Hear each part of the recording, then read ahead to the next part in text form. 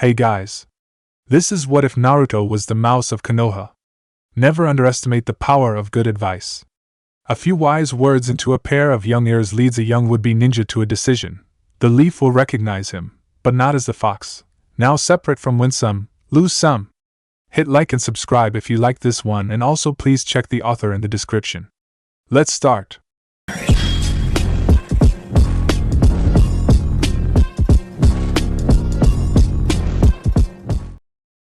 Chapter 1: The Mouse is Born. Throughout his life as a ninja, Naruto Uzumaki would be the first to admit he was blessed with a plethora of great ninjas that served as teachers, confidants, friends, and, in some cases, the family the orphan Jinchuriki had never known.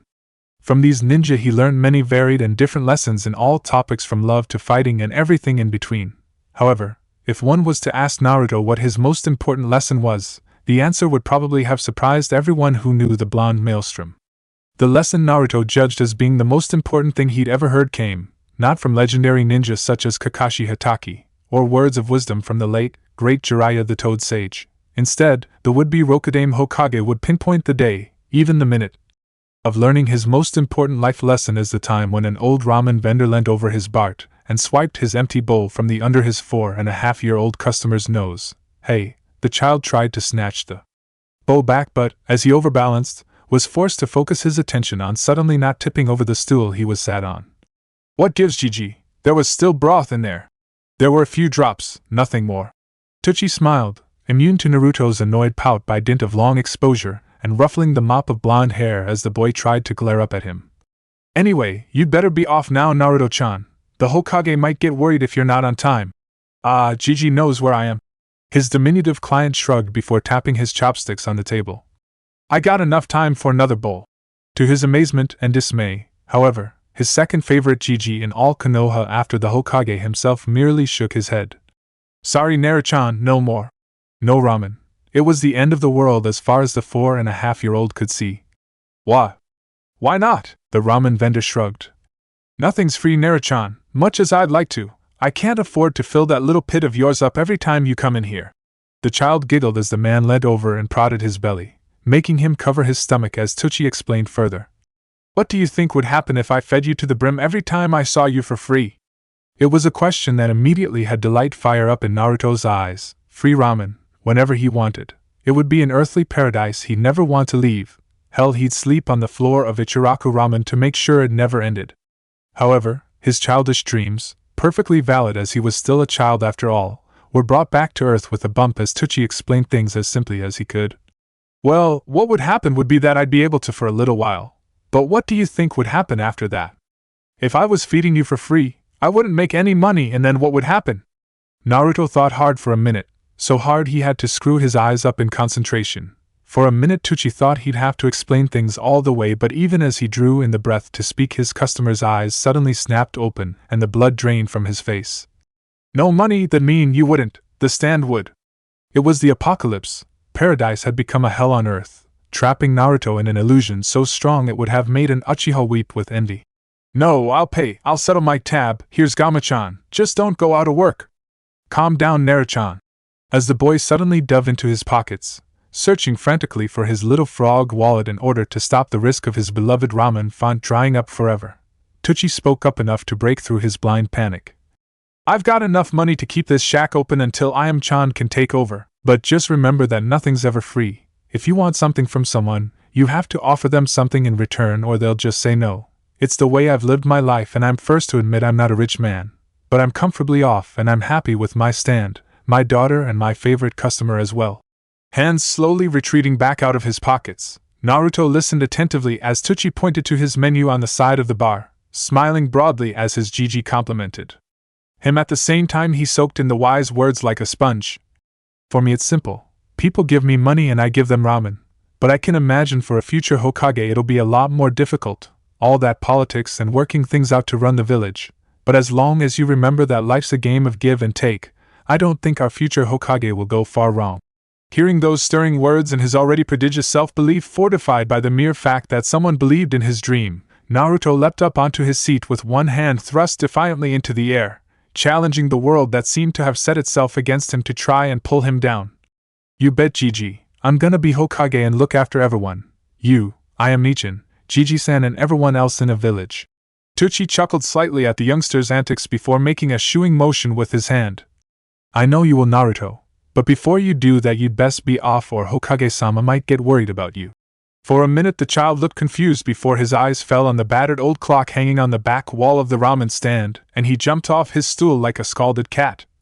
Oh no, I'm gonna be late, by Gigi. With that last shouted benediction Naruto was off, racing out of the stand and into the street as Tucci watched him go, wiping down the bar before him and chuckling at the antics of the youngster he considered a young son, or at least a nephew, never even considering the thought of just how much his words had changed the future of Uzumaki, Naruto, Konoha and even the 5 elemental nations as a whole. XXX despite his speed, which even now was quite remarkable for someone his age, though Naruto of course didn't realize it, unaware as he was of the tenet in his belly that had inadvertently sped up the development of his body to ensure he could handle its venomous chakra without poisoning himself, the blond boy was distracted as he ran towards the Hokage's tower. For some reason he couldn't get Tuchijiji's words out of his mind, considering them over and over in his head as he sprinted along the pavement, moving too quickly for the glares and sneers of nearby villages to nip at his heels like usual. Nothing's free. Those 2 words most of all stuck out to him. But does that mean Gigi won't make me Hokage unless I do something for him? But what could I do to make him give me the cool hat and fancy robes? It was a question that was still in the forefront of his 4 and a few months old mind as he bounded up the steps of the Hokage tower, chin in one hand as he casually avoided ninja traveling the corridors, moving towards his goal of Gigi's desk as unerring as a thrown kunai. It was a route he'd traveled so often he didn't need to think to get there, though he remembered his manners enough to give a smile to the Hokage's secretary as he moved past her desk. She didn't smile back, though he didn't notice. But that might have been due to the fact that he didn't so much walk past her eyeline as under it. In fact, the only warning she had that he was even there was when the door to the Hokage's office swung shut with a bang. Not hearing her muffled shriek of alarm, the Jinchuriki of the Kyuubi no Kid sure looked up at the old man who ran the village hidden in the leaf and raised a hand. Hey Gigi. Now Tuchijiji said if I do something for Gigi, Gigi should do something for me. Though a relatively simple process by necessity as it was meant for a 4-year-old to understand. It was still an effective one as the Hokage looked up and was promptly struck dumb at Naruto's next question. Can I do anything F you? Where on earth? That had been a thunderbolt from a clear sky and no mistake. Sarutobi had been expecting the boy to be bouncing around his office declaring he was going to be in the Hokage's seat soon enough and asking for ramen, so the relatively respectful, if a tad loud, he wasn't that deaf yet, request for help was something entirely unexpected. Nah, Naruto.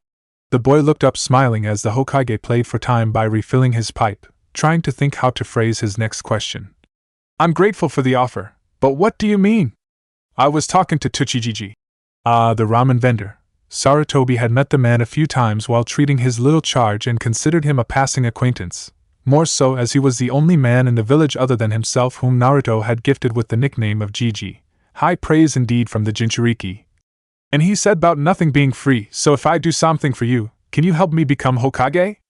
Not quite what I was expecting. Though caught slightly by surprise by this revelation, Sarutobi took it in his stride, lighting his pipe as he leant back in his seat. Though quite an interesting introduction into the world of village politics it must be said. Masking his thoughts, the Sandaime smiled at his young charge and steepled his fingers in front of his chin. Well, Tuchijiji is a very wise man to tell you that little lesson so soon. Very true. I don't think I learned it until I left the academy. Hell, some of the council still haven't figured it out. Shaking such morbid thoughts out of his head, the Sandaime reminded himself that there was no council meeting until the end of the week, and, as the standard pile of paperwork on his desk caught his eye, an idea to keep Naruto out of mischief for an hour or so popped up in his head. And since you asked, I do have a job you could help me with. These, he waved a hand towards one of the numerous entrees on his desk. Are the standard's missions to be assigned for the day? Wow, Naruto interrupted without meaning to as he took in the towering stack. There's a lot of paper. Indeed, the Sandaime agreed before getting back on track. But before I can stamp them, I have to assign them a rank. The ranks go from D rank, which are little more than chores to teach fresh genin skills like teamwork and stealth, through C, B, A, and eventually up to S rank, which are exceptionally dangerous missions that usually need Jounin or anbu to complete. What I want you to do is, come over here. Naruto obediently pulled up his standard chair so he was on the opposite side of the desk as his Gigi. watching on attentively as the Hokage lifted the top quarter off the stack of paper and placed it in front of him before handing him a pencil. Right, just read through these missions and mark with the pencil what rank you think the mission is. Write the rank up here. He tapped the top left of the sheaf of paper he placed in front of the boy, Naruto pointing at the spot with the tip of his pencil and nodding as he memorized the spot. And put the missions in separate piles, one pile for each rank, but if you see something you think is S rank, tell me immediately. I have to go through them with a fine-tooth comb before I stamp them, and there's usually a time limit on missions that important. Think you can handle that? Naruto gave a smile and a jaunty salute before leaning over the first mission, scrutinizing the paper with his pencil at the ready. No problem, Gigi. I'll get this done in no time. That was a slight exaggeration, of course, and the morning was broken by Naruto's questions about certain details of the mission, or if walking dogs or catching a cat really counted as a ninja mission, or when he didn't understand what a particular word meant, though Sarutobi providing a dictionary and explaining how to use it quickly stopped those queries and improved Naruto's vocabulary into the bargain. But apart from that, it went quite well. Freed from the standard time-draining mission assignments, the Sandaime was able to make a sizable dent in the other paperwork infesting his desk, though he did remember that he'd have to quickly read through the small piles of paper Naruto had made to make sure the boy was right, as he wasn't quite trusting enough in Naruto's abilities to put the lives of his ninja in the hands of someone a fraction of his age. Though actually, a little devil of mischief popped into existence on the Hokage's shoulder and started to whisper seditions into his mind, making the venerable god of shinobi smile. Wouldn't that be just the thing to make the council sit up? Oh yes, and the missions department is now being looked after by Uzumaki Naruto, yes, the Jinchuriki, and he's doing a very good job for a 5-year-old. With any luck, it might get Danzo out of my hair via an unfortunate heart attack. In truth, though, the Sandaime knew he just wasn't that lucky, and the grizzled old war hawk was going to be a thorn in his side for the rest of his days in office. Still, as it rolled around to lunchtime, the Sandaime couldn't help but be impressed by Naruto's newfound determination to be a help in his village, as the piles he'd been making were growing in height, and he'd gone through at least half of the day's missions, his slow pace due to him having to consult the dictionary continually to learn the new words needed to understand the requests for Konoha's ninja. With that in mind, he stood up and reached for his official hat, his blonde charge looking up as he donned it. That's enough for now, Naruto-kun. I think you've more than earned some lunch, and yes. Raising a hand to forestall protest, the old Kage held in a smile. We'll get ramen. Yay, ramen. That was all the motivation Naruto needed to shoot up from his seat and chuck his pencil on the desk, his last mission assigned as a C rank, as he skipped around the Hokage's feet. Have to see Tsuchijiji again. Maybe he'll give me more ramen if I can help at his stand. I can't see why not, but I'll treat you to a few bowls myself, Naruto-kun. You certainly worked hard for them. The Hokage was expecting an outburst of cheering at this announcement, as ramen was by far and away the most effective motivating factor Naruto had. To his consternation, however, the boy appeared to calm down at the pronouncement, seeming to think hard for a minute before he looked up at his Gigi again, bright blue eyes clouded with thought as he asked his question. Thanks for the offer, Gigi. I was gonna ask Tsuchijiji if he needed help for ramen. Well, that's a good thing to do, Naruto. The Sandaime answered carefully, a little put out that his idea had been shut down by his unofficial grandson. But in that case, what can I do to say thanks for the help? And no, I can't make you Hokage. Yet. I think about it over lunch, the Hokage suggested, leading the Jinchuriki out of his office and politely informing the secretary that he wouldn't be available until the afternoon in the same motion. But until then, I'm looking forwards to some fresh air and a nice bite to eat. XXX. Despite the fact that he knew he was taking a serious gamble for his business, and possibly his life, when he accepted Naruto into his stand without gouging him for his money, in Ichiraka Tuchi's eyes it had been a gamble well worth taking.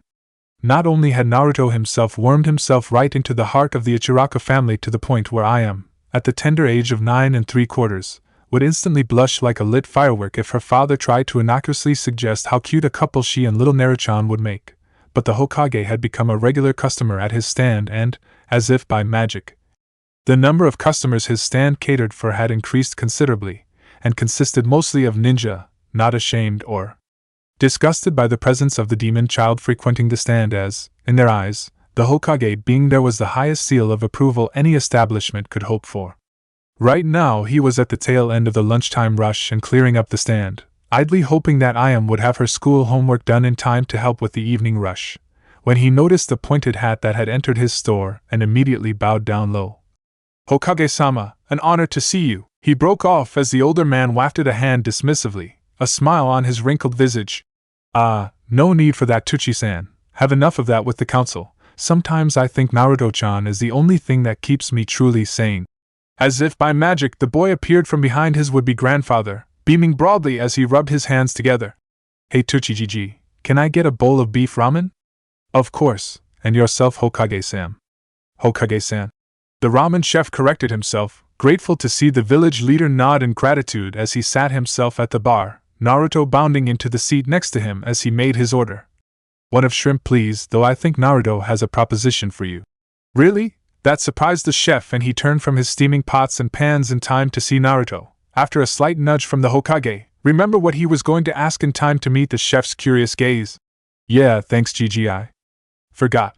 Tuchi-jiji, can I get some more ramen if I help in the stand at all? Much like the Hokage before him, the question threw the ramen vendor for a loop before he could collect himself, wondering what Naruto was up to this time. However, seeing the face of his surrogate son bent into a pleading expression, Tuchi felt his heart sublime to pulp and he couldn't help but nod, thinking of the pile of dirty dishes waiting for him at the back of the store when he had a quiet moment, or, if that didn't occur, awaiting I.M. skilled hands when she got back from school. I can't see why not, he said carefully, grateful as Naruto's face seemed to cheer up like a sunrise as he went on, ladling his latest potion of noodles into twin bowls. Lots of washing up though. It'll be boring, Naruto-chan. Sure you want to do it? For ramen. The boy broke his chopsticks in half as he devoured the bowl in front of him with his eyes. Anything. XXX blowing softly over his meal, the Hokage watched as Tuchi refilled his favorite customer's dish, and wondered what was going on with Naruto today. He'd obviously taken Tuchi's words deeply to heart, and his attitude was refreshing to say the least. Certainly less annoying than bouncing around like a rubber ball shouting he'll be Hokage someday. Though I can't blame him for being the way he is ignored and stepped upon by most of the villagers and even some of the shinobi, all for a sacrifice he never asked to make. The melancholy thought almost made the Sandaime sigh, though he caught himself in time to avoid triggering Naruto's suspicions. Trying to work out a happier topic, the Sandaime brightened himself and looked over to the young Jinchuriki, now halfway through his second serving. Naruto-kun. He looked up at his name, hastily swallowing his latest mouthful to look at least half presentable as he listened to the forthcoming question. We must discuss the matter of your payment. When the boy looked confused, the old man elaborated. For the work you did this morning. Recognition dawned in those blue eyes before, to the Sandaime's surprise, Naruto seemed to slump a little, thinking hard. Hi Gigi, I forgot for a minute, but I don't know what to ask for, or I know, but to know how to. Sounds like he's got something on his mind. I want to be a ninja, Gigi. I know you can't teach me, you're the Kage and too busy. I've been there now, I know dat. Both shared a chuckle at that before Naruto got serious again. But I want to learn, and I know I can't just ask ninja. Teach me, gotta do something for them first, but I dunno what I can do for them. It was a question that did, Sarutobi was forced to admit, stump even the professor himself for a moment. Naruto did want to become a ninja, that was true, but at the same time he was at a disadvantage to most of his age group, who were either clan children at best or wouldn't be hated and shunned like he would be at worst, so it was unlikely he could get external training without, as the boy so succinctly put it, doing something for his teacher in kind. The main issue, of course, was that Naruto was just a boy, a very young one, so what he could do effectively was very limited, and most ninja could handle their own washing and other errands. In fact, most of them did, to maintain a semblance of normality in their otherwise brutal lives. So it was a neat little conundrum Naruto was in now, and it was one Sarutobi could only answer slowly as he turned it over in his mind to try and see a solution. Well, most ninja need training in basic supplies such as food, or food substitutes such as food pills and blood pills. Though you're far too young to learn how to make either of them, Naruto. That was one avenue shut off, but not a major loss, as the Hokage went off. They need clothing, explosive notes, and no, I can't show you how to make them yet, as they are very dangerous to get wrong. But apart from that, most of them need weapons, usually shuriken and kunai, though some use senbon and maybe a blade such as an injato or katana. By the end of that little list, Naruto's eyes were as wide as his dinner dish, and he whistled lowly. That's a long list, but where did they get their weapons from? There it was. With the words of a child was the magic sequence completed and thought process run to conclusion. Sarutobi knew it was an ongoing D-rank mission he was potentially compromising with his idea, but, at the same time, If a team of genin were under threat from one pre-academy student, then why the hell were they genin in the first place? Realizing Naruto was waiting for an answer, the Hokage composed himself and gave his carefully measured answers. Well, most nin buy them from the blacksmiths and outfitters in the village, though they can be expensive and get lost easily during team training sessions and aren't always picked up by their owners. Seeing this had piqued the youngster's interest, Sarutobi moved on to the next phase of his plan. In fact, that could be the answer to your problem, Naruto-chan. How? It was almost, but not quite, a desperate plea as Naruto stared hard at his Gigi with the cutest pair of puppy eyes he could muster. What do you mean, Gigi? How does it help? Well, some nin don't tidy up after themselves, but if you did, and picked up the used kunai and shuriken and whatnot, then you could trade them to the nin for some training. By this point Naruto's eyes were shining so brightly it was a miracle there weren't anbu investigating an unexplained chakra outburst in the ramen store. The broken bits you find, most blacksmiths would pay for that, which should put some pocket money in your bank. Alright, the Jinchuriki was in ecstasy by this point, slurping down the rest of his ramen and vaulting off his stool. I'll get going right after you've finished the washing up. Tucci cut in smoothly, one dishcloth holding hand pointing towards the back of his store. You said you'd help me, Naruto-chan. Don't bite off more than you can chew when you want to help people, or it'll come back and bite you, don't forget that. Suitably chastised, Naruto ducked his head before mumbling his apology. Sorry Tuchi-Gigi, I forgot, Gigi, I'll have to start tomorrow. Good, you'll have to have a few things before I let you loose on the innocent training ground of Konoha. Sarutobi mentioned, surprising the blonde child who'd expected him to be disappointed that he couldn't take up his great idea right away. Come back to the office once you've finished with Tuchi-san and we'll finish the paperwork. After that, I'll pay my dues and make sure you're fully kitted out for your job tomorrow. Naruto saluted again with a smile before turning to the stand owner. Hi Gigi, I'll see you later, okay Tuchi-Gigi. He thrust a dramatic finger forwards. To the washing up. XXX later that night, once the paperwork was finished and the Hokage had quickly pointed out to Naruto where in his mission classification he'd gone wrong, though overall he was quite pleased as the boy seemed to understand the different mission levels and had done a reasonable job for his first try. Both Hokage and Jinchuriki were walking around the town to one of the weapon outfitters Sarutobi knew and trusted implicitly. As usual, Naruto was skipping around the older man and talking about nothing of importance while the Hokage was trying to keep up with his effervescent charge and keep him on the straight and narrow as they moved towards the store. As he saw the sign swaying gently in the wind before him, the Hokage deftly reached down and caught the child by the back of his t-shirt, halting his prancing with a minimum of fuss as he spoke. Naruto, we're almost here now. This is Hasawada's, an excellent shinobi outfitter who will do two things for your plan. Can you guess what they are? Naruto thought for a moment. He'll buy the broken weapons I find. As Sarutobi nodded he went on. And, he'll know nin I can trade with. Almost. He may very well know nin who'll want the weapons you can find, but I was thinking more that he'll be the one to supply what you need to comb the training grounds. You'll need something to carry your haul with after all. That was a point Naruto couldn't argue with, so, without complaint and confident that with his Gigi around nothing was going to go wrong for him, the two of them entered the store together, a little bell tinkling overhead to alert the proprietor to his new customers. XXX Murata Hasawada was a man who, like many in the Hidden Leaf, had had his future plans drastically altered by the advent of the Kyuubi. During the desperate rearguard action to hold off the monster Murata, then a Chunin shooting for Jounin, had been caught with the edge of one of the monster's attacks and knocked immediately out of action. His coma plagued by terrible nightmares that hadn't completely vanished years after the event. That single act had shattered his nerves completely and forced him to retire from active service in his village, though he was still on the reserve list at genin rank and determined to do his part for Konoha. To that end he had trained as a blacksmith and set himself up as a merchant for his shinobi friends, many of them still in action to this day, and settled down to raise a family so the next generation of Hasawadas could take their place as defenders of Konoha. Unfortunately the Kyuubi, damn its infernal soul to the blackest pits of hell for all eternity, seemed discontent with just ruining his career and had thrown even his backup plan into jeopardy.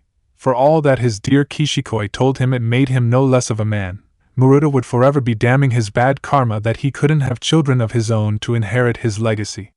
However, after mulling over his choice for a few days and helped out by his wife's firm demeanor, and his mother-in-law's even firmer hand to the earhole, he decided that if he couldn't have children of his own, he could still ensure that another child would be looked after properly. There were many orphans following the Kyuubi's assault, but, after his attention, one of them was an orphan no longer, In fact, he was promising to help her with a little school homework when his shop bell rang. Idly wondering who it was that would be calling at this time, he stepped behind the counter of his shop only to catch a glimpse of the customer, and bow low. "Hokage-sama, how may I be of service?" The old Hokage chuckled, motioning for him to stand. "Maruto-kun, stand up. The Sarutobis have been coming here since almost the founding of the leaf itself. I think you're allowed a little leeway in the grace and favors department." Maruto chuckled at that, remembering the Sandaime before he had inherited his robes the first time around, albeit barely, as he'd helped his father as much as a boy of 8 could do so, trying to tidy up and not get underfoot in the process. But still, he had a daughter now, and it was his job as a proud parent to keep her on the straight and narrow. "Maybe so, Hokage-sama, but I must instruct the younger generation in proper manners." Seeing Sarutobi quirk an eyebrow, the man leant back through the door he'd entered the shop from and shouted back, "Tenten-chan, come and see who's here." "Tenten-chan?" The sudden questioning shout that arose from behind the Hokage's robes grabbed Maruto's attention enough that when the hated beast emerged from behind the robes like something poisonous and slimy oozing from some crevice in the earth, he was too far gone in his shock to realize that his well-laid plan had well and truly gone up in smoke as his 5-year-old little girl, the new light of his life, had toddled around the corner of the customer's bar. She was too short to see over it, and promptly laid eyes on the voice she recognized. "Whiskers!" Maruto could only watch aghast as little Tenten made a stumbling run towards the monster. No, not a monster, its container. As he fought to get a grip on his irrational hatred, he could only watch as the boy she'd referred to as Whiskers strode out to meet Had and wrapped his arms as far around her middle as he was able to, despite being only a year older than him. Tenten had always been taller throughout all the time they'd ever been in the orphanage together. "Hey Tenchan," Naruto greeted, beaming as the girl wrapped her arms around his shoulders before stepping back, a matching grin on her face. "Knew you'd been adopted, didn't know you were here though. I wanted to tell you but there wasn't time," she replied apologetically, not looking at him directly as she remembered the inexplicable run the matrons of the orphanage had flown into when she'd asked to speak to Naruto and let him know she was finally leaving with her new family. "How are you now, Whiskers? The others leaving you alone?" Mostly, his reply was nonchalant because he didn't want to worry her in any way. The few bruises he did get faded quickly. "What about you? You look..."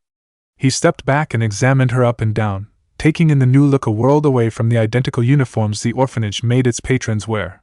For her part, Tenten merely smiled shyly, waiting for him to overcome his surprise at her nice pink shirt and dark trousers, and the way her mum, she couldn't get enough of that word, mum, she actually had a mum now, had styled her hair into the cute twin buns on her head. It was a fantastic look that had made her teacher compliment her, and the other girls in her class all. "You look like a panda." All those beautiful dreams came crashing down like a broken stained glass window, the shards ground further into dust by her father's sudden and unstoppable snort of laughter. Heck, even the wrinkly old man behind Naruto looked like he was sniggering, though Tenten didn't notice this as her face darkened and she stamped her foot in a temper. "I don't look like a panda, I'm a pretty princess." "You do so look like a panda," Naruto told her in no uncertain terms, smirking slightly as he folded his arms truculently. "That means you're the panda princess now, Tenchan." She opened her mouth to argue the point before the idea took root in her mind. Panda princess. That's not actually so bad. And she smiled back at her childhood friend, anger drained away to nothingness and allowing her to see the bigger picture for the first time, like the robes the old man was wearing, and the Hokage's hat that sat low on his brow. Wait, Hokage's hat. Oh Kami. Ho Hokage-san. Previously red face suddenly white, Tenten didn't even realize she'd used the wrong suffix as she bowed low to the most powerful man in the village. "Gomen, I didn't see you." "No need to worry, Pandaheim." The name made her peek upwards and, seeing the old warrior's benevolent smile, she allowed herself to relax as the Hokage gently pushed Naruto forwards. "Why don't you go and play with Whiskers here? I need to talk to your father." At that declaration, Tenten gave a small squeal of delight and grabbed Naruto by the hand, dragging him around the counter as her father, still not quite recovered from his laughing fit as a result of Naruto's blunt assessment of his daughter's wardrobe, watched on amused. "It's great here, Ruto." The girl spoke quickly. Naruto just left to nod as she half led, half dragged him into the living areas at the back of the shop.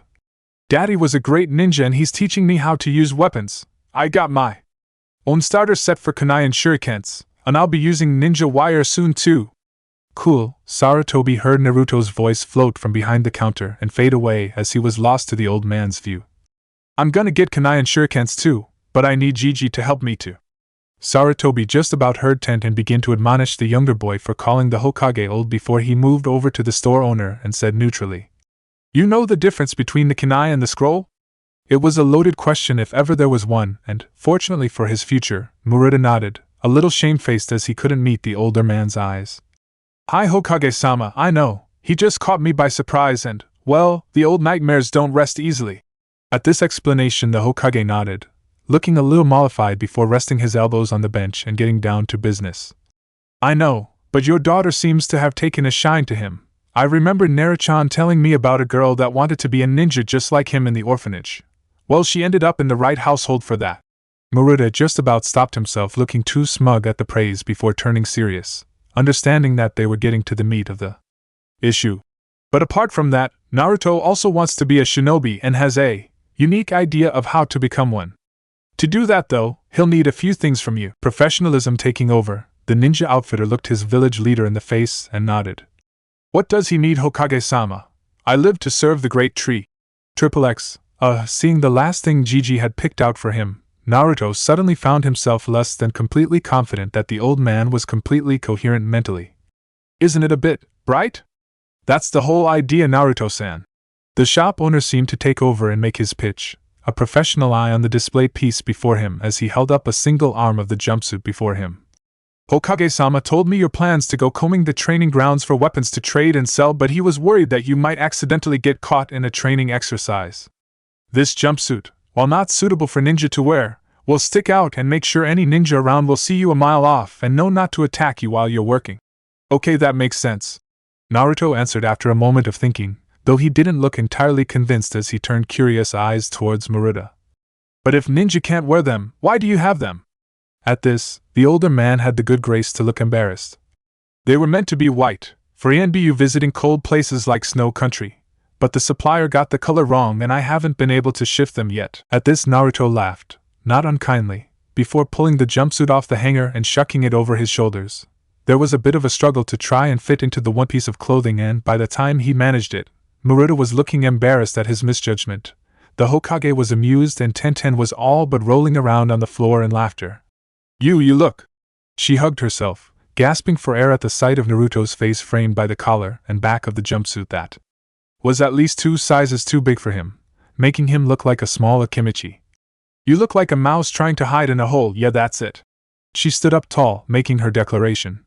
"If I'm a panda, that must make you a mouse, a cute little mouse trying to hide from the big bad panda." "Mouse?" Naruto repeated the word as he tried to extricate himself from the jumpsuit which, having swallowed him up, seemed reluctant to spitting him back out again, so much so that Maruta himself had to step him and help wrestle him free. "Yeah, a mouse, I can live with that. I already got whiskers." He pointed to his cheeks, making Tenten chuckle again as her father rang up the till for his customer, not caring about the lateness of the hour. "Well, 1 suit, 1 large rucksack with tear-proof interior, 1 set of shinobi gloves and 2 tear-resistant storage sacks," Maruta recanted, inwardly pleased of his own suggestion that carrying 2 bags would allow the boy to split anything he found into trade and sell piles on the spot rather than root through it later. "That would come to." He was cut off by the Hokage. "Bill it to my tab, Maruta-san. I owe Naruto-chan for the help he gave me earlier," he explained to both children, Naruto in particular ecstatic with such a revelation and hugging his leg as the Hokage spoke to him. "Come by the office tomorrow morning, Naruto-kun. I'll have a map ready that will show you the training grounds you can enter, and on what days they're not in use." "Thanks, Gigi. I won't go in any grounds where anyone's trainin'," Naruto promised, aware that the Sandame didn't want him accidentally injured by flying kunai while searching too close to where ninja were training. "So, thanks for everything, Maruta-san." The storekeeper smiled and returned the young boy's bow. "My pleasure, Naruto-kun. I look forwards to doing business with you." That much is true, a bright idea of his to trade damaged good for fresh supplies he can barter for ninja training. The idea that Naruto, despite being young, had quite a head for business on his shoulders wasn't lost on the ninja outfitter, though it was lost when he heard his latest customer try to say goodnight to his daughter only to find himself viciously accosted. Apparently Tenten-chan still wasn't completely enamored with the impromptu nickname Naruto had bestowed on her. Okay, I'm sorry." Naruto giggled, slapping away her tickling hands as the bun-haired girl stepped back triumphant. "Good night, Ten-chan." She giggled in triumph and folded her arms victoriously. Night Mouse. Hey. Of course, the nickname got Naruto fired up at once. How come I'm Mouse but you're not Panda? 'Cause I'm bigger than you. Beaten by the face of such logic, Naruto could only curse as she grinned again. Won't be FO ever. He promised her threateningly, though she just sniggered again as he bowed a final time to her father and left the store with the Hokage. Naruto watched them go and began closing up for the night, only for his daughter's voice to bring him to a halt. Daddy? He looked down to see her twisting one of her fingers in her hair, a sure sign she was apprehensive about something. Yes, dear? Will Naruto-kun be back here? The relief that flitted across his daughter's face once and for all confirmed logically to Naruto that Naruto wasn't a demon. How could a monster make an angel like his little girl care for it? Now if only I could agree with that sentiment emotionally. Of course, Panda-chan. She pouted at the nickname, but, unfortunately, it had stuck in the man's mind. He'll be about to trade his wares. If you're in, I'll let you play with him. As Tenon squealed in happiness and embraced him in a hug, Naruto hugged his daughter back and let his thoughts turn towards peace again. Then maybe I can let this old nightmares fall silent again. The next morning, with his new suit on, a map in his hand and the permission of the gate guards, Uzumaki Naruto squared his shoulders, took a deep breath and made the first of many steps towards his goal of becoming Hokage of Konoha. Look out world, here comes the mouse. Chapter 2 Mouse Tales. Okay, I can do this. Leaning against a tree next to him, Naruto shifted the rucksack on his back and gained a measure of reassurance from the clinking of metal within. In a way it was ironic, as he should have done the hard bit already over the past couple of days. Though he hadn't expected the training grounds to be paved with abandoned weapons, they had been a little more barren than he'd been hoping. Still, he'd picked up a good amount of scrap metal, mostly shuriken with teeth missing, but the occasional kunai without a tip was also present. But earlier in the morning he'd really lucked out and come across a brace of kunai, old but still perfectly serviceable, obviously thrown in a spread into the training ground that the owner hadn't retrieved. So he had the gear to trade with, but sneaking a glance at the pair of ninja he could see actually occupying the training field he'd carefully picked to try and trade his goods on, he found himself unusually shy and hesitant at taking the first step in his ninja training. But I shouldn't be nervous. Once more he tried to get over the jitters, clenching his fists until the knuckles went white. I'm just getting some training and supplying them with. Hey, Gaki! The sudden shout broke his train of thought and made him jump a foot in the air. Come out, you're not hiding from anyone in that get-up. Why are you on our training field? This place is off-limit to civilians. Well, civilians that want a long life expectancy at least. Hearing his teammate shout, Guy found himself looking over his shoulder in time to see a bright orange something step out from behind the tree it had tried to hide behind and, after a minute of indecision, trekked slowly towards where the two ninja were taking their repose after a hard training session. Summing up what he was seeing in an instant, the taijutsu expert found himself agreeing with his louder partner. Whoever this person was, it was obvious they were a child, and dressed in a way even he might have considered slightly out of the ordinary. He kept his peace, however, trusting the older nin to handle the situation as it resolved itself. As the child approached, Guy felt a vague sense of recognition as he saw the blue eyes and bright blonde hair, but where from exactly eluded him as the child finally made to where the two nin were taking a break, swinging off the rucksack that was around his shoulders just as Guy's superior eyed him up suspiciously and asked, "Well, what are you doing here?" "Here to trade." Huh? Luckily it wasn't only Guy's thick brows that were suddenly drawn together in consternation as it appeared his partner. Wonder why she didn't give me her name when she asked me to train with her? Was as nonplussed as him as the so-called trader opened the top flap of his backpack and pulled out a sack. Got kunai and shuriken to trade. With that and a clatter, he upended the bag and let a motley collection of weapons fall onto the grass. Some were in better condition than others and all had seen better days. But they were functional, practical, and, most importantly, with a little sharpening and polish, they would get the job done. Seeing his partner taken slightly more aback than he was, Guy took the initiative and proclaimed in his usual voice his thanks. Yash, the flames of your youth are a conflagration. The fact that the boy had bounded back 5 feet at the sound of his booming tones seemed to escape the chunin as he carried on. What is your name, Trader-kun? And Naruto. He was answered a minute later, the boy taking in his appearance again with all the care and caution of a SEAL expert examining a faulty explosive tag. I'm Naruto. Well then, Naruto. Both men looked at the kunoichi as she casually flipped a kunai out of the pile and examined it before dropping it again with a snort. Word to the wise, if you want to earn bread as a trader, at least keep your wares in good nick or you won't make a Rio. The boy folded his arms as though she'd accused him of something. Dunno how, I just picked them off at training grounds. Those are just the ones I think you can use, the broken ones are still in th bag. That got the attention of both Junin. You've been around the training grounds? Guy said carefully, looking uncharacteristically serious as he considered the risk to the child's health, as watching ninja in training was generally not considered to be safe as a spectator sport. However, the child merely smiled again and nodded. Yep, Gigi showed me what ones I can go on every day. I just look for weapons to trade. I see.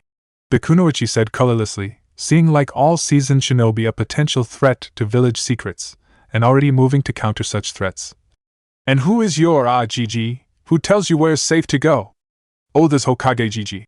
The boy answered without a care in the world, causing Guy to goggle at his lack of manners as his partner simply snorted in laughter at the name. Oh, priceless. I'd give my right arm to be in the same room as the guy who called the sandame Gigi to his face, and my left to be in the TNI department when they got hold of him afterwards. Still, there was still business to be done here before they could let the child carry on with what appeared to be a self-imposed task. Though he appeared to be little threat to anyone, it was impossible to be too careful. Oh, and did the Hokage give you a permission slip for this, activity? The boy nodded, hand diving towards one of the side pockets of his rucksack. Yep. After fishing for a second or two, his hand emerged from the pocket with a small piece of paper clenched between dirty fingers. Here why go. Taking and unfolding it, Guy craning his neck to look over her shoulder, the kunoichi seemed satisfied and handed it back to him. Okay kid, you're clean and I'm down a couple of shuriken, she stated, scooping a couple of the best-looking ninja stars from the small pile, running them against the flesh of her palms to see their sharpness. Need a run over with a file, but there's no lumps missing out of them. They should fly well enough. So, how much do I owe? Train me. The response brought both her and her partner, who had been examining one of the boy's kunai, up short. For a second she was sure he was just joking, but the blinding grin, coupled with the folded arms and triumphant expression, told her otherwise. Not sure exactly where he was going with this, she was suddenly grateful for the presence of her partner asking the question rattling around in her head. What do you mean by training Naruto-kun? Though your flames of youth shine like a beacon, you're too young to be a genin. Deducing that this meant he wasn't believed, Naruto gave as much as of an explanation as he'd been able to come up with to himself. I want to be a ninja, but I can't go to the academy yet, he said slowly, making sure the others could follow both his words and his reasoning. For some reason only Gigi and Tsuchijiji seemed to completely understand what he was saying, apart from Tenten-chan of course. And I got no one to teach me. So I'm trading weapons FO lessons on how to be a nin. Okay, so he's not a clan child, probably an orphan as he said he had no one. Reasoning it all through in her mind as Guy made a convenient distraction by immediately going on a rant of youthfulness that fully occupied the boy's attention, the kunoichi fitted the pieces together neatly. And there's only one boy I know who could get away with calling Sandame-sama an old man. Yep, gotta be the Kyuubi brat. Like most nin, this knowledge didn't really faze her at all as, though she'd been too young to serve under the yandame for long, that didn't mean she hadn't heard stories of his sealing talent and therefore trusted that the monster would never be free again. Interesting that he wants to be a nin though, and not a bad way of going about it. Not like some of these clan brats wanting it all on a silver plate. Bitter memories of her own academy days washed over her, but she forced them out as unimportant, especially considering what was going to be happening over the next few days, and instead focused on what she could possibly teach the kid in the next few minutes. Okay kid, Guy, stop traumatizing the little guy, and if you fire up that ridiculous genjutsu again I will use every weapon he's picked up to make holes in your spandex. In the face of such a threat to the precious training suit, even Konoha's noble green beast was forced to back down, much to Naruto's relief, as it had looked like the strange man with the stupid hair and caterpillar eyebrows had been about to hug him. I'll keep these two shuriken. So then, first lesson. In an instant Naruto was attentive and hanging on her very word, making her hide a thin smile as once more an old voice whispered in her ear that she might have made a good academy teacher someday. Most important thing about being a shinobi, tip out the other weapons you picked up. Obediently Naruto appended the other bag his rucksack held, making sure not to mix up the usable weapons with the junk as he did so. Looking through the pile, the kunoichi immediately picked out something that would illustrate her point perfectly. Naruto looked up as she picked up an old shuriken, spotted with rust and with one of the teeth snapped clean off, and brought it forwards towards him. Look at that then. Old, rusted, and no use to man nor beast, right? Yep, wrong. Her forceful denouncement of his agreement made Naruto jump again, though he was still watching as she flipped the shuriken between her knuckles and swiped the air with it. Just because you can't throw it doesn't mean it can't kill. First lesson about being a shinobi kid, one they don't teach at the academy for some unknown reason. Everything is a weapon. You've heard stories about ninja killing men with chopsticks, right? She waited for Naruto to nod before carrying on, a mirthless chuckle in her voice. They're not stories, kid. It's happened. I've seen it done and done it myself. That wasn't strictly true, as she'd only blinded the man that had attempted to grab her at a restaurant, but she figured a little white lie never hurt anyone as she pressed on. First thing that should be on your mind when you go anywhere as a ninja is, what can I use? As a weapon in here? You go into a bar, for instance. Your thoughts should be along the lines of, could I get behind the bar for cover? If I smashed that sake jug, would I get a sharp weapon I could use out of it? Is that napkin strong enough to garrote someone with? Available weapons, kid. She nodded at where Naruto was now staring at her wide-eyed. In the hands of a shinobi, anything can kill you. As a shinobi, you should be able to kill nearly anyone with anything. As she'd expected, the kid was quiet as he digested that lesson. Guy too was mercifully silent as her words echoed in his mind, and try as he might he couldn't refute them. Despite their unyouthfulness, working with tools such as those has saved the lives of myself and my team on more than one occasion. Seeing as she'd made her point, the kunoichi, knowing she'd done as much training as would be any good for her forthcoming mission, made to leave the training ground after inclining her head respectfully towards Guy before, surprisingly, a small voice made her pause. But if you're always thinking about what to kill people with. His 4-and-some-month-old mind having processed her idea as much as it was able to, Naruto now looked for someone else to fill in the numerous blanks. How do you know? Who you should kill? Good question, very good question. The kunoichi realized this kid was a little sharper than average when he'd outlined his plan to get training in the first place, but this question more than confirmed his intelligence. Okay, that'll be shuriken number 2 to answer that. Naruto nodded rapidly, considering that more than a fair price. Right, you know about shinobi missions? Yep, Naruto said with a hint of pride as he spoke again. I helped GGRA. Rack them up when he's read them sometimes. That was close. Naruto realized he'd have to keep his attention a little more focused if he wanted to stay in the Hokage's good books. Gigi had asked that he not tell anyone he occasionally read through and preliminarily marked the missions prior to the Sandame reading through them and applying his seal on the grounds it might scare some of the nin off taking missions. Luckily, the kunoichi didn't appear to have noticed his slip and carried on speaking as though he hadn't stuttered. Fine, well, these missions should tell you who to kill. With any luck, while you're a genin, you won't have to kill anyone. That's good. Though even Naruto was smart enough to know that killing was all in the line of duty for shinobi. But that didn't mean he looked forwards to it. From the look the man with the strange haircut was giving him, he thought he'd been right to say that. Even the kunoichi nodded in agreement, though there was a hint of warning in her tone as she carried on. Right, but remember, the mission only ever tells half the story. It tells you who to kill, not who to trust. Seeing the confusion writ large on the Gaki's scared face, she elaborated. You know, Konoha teams are usually in threes, right? In your case, 2 other genins and your jounin sensei. Well, on a mission, they're the only people you trust. Everyone else is suspicious at best and an enemy at worst. Naruto's eyes grew wide. Everyone? She gave a serious nod. Everyone. She began ticking off on her fingers. Villagers can be bribed or just be stupid enough to try and pour poison in your food, or try and cut you up while you're asleep. And people in charge of villages and towns like governors usually are stupid, corrupt, or both, and they can try and make sure your team has an accident when you're working. Hell, even clients can lie about missions. It's happened before, and one of my friends was forced to quit being a shinobi because of some dumb bastard asking for chunin on an A rank where he needed anbu. She survived while 2 other members of her team were killed, and it shattered her nerves completely. But that's what can happen out there, kid.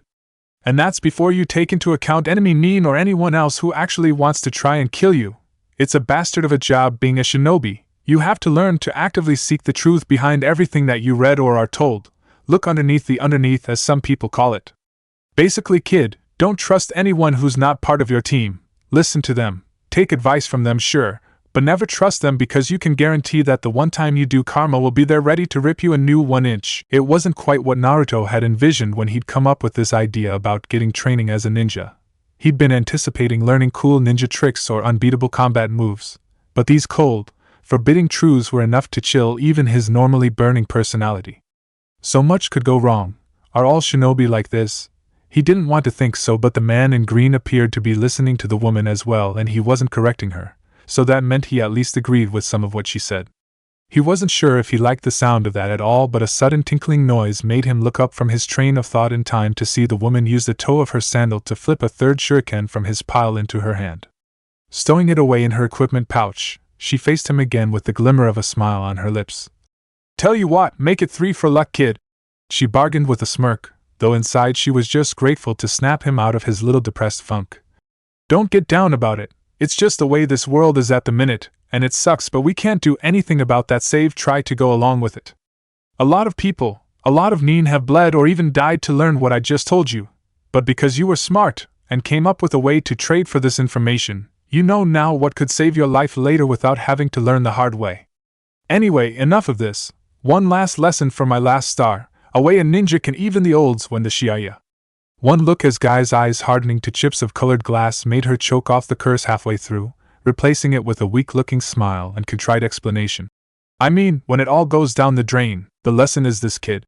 She waited for Naruto to lean forwards, desperate to hear the latest words from the new oracle he had found, before speaking 2 simple words that would, though she didn't know it, end up shaking the ninja world to its foundations. "Fight, filthy." Huh. Obviously Naruto's confusion must have shown on his face as the woman stepped back, motioning to her former sparring partner. "Tell you what, give you an example. Guy, stop looking ornamental and come over here." Hearing the command, the younger Chunin leapt over to where the woman was standing. Wow, that was fast. I never even saw him move. Naruto was so caught up with the Chunin's display of raw speed that he didn't register his name being called until one of the blunted stars the woman had picked up bounced off his head. "Oh. Pay attention. If I'd been your enemy you'd now be dead, and don't worry, it'll stop bleeding in a minute, it's not a deep cut. Just press hard and it'll go away."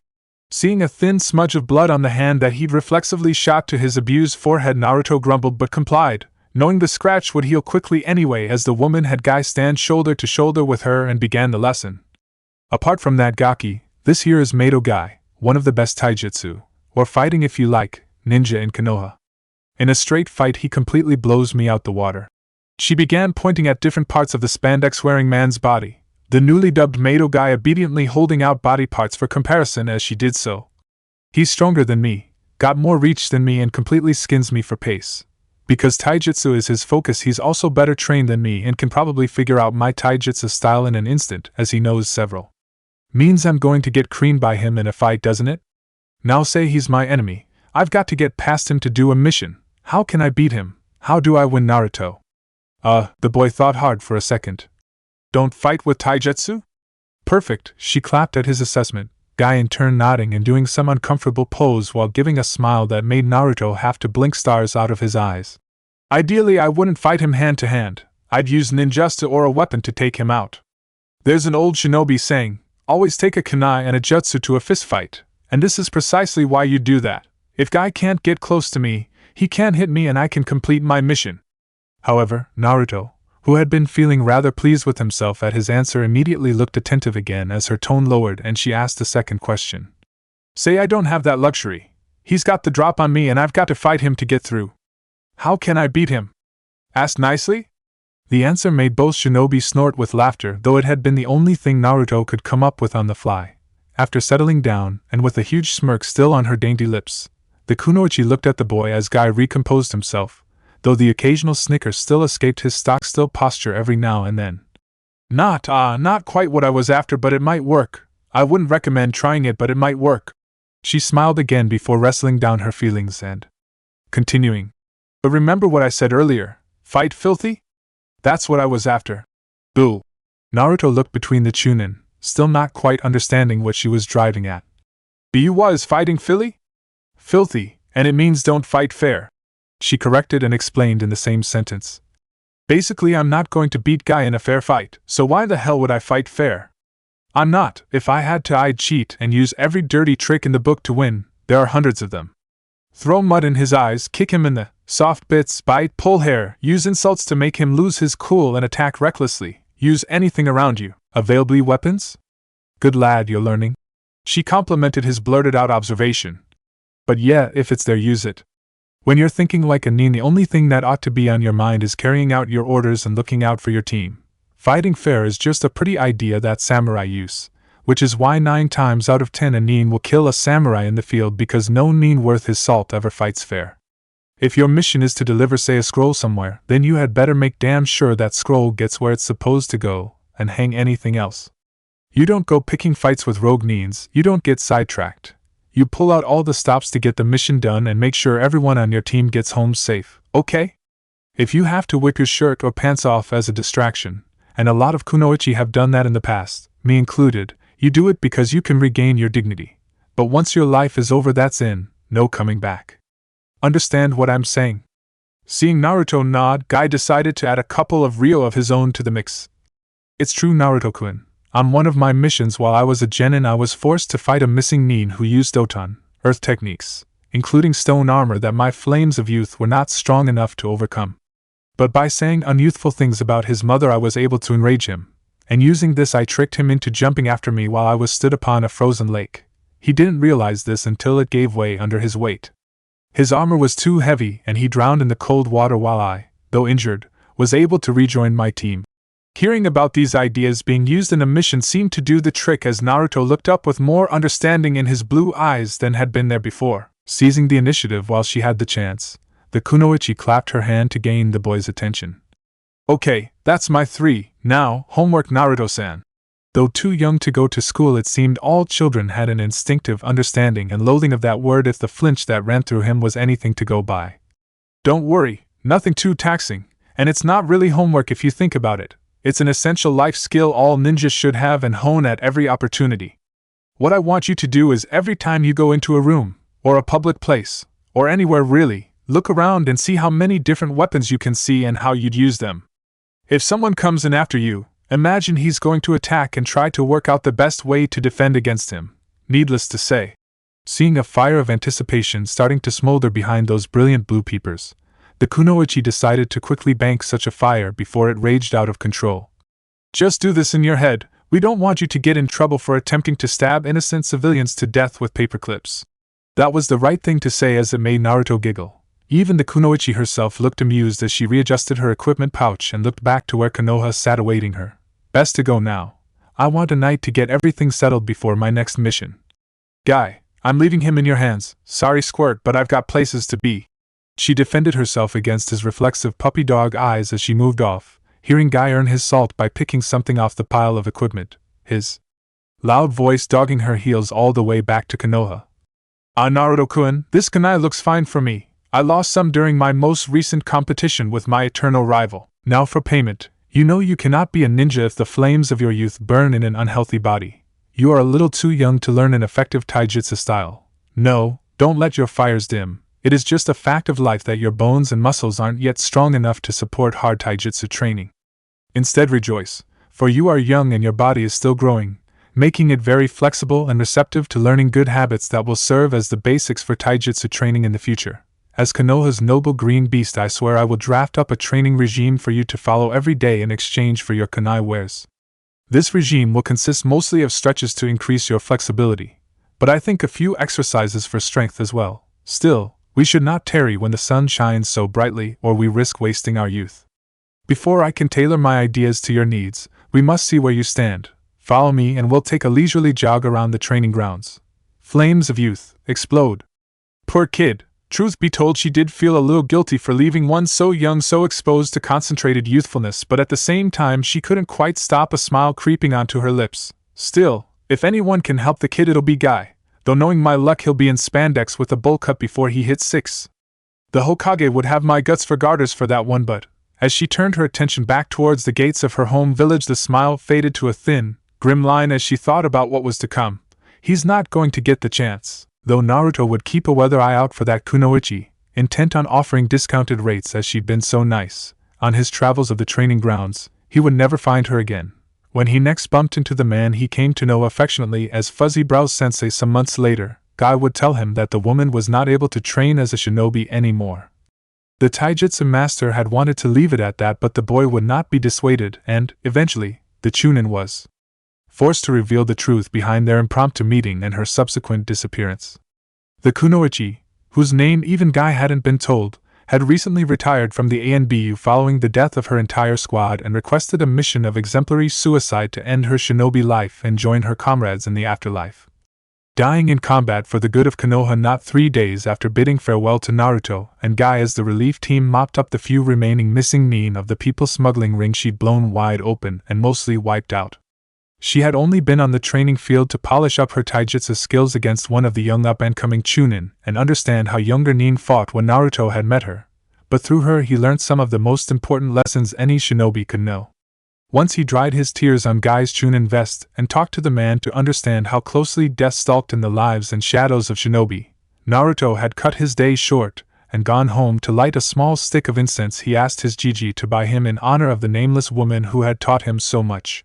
He chose the incense because it was the closest smell he could remember to her own, a smell of sweat, earth and battle, the honest scent of the shinobi way of life, and, as it burned, he closed his eyes, pictured her again and recalled her lessons from his head: available weapons, trust your team, never fight fair, and he dried his eyes again, seeing the kunoichi in his mind's eye once more, her voice seemed to echo back to him from across the veil. Live every day like it's your last, because one day it will be.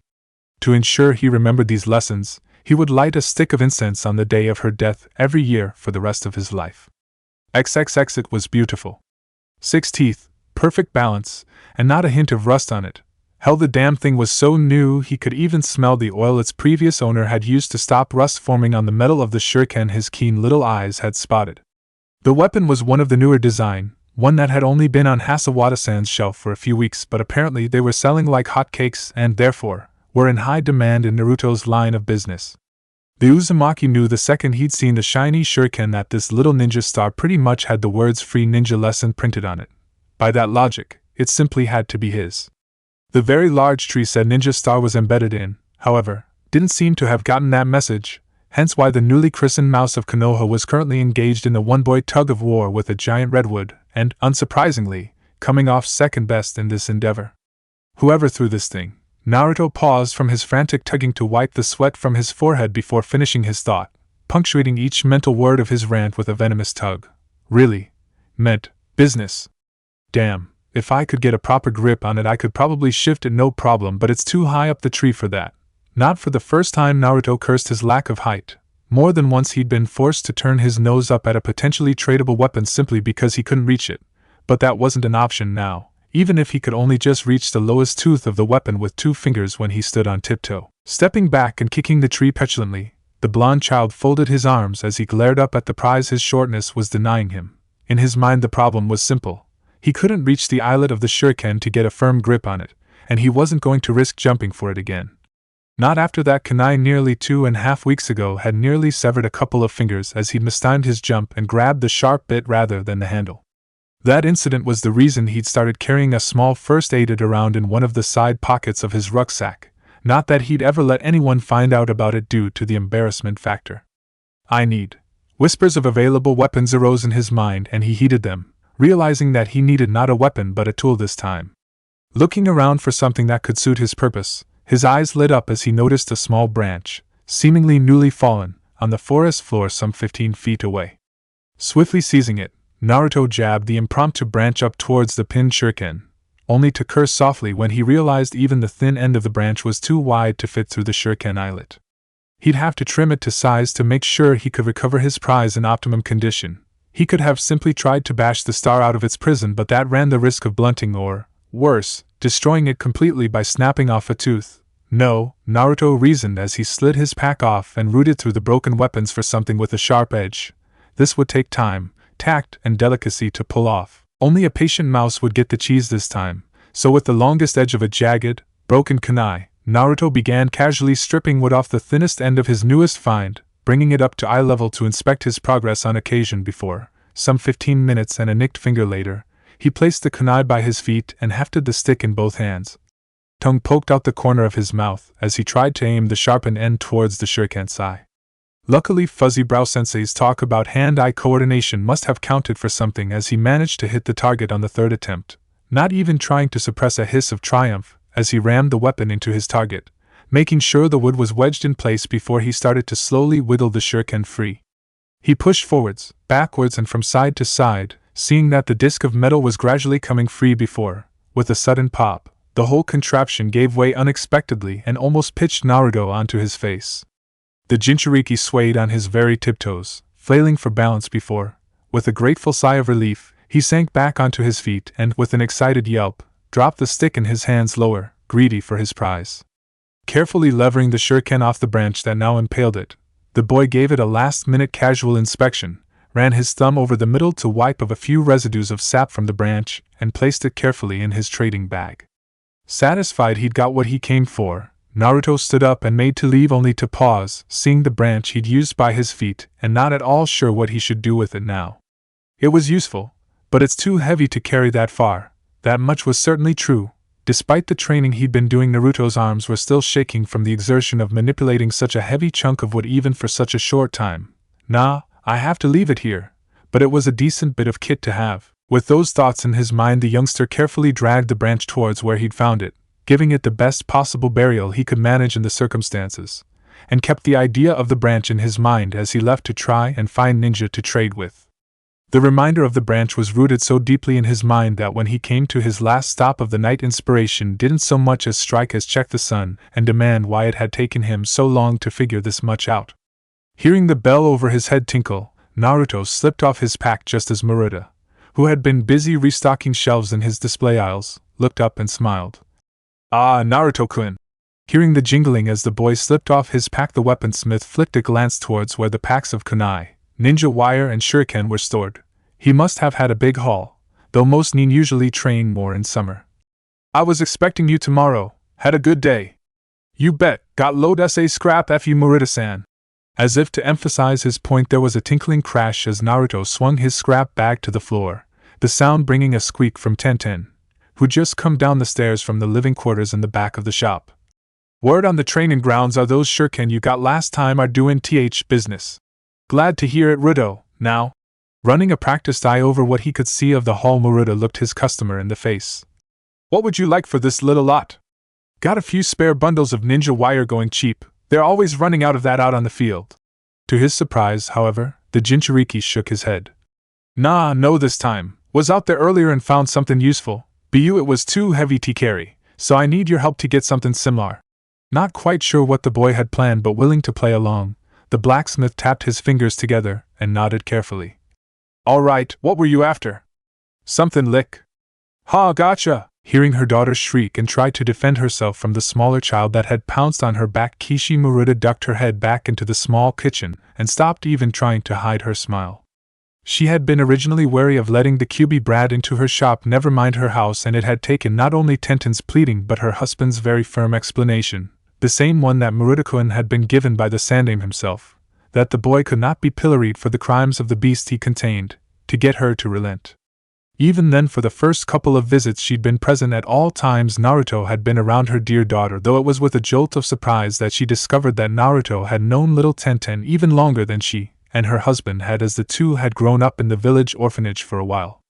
Now though, as she heard the two children wrestling and playing together on the living room floor, now she thought of herself as foolish for believing that the little boy with the laughing eyes and golden hair was a devil in disguise.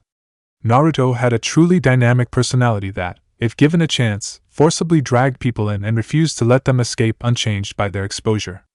Everything he did, even if he did it wrong, like when he made Maruta half drown himself after accidentally passing the older man the hot wasabi sauce rather than the chutney she'd made the second time he'd eaten with the family, he did with the best of intentions and the best of his efforts. That boy would walk into hell for the people he loves. She knew that now, wondered how she hadn't seen it in the first place as she drew the parallels between Naruto and Tenten just after the little Pandaheim had become part of their family. She'd been so nervous, so desperate to make a good impression that she'd thrown herself body and soul into every task she'd been set. Worried that if she displeased someone she'd lose her place in the family and be sent back to the matron's care. It had taken her and Maruta weeks and months of love and casual affection to break her out of that habit, and Naruto, though not to the same degree as the young girl Kishi could see rolled up against him on the lounge floor as they seemed to be reading a book together, trying to improve their reading and speech skills as they mangled the words of the picture book, seemed to have been bitten a little by the same bug. Especially when he was here with her family as a guest rather than doing business with her husband.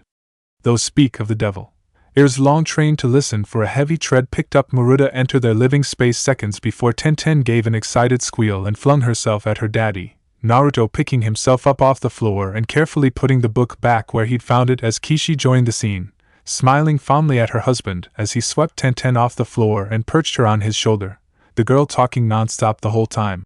And we were fightin', Naruto snuck up on me and jumped on my back and pinned me to th floor. It was Hobly daddy. The little girl whined before looking down at where Naruto stood shivering with laughter and giving her best imperious glare. I'm gonna get you fair dat. Okay, Panda-chan. Tenten's glare only hardened at the name, though in her heart of hearts she was beginning to develop a bit of a soft spot for it, though she'd rather have laid her head on daddy's anvil and let him start beating it before she admitted such a thing. We're ninja, so we gotta sneak about and try ambushes and stuff. Gotta be sneaky and never fight fair to win. At this point Kishi realized it was time to step in before dinner went cold while an argument brewed. Well, sneaky or not, in this house all ninja have to wash their hands before dinner or they'll get nothing to eat. At the threat of no food and knowing for a fact that Tenten's mother was an exquisite cook of food other than ramen, she didn't like ramen, blasphemy. Naruto took off for the small bathroom, his friend from the orphanage hot on his heels after she clambered down from her father's shoulders. When the two were gone she embraced her husband. That goes for ex-ninja too, dear. I know, Koi, I know. The blacksmith smiled as he hugged his wife before planting a kiss on her lips. I'll just wait for the children to finish before I wash up. Get done what you needed. What was Naruto after this time? To her surprise, the bigger man chuckled slightly at this before gesturing her into the kitchen. I'll show you all after dinner. A good idea of his, this one. Better than having to look for or cart around tree branches in the future. Tree branches? In fact, forget it. Tell me later.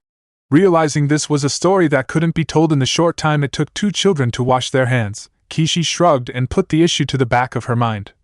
Right now, wash up and then sit down, and if you're feeling energetic, set the table while you're at it. Yes, dear. About an hour later, as the last of the dishes were packed away, Naruto having done the washing up as he explained, he was used to having his hands in very hot water due to the work he occasionally did at the Ikaraku's ramen stand and had developed a tolerance to the temperature. Maruta called the boy over and reached behind his back. Well, Ruto, as we agreed. The boy looked up excited as the blacksmith brought something forwards and handed out to him. This is a Joe's staff, shorter than a bow. By about 2 feet. I've slimmed down one end and capped both tips with a thin sheen of steel to stop wear. That should be good for a long time as a walking stick and to drag weapons out of trees you're not tall enough to reach. Don't worry, mouse. Tenten chimed in at this point, smirking as she got her own back for Naruto's trick attack earlier. One day you'll be big enough to reach the sink without needing a chair. The boy stuck his tongue out at his tormentor only to receive an identical response before Maruta, not wanting to get too sidetracked, tapped Naruto on the shoulder with one end of the weapon.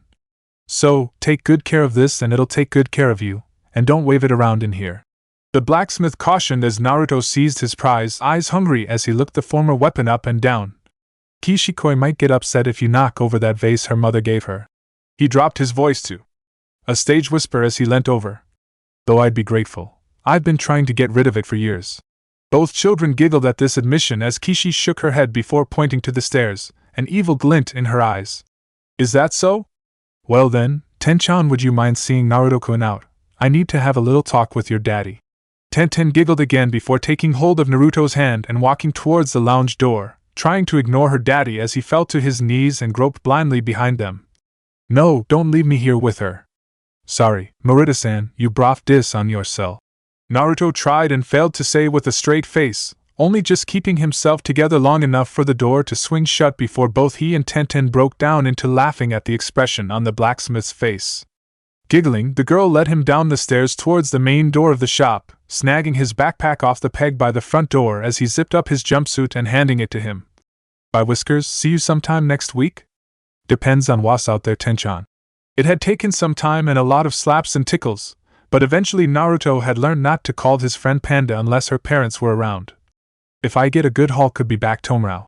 Hearing that made the girl clap her hands in delight. Hope so, Ruto, good to see you again. Suddenly shy, Tenten found herself twiddling her fingers together as she looked up at the boy. Mum and Dad like it when you drop in. I was listening in earlier and wondering if I asked if they'd be wanting you here. All th time. Want me to ask?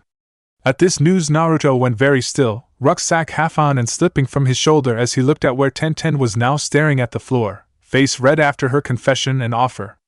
The Jinchuriki found himself hoarse, throat blocked by an uncomfortable swelling he couldn't swallow down as he realized what Tenten had just asked him and how much it must have cost her to make the offer. A part of him was screaming at him to seize the moment. Tenten was offering him a family and a stable roof over his head. No more sleeping in the orphanage, no more cold baths and early mornings, just the four of them together and living as a single family. The temptation is so great that he almost confirmed it there and then, snapping his friend's arm off to say yes, but even as the word formed in the back of his throat, something bumped his elbow, and he found himself looking at the small staff Muruta had made for him earlier. The shock of the contact broke his earlier line of thinking, and he looked around the store he was stood in, seeing how compact and neatly ordered everything was and remembering how cozy the upstairs of the store felt. Seeing this brought a pang to his heart as he realized that, no matter how well-meaning the Hasawadas were to him, Tenten most of all, the presence of another child in such an environment might destabilize it all. Trying hard to blink fast so Tenten wouldn't see tears in his eyes, Naruto heard a lesson come back to him, one he'd learned recently from a jounin, newly promoted, with red marks down the side of his face and a fierce-looking wolf by the side of him as he danced the shuriken he'd traded along his fingers as he casually critiqued Naruto's running stance. Protect the pack, kid, no matter how much it hurts. If everyone else in the pack is safe, you can carry on or die knowing you've done your duty. She hadn't been able to bring herself to look up after making her offer to Naruto, feeling awful at the irrational fear that gripped her even as she spoke that, if Naruto was adopted like she had been, that would be it for her, and she'd be left alone, abandoned by her parents in favor of the newcomer. But Rito's my friend, even as she told herself that it didn't make the chills recede. I have to try for him, no matter what it meek. A sudden contact at her front made her squeak in shock as she reflexively clutched at what embraced her. A lightning shot of adrenaline earthing as she realized it was just Naruto who was hugging her. Thanks, Tenten. Relief and bile in equal measure rose up in her throat. Bu Kishi-san and Muruta-san are your family now. They couldn't have me too. There's no enough room up there. Thanks for the offer, Bu. I can't say yes. Icy relief pumped all through the young girl's system as she held her friend, trying hard not to sniffle as she realized that he'd turned down the offer both for her and for her parents. The two embraced for a long moment until, with a twitch, Naruto moved away from the youngest Hasawada, rubbing his eyes and groping for his bag again. So, thanks for everything, Pandaheim. Luckily Tenten was too preoccupied with forcing herself not to cry to recognize the nickname. Bu, not now, I'll have to find someone else. Bu and everyone here. He gestured with his arms, taking in the whole store with a weak smile. Everyone here, they're people I trust and I'll look out for anyone I trust. Me too. Revitalized by his words, Tenten stepped forwards. I'll look out for everyone I trust. I'll become a great ninja and look after everyone. Just like me. Naruto took up her vow, banishing the earlier gloom as he spoke up. We'll be great ninja, Tenchan. She stuck a hand forwards, brown eyes challenging. Shake on it. Naruto did so, all but tearing her hand off in his enthusiasm. You bet, and I'm gonna get started tonight. Make sure your daddy teaches you well, Tenchan, 'cause you're going to have to teach me to throw weapons. The girl nodded, opening the front door as she did so and putting a hand on Naruto's shoulder as she did. I will, and Rito. She rested her chin on his shoulder as he stepped past, rolling her temple into his hand as he patted one of her hair buns. Thanks for everything. Naruto nodded and looked over his shoulder at her, blue eyes soft with understanding. Next second Tenten was forced to recoil backwards, giggling. Naruto had tickled her under the chin and darted away, sticking his tongue out as he ran into the night. Gotcha, Panda-chan, see you later. Fuming on her doorstep, the girl stamped her feet and pointed a finger threateningly. I'll get you, Whiskers. I'll yank them out one by one and make you eat them. I love you too, Panda-chan. Naruto! Oh, she slammed the door shut and folded her arms thunderously, not seeing the two figures behind her who'd come down to see what was stalling their daughter, and seen the tail end of the conversation, all but leaning against each other in restrained laughter as she made her last pronouncement. He makes me so mad sometimes. I'm going to get him for dat. XXX. So then, as he placed the lid back on the steaming pot, Tucci girded his loins and braced himself for arguably the most suicidal thing he'd ever done. Clear away the witnesses and then cut to the meat of the issue. Looking over his shoulder and realizing that, as usual, Naruto was finished way before the Hokage, the ramen vendor realized he'd never have a better chance than now. Naruto, would you mind starting on the washing? We had a big rush just before you and Hokage-sama arrived. Glancing up from his bowl, the child nodded and hastily swallowed down his last mouthful. KGG. He drained the last of the broth and hefted it in both hands. Be in the back till the afternoon. I'll see you after lunch, Gigi. Then back to the fields. Sarutobi nodded as the shock of blonde hair bobbled around the back of the ramen bar and left him to finish his ramen in peace. Na Hokage-sama. Then again, peace, it seemed, was an impossible dream for a Kage to enjoy. The old man mused as he looked up to see Tucci looking over the counter at him, face troubled. Not meaning to sound nosy, but I've heard a few rumors from Naruto himself. Would you mind setting this old pot basher's mind at rest? Perhaps, Sarutobi replied carefully, placing his chopsticks in the bowl as he leant forwards on his elbows, a childish habit he'd never quite been able to ditch after he realized how much it wound his former grandfather up at the dinner table. What's Naruto-kun been saying, Tucci-san? Well, a few things really. The man began, toying with his apron as he couldn't quite bring himself to meet the village leader's eye. First of all, he's no longer in the orphanage. That one is true. I took him out of there when he turned 5-inch. The Hokage informed him, face grim as he recalled once more seeing the bruises on the arms and legs of his favorite soon-to-be ninja. He lives in a former ninja apartment block downtown and draws a monthly stipend from village funds, much like the older orphans do. If you ask, I'm sure he'd show it to you. That, at least, seemed to be the answer the chef had been looking for. Tucci let out a big breath and relaxed against his counter, looking at the Kage with grateful eyes. Thank Kami for that. I hated the idea of Naruto-chan in that place. If only this place was a bit bigger, or I had a little more income, I'd have taken him in myself. You aren't alone in that, Tucci-san. That brought the ramen vendor up short, Tucci all but gasping for air at that declaration by the Hokage. Naruto has made an impact in several lives since he started his business. I would hazard a guess that more than a couple of families would be willing to put a roof over his head for the rest of his life now they've had a chance to really get to know the boy. However, I doubt Naruto would want a family in that way. In fact, I could almost guarantee he feels he already has one. Both yourself and the Hasawadas, if you've ever heard of them? Tucci thought for a moment, but the name was alien to him. No, can't say I can remember stirring my pot for them. The Hokage nodded and carried on. They run a shinobi supply and outfitters on the other side of Konoha. My family have been going there for many years now, and Naruto does as well now. He trades the scrap metal he gathers from the training ground to them for supplies he can trade to ninja, and he knew their daughter, Tenten, from when they were in the orphanage together. With them, you and myself, Naruto probably has as good a grounding as many shinobi, and a good deal better than some. Well, you'd be the better judge of that than me, Hokage-sama. Tucci admitted without a shred of hesitation before, having resolved a single issue, stepped in to clear another out of the way. But apart from that, is it true about his unusual schooling schedule? At this the older man sat back in his seat, face a little annoyed, and it took all the courage Tucci had in his body not to tremble at the thought of getting the most powerful ninja at Konoha's disposal angry with him. Luckily, however, Sarutobi seemed to let the irritation flow out of him in an irate sigh before looking at the ramen vendor again.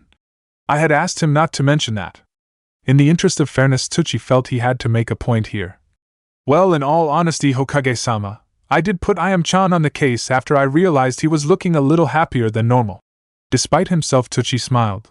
His little girl really had inherited his wife's ability to ferret a secret out of even the most stubbornly locked pair of lips. He never really stood a chance. The old man chuckled. I have no doubt. Murata confided in me that he does the same thing with Tenten-chan when he thinks Naruto's holding out on him. Still, that aside, I'm afraid it is true. Naruto will be exempt from the usual Konoha school system. I made this decision partly for the sake of getting the council off my damn back. For some reason they're dead set against him becoming a ninja. For a moment the old aura rekindled itself, the avatar of war that the god of shinobi had used to be casting off the shackles of age and ready for one last battle with the council that sought to impose itself on his will. But he will become one, come hell or high water. Naruto will become a ninja, and more than that, he will be set himself on that seat and that mountain, or I'll come back from wherever the Shinigami holds me to set the damn record straight and break some bones. Apart from that though, I believe this decision will be the best for Naruto as well in the long run. You think the teachers would, you know. Tucci tried to be tactful at the same time as get his point across. Turn a blind eye to his troubles? They'd only do it once. The chef's eyes hardened and he tapped his heavy ladle against the counter. Me and this old equalizer would be enough to change their minds, I'm sure. You'd have to stand in line behind me, Tucci-san. If I was feeling generous, I might leave one or two of them semi-conscious for you to deal with. the Hokage assured him half-jokingly before looking more serious. But yes, that was one of my concerns, though a minor one compared to. The old man broke off for a minute as though considering something. After a moment, Sarutobi blinked back into himself and shot a surreptitious glance around the ramen stand. Tucci noticed his most venerable customer's hands shift under the table and realized he must have been casting a jutsu of some kind, though before he could question exactly what the Hokage had done, he was faced with a question by the village leader. "Do you know what chakra is, Tucci-san?" The query caught the chef slightly flat-footed, but since his business had started taking on a larger contingent of ninja as a result of the Hokage extending his patronage to the small stall, he'd become slightly more knowledgeable about the martial aspect of a ninja village. As a result, he had some idea as to the answer, but, as he easily acknowledged, he was by far the novice in this field to the professor. "I know it's what you ninja use to power those jutsu things you use, and everyone has their own source of chakra, but apart from that, no idea. You know more than most civilians," the Hokage mentioned mildly before moving into a more lecturing mode, the fabled mind of the great professor explaining this new conundrum to the novice. "Chakra is a mixture of spiritual, or mental if you like, and physical energy. As everyone has a mind and body, everyone, as you rightly said, generates their own chakra. Most people's chakra reserves increase naturally as they age and mature, simply because their bodies and minds grow up and give them access to greater reserves of the relevant energies needed to create chakra." Seeing where this was going, Tucci smiled as the memory of his favorite customer skipped through his mind. "But as we know, little Naruto-chan isn't most people." "Very true. As a Jinchuriki, a person containing a bijou, Naruto contains a massive source of chakra separate from his own. As the Kyuubi is a being made solely of chakra, its presence within Naruto's body forced his chakra coils to expand prematurely to contain it and stop it bursting free of his body. Because of that expansion, Naruto has and generates far more chakra than a child his age should naturally. What this means, in real terms, is that I believe Naruto would never be able to settle in a traditional school environment. He's got too much energy, or chakra in his case, to burn." At the Hokage's nod, Tucci had to stop himself from smirking. "Ha, I knew there had to be a reason he couldn't sit still for a second when he was younger. But, Hokage-sama," thinking things through, the ramen chef felt something jar in his mind about the nature of Naruto's excess power. If chakra is supposed to be made up of those two kinds of energy and Naruto's got so much of it, doesn't that mean he should excel at school, assuming he tries at it? The question seemed to pique the old man's interest for a minute, and Tucci was afraid that he wouldn't get an answer as Sarutobi fell silent, seeming to consider the problem. Luckily though, the Hokage perked himself back up and spoke back in a considered, measured tone. That's not an easy question to answer. Firstly, you pinned the shuriken to the wall earlier. Naruto would be a great student if he put his mind to it. The problem is he has too much chakra to stay still and focus. Not his fault, but it would be enough to drive any of the teaching staff to distraction and destroy his confidence in the school system. As to his intelligence, well, this is the difference between chakra reserves and chakra capacity. Naruto has a massive reserve of chakra, but his capacity, the amount of chakra he can access and use for things like jutsu, is comparatively tiny to that reserve. As he grows, the difference between the two will fall, but there will always be a gap, a very large one. While this is a good thing as it means Naruto-kun will very rarely if ever succumb to chakra exhaustion, the downside is that until that gap is forded somewhat, Naruto will have very poor chakra control and, more importantly in the immediate future, Naruto won't be able to use the potential intelligence he has to best effect. Because he can't access all his chakra yet? Exactly, the Hokage nodded, pleased that Tucci was understanding the issue at hand. So I doubt Naruto will ever be what you might call book smart, unless it's something he wants to read up on. Probably jutsu, knowing him, it just won't interest him, so he either won't read it or will do the bare minimum to scrape by. On the other hand, for things he does like or want to do, he may well have flashes of brilliance, almost instinctive creativity to try and figure out problems, as he unconsciously diverts more chakra to the problem to see a way around it. I think we've already seen some of these moments of inspiration. His idea from trading supplies for training is the first one I can think of, as is that little stick he had Maruta-san make. Slim? The Hokage blinked. I beg your pardon? Tucci blushed as he realized he'd been speaking out loud. Slim, the stick you mentioned. He calls it slim because it's got slimmed down edges. Well, that's what he said to Ayam-chan and I when we asked about it. The older man chuckled, seeing his surrogate grandson once more with his new favorite toy stroke weapon stroke ninja tool just before Naruto strode off to the training grounds again. Slim, eh? Well, I've heard worse names for a ninja's equipment, but yes, As you can see, Naruto wouldn't fit well into Konoha's traditional school. So what I've proposed and had ratified by the council is this. Naruto won't enter the pre-selection school at all but will sit the selection test to see if he is suited for the Ninja Academy. I oversee the selection personally, so I'll be on hand to root out any cheating. Teuchi had to hold in a smile at his leader's choice of words before the Hokage pressed on. And from there he can get into training. Book learning's not as important as physical tests and ninja selection, so he should get in no problem. And even then I've, put the word about that mice have been seen on the training grounds and may bring good luck to those ninja who treat them right. I've heard that old belief as well, Hokage-sama. In fact, I've been wondering if I could find a home for Ayam-chan's old pre-selection school books.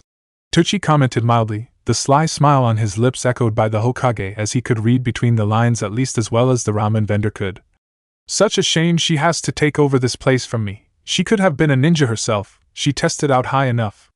Still though, the civilian side of the academy is giving her a good run for her money. I wonder if I could find someone to help her out with her homework occasionally? Enjoying the game he was playing for the moment, Sarutobi saw no harm in carrying it on. The will of fire never burns brighter than when it is guided by the minds of grizzled on men such as me. Indeed. Well, good luck on your hunt, Teuchi-san, though I hear Maruta-san's also looking for a little help to keep an eye on his inventories and money for when Tenten-chan goes to school. Maybe if you find someone you could point him in the right direction. The ramen chef didn't even bother to hide his smirking smile as he bowed low. Of course, Hokage-sama, I live to better the lives of others resting beneath the great tree, although... Sarutobi paused in reaching for his Hokage hat, looking around with a raised eyebrow as the other man appeared to argue with himself silently for a moment before coming to a decision.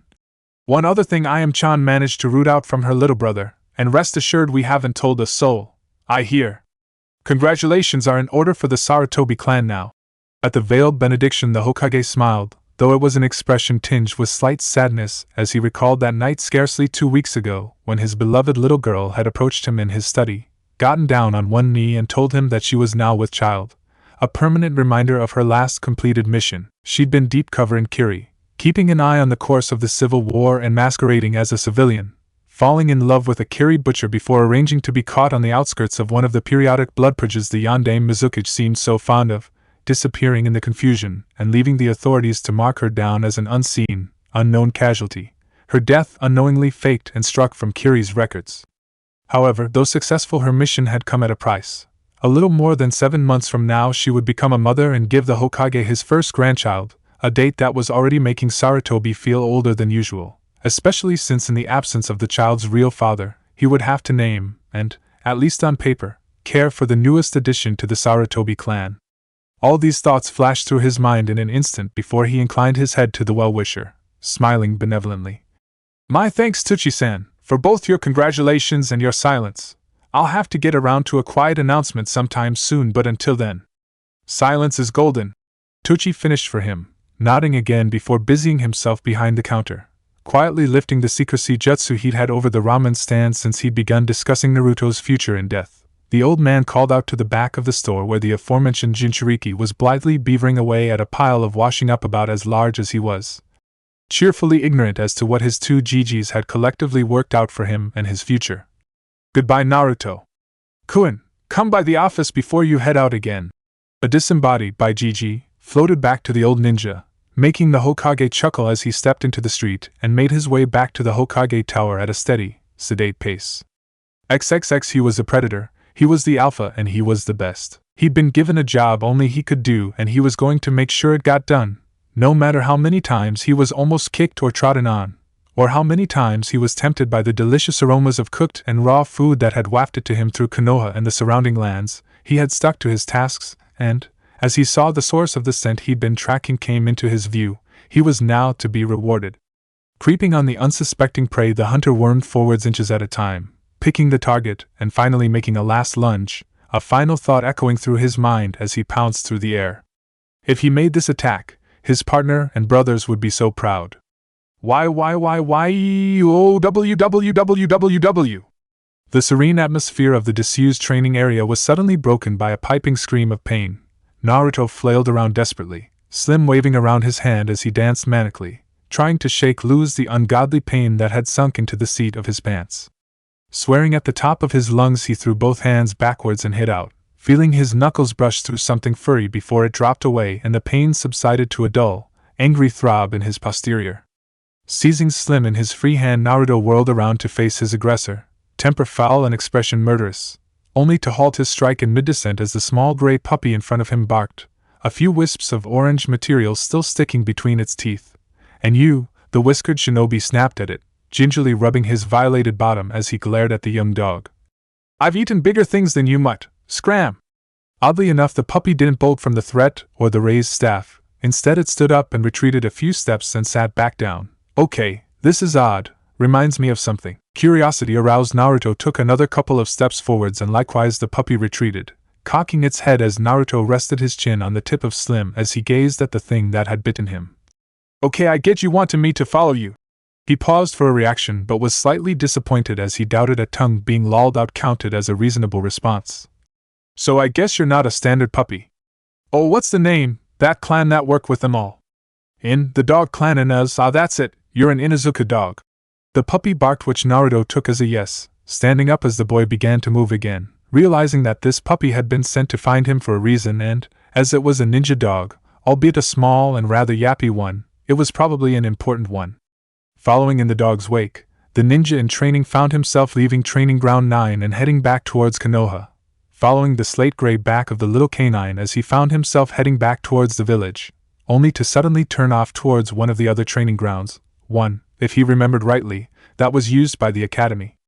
A few minutes later, as he found himself clearing a tree line and blinking as a couple of stray leaves brushed his eye line, Naruto watched on as his impromptu traveling companion barked and ran off into the middle of the training ground.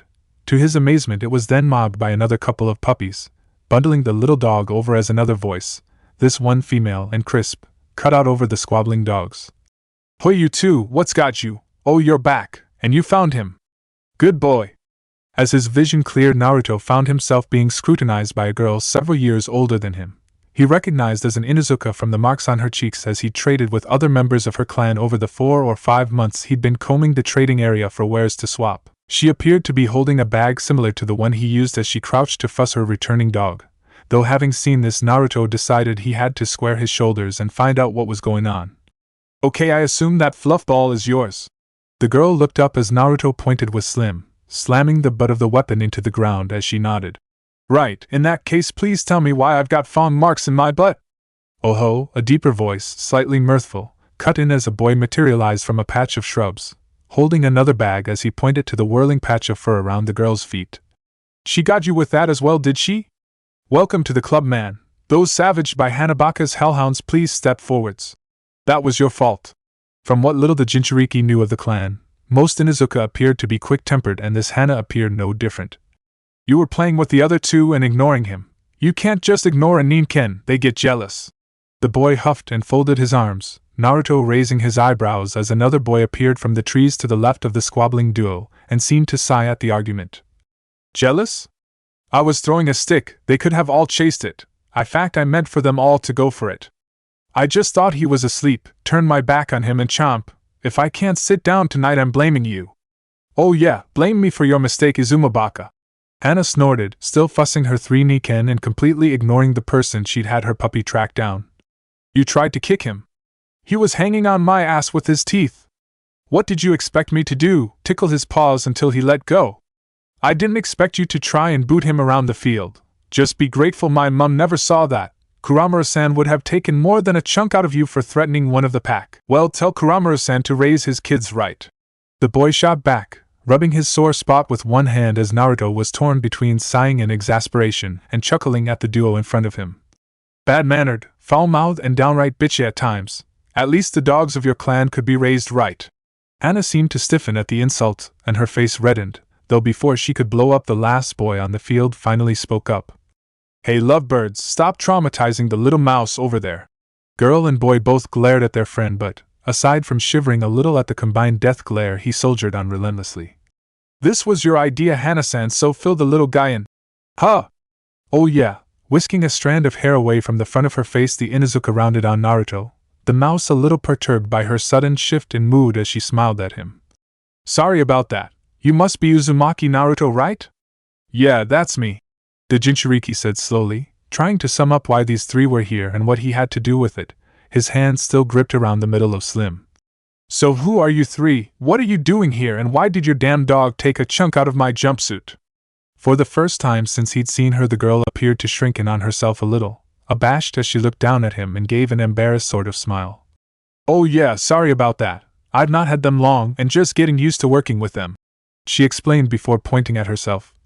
Anyway, I'm Inuzuka Hana, He pointed at the boy who'd broken up the argument, and he inclined his head, looking rather bored. Is Kotetsu? Call me Ko. The boy cut her off, raising a hand. I'm only Kotetsu when I'm in trouble. Sorry Hana, carry on. The Inuzuka huffed before pointing again, a look of distaste on her face as she jerked a thumb at the last boy. And that baka over there is Izumo, and he's the reason we're here now. Izumo's face darkened at this, but, as before, Kotetsu spoke before the argument could be rekindled, looking over at Naruto with a half-annoyed, half-amused expression. Stop, both of you! I want to get out of here sometime tonight, and neither of you are helping. Right, Naruto, mind if I call you that? He shook his head and the older boy carried on. Here's the deal. We're in the Ninja Academy, second year, and or actually those two are in detention. I'm just here because I live with Izumo's parents, and I can't go home until he does. Basically what we've got to do is pick up all the academy weapons we used for training today. At that snippet of information, Naruto's blue eyes began to glow. So you want me to help you out finding this stuff? Seeing three heads nod, Naruto smirked and clapped his hands. Sounds right up my alley that, but how did you find me? At this Hana chuckled, pointing to one of her three puppies, though to the Uzumaki they all looked identical. One of the triplets did. They found something orange earlier on the way here and Ko realized it must have been yours. I've heard of you from some of the others in the clan. You're the mouse and you can find anything. Despite himself, Naruto couldn't help himself looking a little smug at these words as the young Inuzuka went on. So I got the triplets on the case and they hunted you down. Yeah, literally. Naruto groused, feeling another pang of sympathy pain from his right buttock. So you want a hand finding this kit then? Okay, not a problem, but nothing's free here, guys, and Gigi never said I couldn't ask to learn jutsu, making a mental note to make sure his next trades revolved around finally accessing his chakra. Especially from that ninja cell who seemed to have at least 2 future teachers in its ranks, Naruto made his offer. Payment for me first. Actually. Izumo scratched the side of his head self-consciously as he pointed at his bag. Not trying to stiff you, mouse, but me and my brother have to try and get home early tonight. Can we get this stuff out the way first? Naruto considered this for a minute before nodding, pointing at the taller boy with Slim. Fine, but it's your word I'm holding you all to. Any of you bunk off, I know your names now. Hana nodded and hefted her sack, a desultory clink showing she'd had little success in her finds so far. Okay, let's just get this done. Despite Naruto's assistance, however, it still took the 4 of them over an hour to pick up everything that was on the list of the instructors had drafted for the miscreants to check their haul against. Finally hauling his last bag down, Izumo rubbed the sweat off his forehead and gave his female classmate a heated glare. Right, we're all done, no thanks to you and your mutts. Hey, they're puppies. Hana spat back, the dogs around her feet picking up on their master's anger and growling at the boy. They're not trained yet. What, could you throw a kunai when you were 5? No, but I could at least pick the damn thing up. He countered, Naruto on the sideline tapping Ko on the arm and asking as the older boy removed his fingertips from his temples and looked down. Are they always like this? Pretty much, they'll be sending out engagement notices any day now. He replied low enough to avoid even Hana's canine hearing as she continued to bicker with the other boy. Anyway, you want paying, right? Yes, and as you're in the academy, you 3 have got just the things I'm after between you. Bushin, Ko raised an eyebrow as Naruto pointed at him, the other 2 looking over at the sudden exclamation, each looking on as Naruto picked them out in turn. Hench. Kamawari. 1 jutsu from each of you when you've learnt them, and that'll be that. Each of the students looked at each other a little bemused as the short orange-clad figure before them made his demands. Eventually Izumo, seemingly electing himself statesman of the group, spoke up. Why are you after the Academy 3? You'll learn them when you join up. That's what I trade for, lessons on being a ninja. Naruto explained as he dusted himself off. And anyway, I might learn them later, but why run the risk when I can definitely learn them now? Now? But it's getting late. I didn't mean right now. The Jinchuriki calmed Kotetsu's sudden panic. I can't access my chakra yet, but I'm close, so it's pointless trying, and yes, before you ask, I've pretty much got the hand seals down pat. All 3 academy students looked at each other, wondering how a boy at least 4 years younger than them had managed a feat like that but jarred from them using by his voice. But still, once I'm ready I'll find you to start learning those 3, if nothing else I'll remember these guys. He squatted down and extended a hand, seeing the puppy he assumed was the same one that had bitten him earlier trot over and sniff his hand before allowing him to scratch its ears, its brothers following suit over time as he looked up at their owner. What are their names? Snappy, Chompy and Fong. No, they are not. Izumo was forced to duck his companion's slap as Hana took offense to his jokey names for her partners. They're just the Himura triplets, and they're identical. So I noticed. Naruto quipped as he stood up and nodded at the other 3. Still, I'm out of here for the night, but remember. He smirked at each of them in turn, a challenge in his voice and manner as he spoke again. You'd better learn those jutsus properly. If I don't get them right, I know who to blame. There was a brief silence before Izumo suddenly chuckled, stepping forwards and rubbing his hand through Naruto's hair, the Jinchuriki just about avoiding his normal response of tapping the unfamiliar hand away with the business end of Slim. I like you, Chibi, you've got guts. Fair point though, I'm a man of my word and I'll get at least one of those 3 for you. Good luck learning them at your age though. Yeah, well, that's my problem, so I'm out of here. Us too, come on Ko, later she-wolf. With that Izumo turned tail and sprinted for his life as Hana was shocked into life by the comment and tore after him in a rage, face so red it was almost impossible to tell where tattoo ended and cheek began. You baka!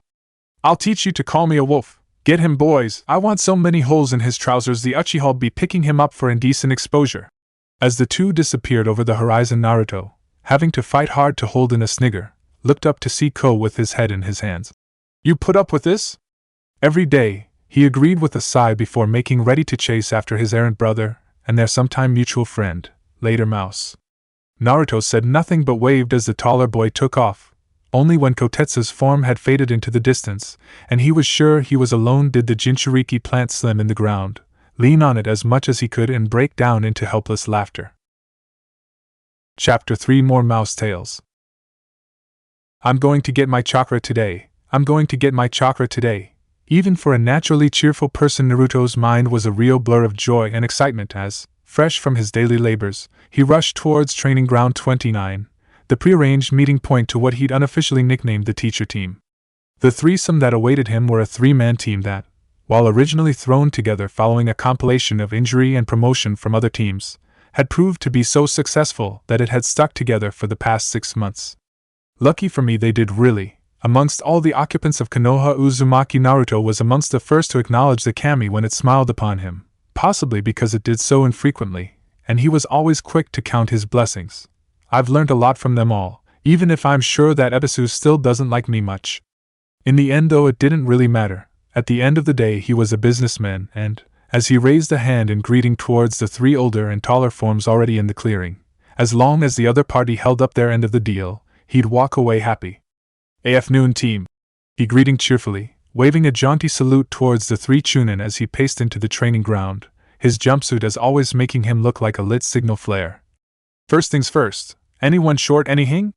Apart from a 3-week break and a large pay rise, the lone kunoichi of the squad complained, running a slim hand through her long mane of raven hair. No, I think I've got everything I need. Same here, the Scarface Chunin told him, rubbing the legacy that had been left by a B-ranked missing Nin of Suna before the rest of his squad and their Jounin sensei had put the rabid bastard down, though not before Larata had been crippled for life by that drug-crazed opponent. We mostly had a tactical day, didn't use too much. I could use a couple of kunai and your finest shuriken, if you please, Uzumaki-san. Naruto just about managed to duck his head towards his rucksack in time to disguise the rolling of his eyes. Out of all his customers, only the sunglasses-wearing Chunin with the supercilious manner didn't address him by his first name. I have yet to visit the outfitters this week. Ah, why go to all the trouble and waste your hard-earned Rio at a supplier's, save Maruta-san's of course, Ani top-notch equipment on offer dear, when you can just wait for the friendly Uzumaki rodent to come along? Naruto inquired as he tipped out his recent haul, his most recent customer delicately sifting through the pile and picking out a few wares, examining each keenly and taking what he wanted, discarding the rest with a slightly disdainful sniff before fixing the smaller form with a piercing glare. Recite and demonstrate the common shinobi hand signs. Name each one as you go. Half expecting this and already used to the half-mechanical tone of voice Ebisu-san always used when teaching, Naruto stowed Slim back onto the side panel of his rucksack and, remembering the little ditty he'd come up with when pacing the training grounds on the hunt for his precious scrap, the young Jinchuriki cracked his fingers and swiftly manipulated them into the correct forms, chanting as he did so. Tiger, snake, ox, boar, bird and monkey, horse, rat, dragon, dog, hare and donkey, which is ally sheep, but we call it donkey 'cause if we didn't it wouldn't rhyme, he explained quickly, thinly amused by the sight of the sunglasses slipping slightly down Ebisu's nose. Coming to her feet, the kunoichi of the squad, a recent promotion who had left her former teammates behind due to her superior genjutsu skills, Yuhi Kurenai appraised the short form before her with a calculating crimson eye. That was a neat way to remember the signs, Naruto-san. I'll have to remember that for the future. I hope by the time you get hold of the Fuyur ninja of the leaf they'd already know hand signs, he quipped back, the kunoichi chuckling in kind as she swatted the last member of her squad on the shoulder. I should hope so, though I'll leave that to you, Irika-senpai. The scar-nosed Chunin nodded, having never made any secret of his desire to become an academy teacher, unlike Kurenai, who had always wanted to be a jounin and take on the role of a jounin sensei when she had the prerequisite rank and experience. Still, as you two boys want to teach the younger generation, I'll sit this one out. I remember this lesson from my academy days. And of course your academy days were a good deal more recent than those of some present, Ebisu pointed out dryly, folding his arms. Though I am in agreement with you, Yuhi-san, Yumino-san, I leave this lesson to you. Must be a thing with him. Wonder if it's possible for a clan to enhance a sense of propriety that much. Despite his thinking, Naruto kept his musings internal, instead choosing to ask a question as he did so. Didn't you want to be a teacher too, Ebisu-san? As the spectacles turned in his direction, he sought to explain himself. Wouldn't you have to be in the academy as well to do that? A small, slightly proud smile flitted across the usually taciturn man's face. Usually yes, that would be the case. However, both my grandfather and my own father dedicated their lives to the art of teaching.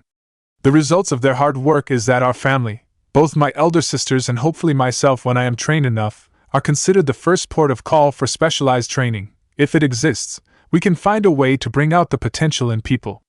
My father currently trains very advanced ninja skills, and my eldest sister instructs the new medical ninja at the hospital. In a way, I suppose you could call teaching my family's calling. Wow, guess Gigi was right. You can hide a lot of potential in an unproposing exterior. Mind you, I think he might have been referring to me when he said it. Once more grateful that Gigi always kept a dictionary close at hand when he was in the office, the Jinchuriki looked up at the tall, thin man. Sounds like you got all his skills. I'm a bit surprised your family aren't really famous ninja if they're that good at learning. You could be ninjutsu pessimisms like that Sharingan Kakashi I read about. While flattered to be compared to such a formidable and infamous leaf jounin, Ebisu knew perhaps better than most how it was good to quash rumors before they could gather too much impetuous. Regrettably, that is not the case. An unfortunate quirk of my family, very low chakra reserves. Forgive me if I sound patronizing, Yuhi-san. He waited until the kunoichi nodded before continuing. But it is likely that your chakra reserves will eclipse my own in the near future. For that reason, Uzumaki-san, while I would be very efficient at learning ninjutsu techniques, I would be a very poor frontline ninjutsu fighter as I lack the stamina for a protracted battle. I therefore serve the leaf better as a teacher and strategizer than a warrior, though you will not be my first student. I leave that honor. He seemed to falter over the word, as though he'd only managed to correct himself at the last minute. To Yumino-san, Naruto had no time to ponder this unusual hiccup as the scar-faced Chunin stepped forwards, unfolding his arms as he looked his so-called pupil up and down severely. Very well then, Naruto-san. My team and I did have a deal with you, and it's our turn to hold our side of the bargain. To access your chakra, you need to hold this hand seal. Beholding the form, the Chunin twisted his hands into Naruto cocked his head, the movement almost making Kurenai lose her legendary cool and hug the little would-be ninja. This is called the ram symbol. It's no use for crafting jutsu but especially good at gathering chakra. See how it looks a bit like sheep? Yeah, I guess so. Very well, hold that seal, focus inwards and try to search for the feel of your inner strength. I'm afraid I can't tell you what this will feel like. It's different for everyone, but when you think you've got it, try to pull it out like drawing a big bucket of water up a well. Think you can manage that? I'll give it a go. Naruto shrugged agreeably, hands already in position as he looked up towards the future teacher. Right, let's see what happens. With that, he screwed up his face into a look of intense concentration and sank back onto his heels, focusing on seeking out the mysterious chakra that he contained within him. Despite her knowledge of what the boy contained within him, the death of her father, both of Irika's parents, and several other famous and powerful shinobi of the leaf, Kurenai was intrigued by what would happen next. Though she would be unable to deny, a thrill of horror ran through her that she might have been helping the Kyuubi vessel attain greater strength. The majority was intrigued to see if a child as young as Naruto would have a chakra pool large enough to be accessed. For a long moment she observed the scene, Ebisu by her side likewise enraptured, but as the seconds snailed by and nothing seemed to happen, her was the first patience to run its course. "Never mind, Naruto." His expression never changed even as he looked up at her voice. "I never managed it on my first time, and I've now got the best chakra control of my class, save maybe Ebisu-san." The other Chunin looked away but flushed, ever so slightly. "You flatter me, Yuhi-san. My control, while sufficient to extend my paltry reserves a little longer in a fight, would never stand up to the requirement of one of your genjutsus. Oh my!" That sudden exclamation, at least by Ebisu's standards, as either of his teammates had ever heard him swear even at the worst of times, brought all attention back to Naruto. Though beads of perspiration were now on his brow, the first time any of the Chunins had ever seen him work up anything like a sweat, there was also chakra, a lot of chakra there too. Plumes of dust were dancing upwards from the floor as though they were iron filings in the presence of a powerful magnet. As this dust rose and Naruto continued to focus, his cheeks flushing with the effort, the motes of mud were suddenly joined by faint blue flickers as a few of wisps of blue chakra swirling around his body. And it doesn't look like he's slowing down. Visible chakra at what? Only just 6? Even with the demon within him, Ebisu's inferiority complex, never all that far away at the best of times, seemed to redouble as he saw the boy in front of him at least equal and more than likely surpass his entire chakra reserve at an age when most children were still looking up what chakra meant. With a sudden gasp, Naruto broke his concentration, the chakra dissipating as squatted down, hands on his knees as he felt the exertion at last, looking up as he wiped his brow with the sleeve of his jumpsuit. So, he managed to pant, still not able to stand upright yet. "Was that chake?" "Yes, and a lot of it at that, Naruto-san," Irika said quietly, sizing him up anew. "It seems that you are quite fortunate indeed. Your chakra reserves are much larger than normal. Most children your age would have a much smaller chakra pool than that, perhaps not even enough to access it at all." "Really?" The fact seemed to perplex the Uzumaki entirely, his eyes widening. "Wow, I got that much chakra, will that make me an awesome ninja?" At this point Kurenai decided to make her point clear, possibly Naruto. She waited just until his eyes started to sparkle before putting the second part to the Faustian pact of chakra and its necessary complementary aspect. "But only if you learn to control it properly." "Before you ask?" Having preempted his next question, the kunoichi spoke to answer it. "If your control is lacking, you'll waste and quickly exhaust your chakra. This is one of the issues kunoichi face more than men, as our chakra pools are naturally smaller. Having proper chakra control helps you conserve this resource, if you like, and you'll last longer in a fight. You'll also have a much easier time with genjutsu. Like you do, Kurenai-san?" "Possibly, though you too have a delicate touch on the art, Ebisu-san." The teammate who had spoken coughed and looked away, muttering something under his breath as his ears reddened and she turned back to her newest pupil. "So, with your permission, Irika-san?" The aforementioned man raised a hand and took a step back, giving his female teammate the floor as Naruto finally managed to push himself to attention. "Okay, Kurenai-san, what do I need to do? Oh, how is this going to work? Can we leave it there until next time I get some decent weapons in?" Black hair shimmering in the sunlight, Kurenai shook her head as she picked something up of the floor. "I don't think in all good conscience any of us could let you leave this training ground without making sure you have at least an idea of how to control your chakra reserves, at least if we want to still consider ourselves teachers at any rate, so you can consider this a freebie. This is the first and most rudimentary chakra control exercise, the sticking leaf. All you do." She slapped her hand to her forehead, and Naruto's jaw dropped as he saw the slightly browning oak leaf stuck where her hand had been. "Is channel the chakra to a part of your body to get the leaf to stick. It's easiest at your forehead and hardest at your feet. When you get better at it." She handed the leaf over to him, faintly amused as she saw him regard the ordinary leaf with something akin to awe. Was I really that wide-eyed and wondering when I saw that trick first time? "Try 2 or more leaves, or using your chakra to get a single leaf to curl into a roll, though that is a tricky one. When you master it to Ebisu's standards, come back to us with some more gear and we'll fix you up with the next exercise." For a long moment during which the leaf was turned over and examined several times it seemed he hadn't heard her, but, as he looked up at the kunoichi and her two squad mates, that infamous grin reappeared on his face, and he hefted the leaf upwards. "Hi sensei, I understand. I'll get this down no time." With that he screwed up his face, flipped the leaf into the palm of his hand and slapped it onto his forehead just as Kurenai had, immediately afterwards screwing his face up with his hands in the ram's seal. Ebisu was the one who saw what was going to happen first when the edges of the leaf started to curl upwards, but before he could do anything to stop the situation from spiraling out of hand, the leaf on Naruto's forehead burst into flames.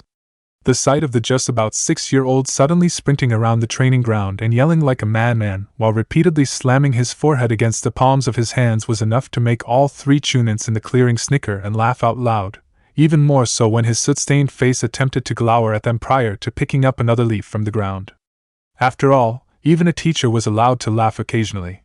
XXX. "Hey, Chibi!" The sudden shout jerked Naruto out of the light doze he'd been in, letting him blink up at the sight of the older girl who stood scowling down at him.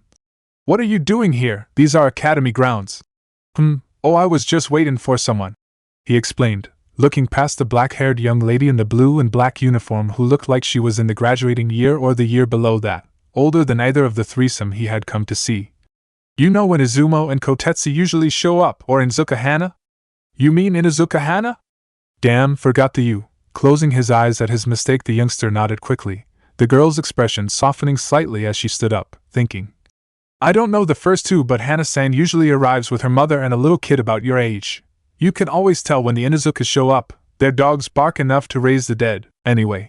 She pointed a suddenly stern finger towards the gate Naruto had squeezed himself through about 10 minutes earlier. "If you're going to wait, you'd better do it outside. The teachers might get mad if they catch you in here. You're way too young to be enrolled."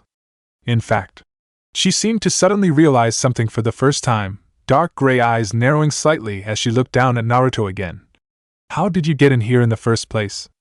"Oh, just went through the gate," he replied blandly, inwardly quite grateful that the green shouty man he traded with occasionally had recently, and loudly, declared his knowledge of the basic stretches and other exercises sufficient and moved on to slightly more advanced techniques, one or two of which he'd used to wriggle his way into the academy itself.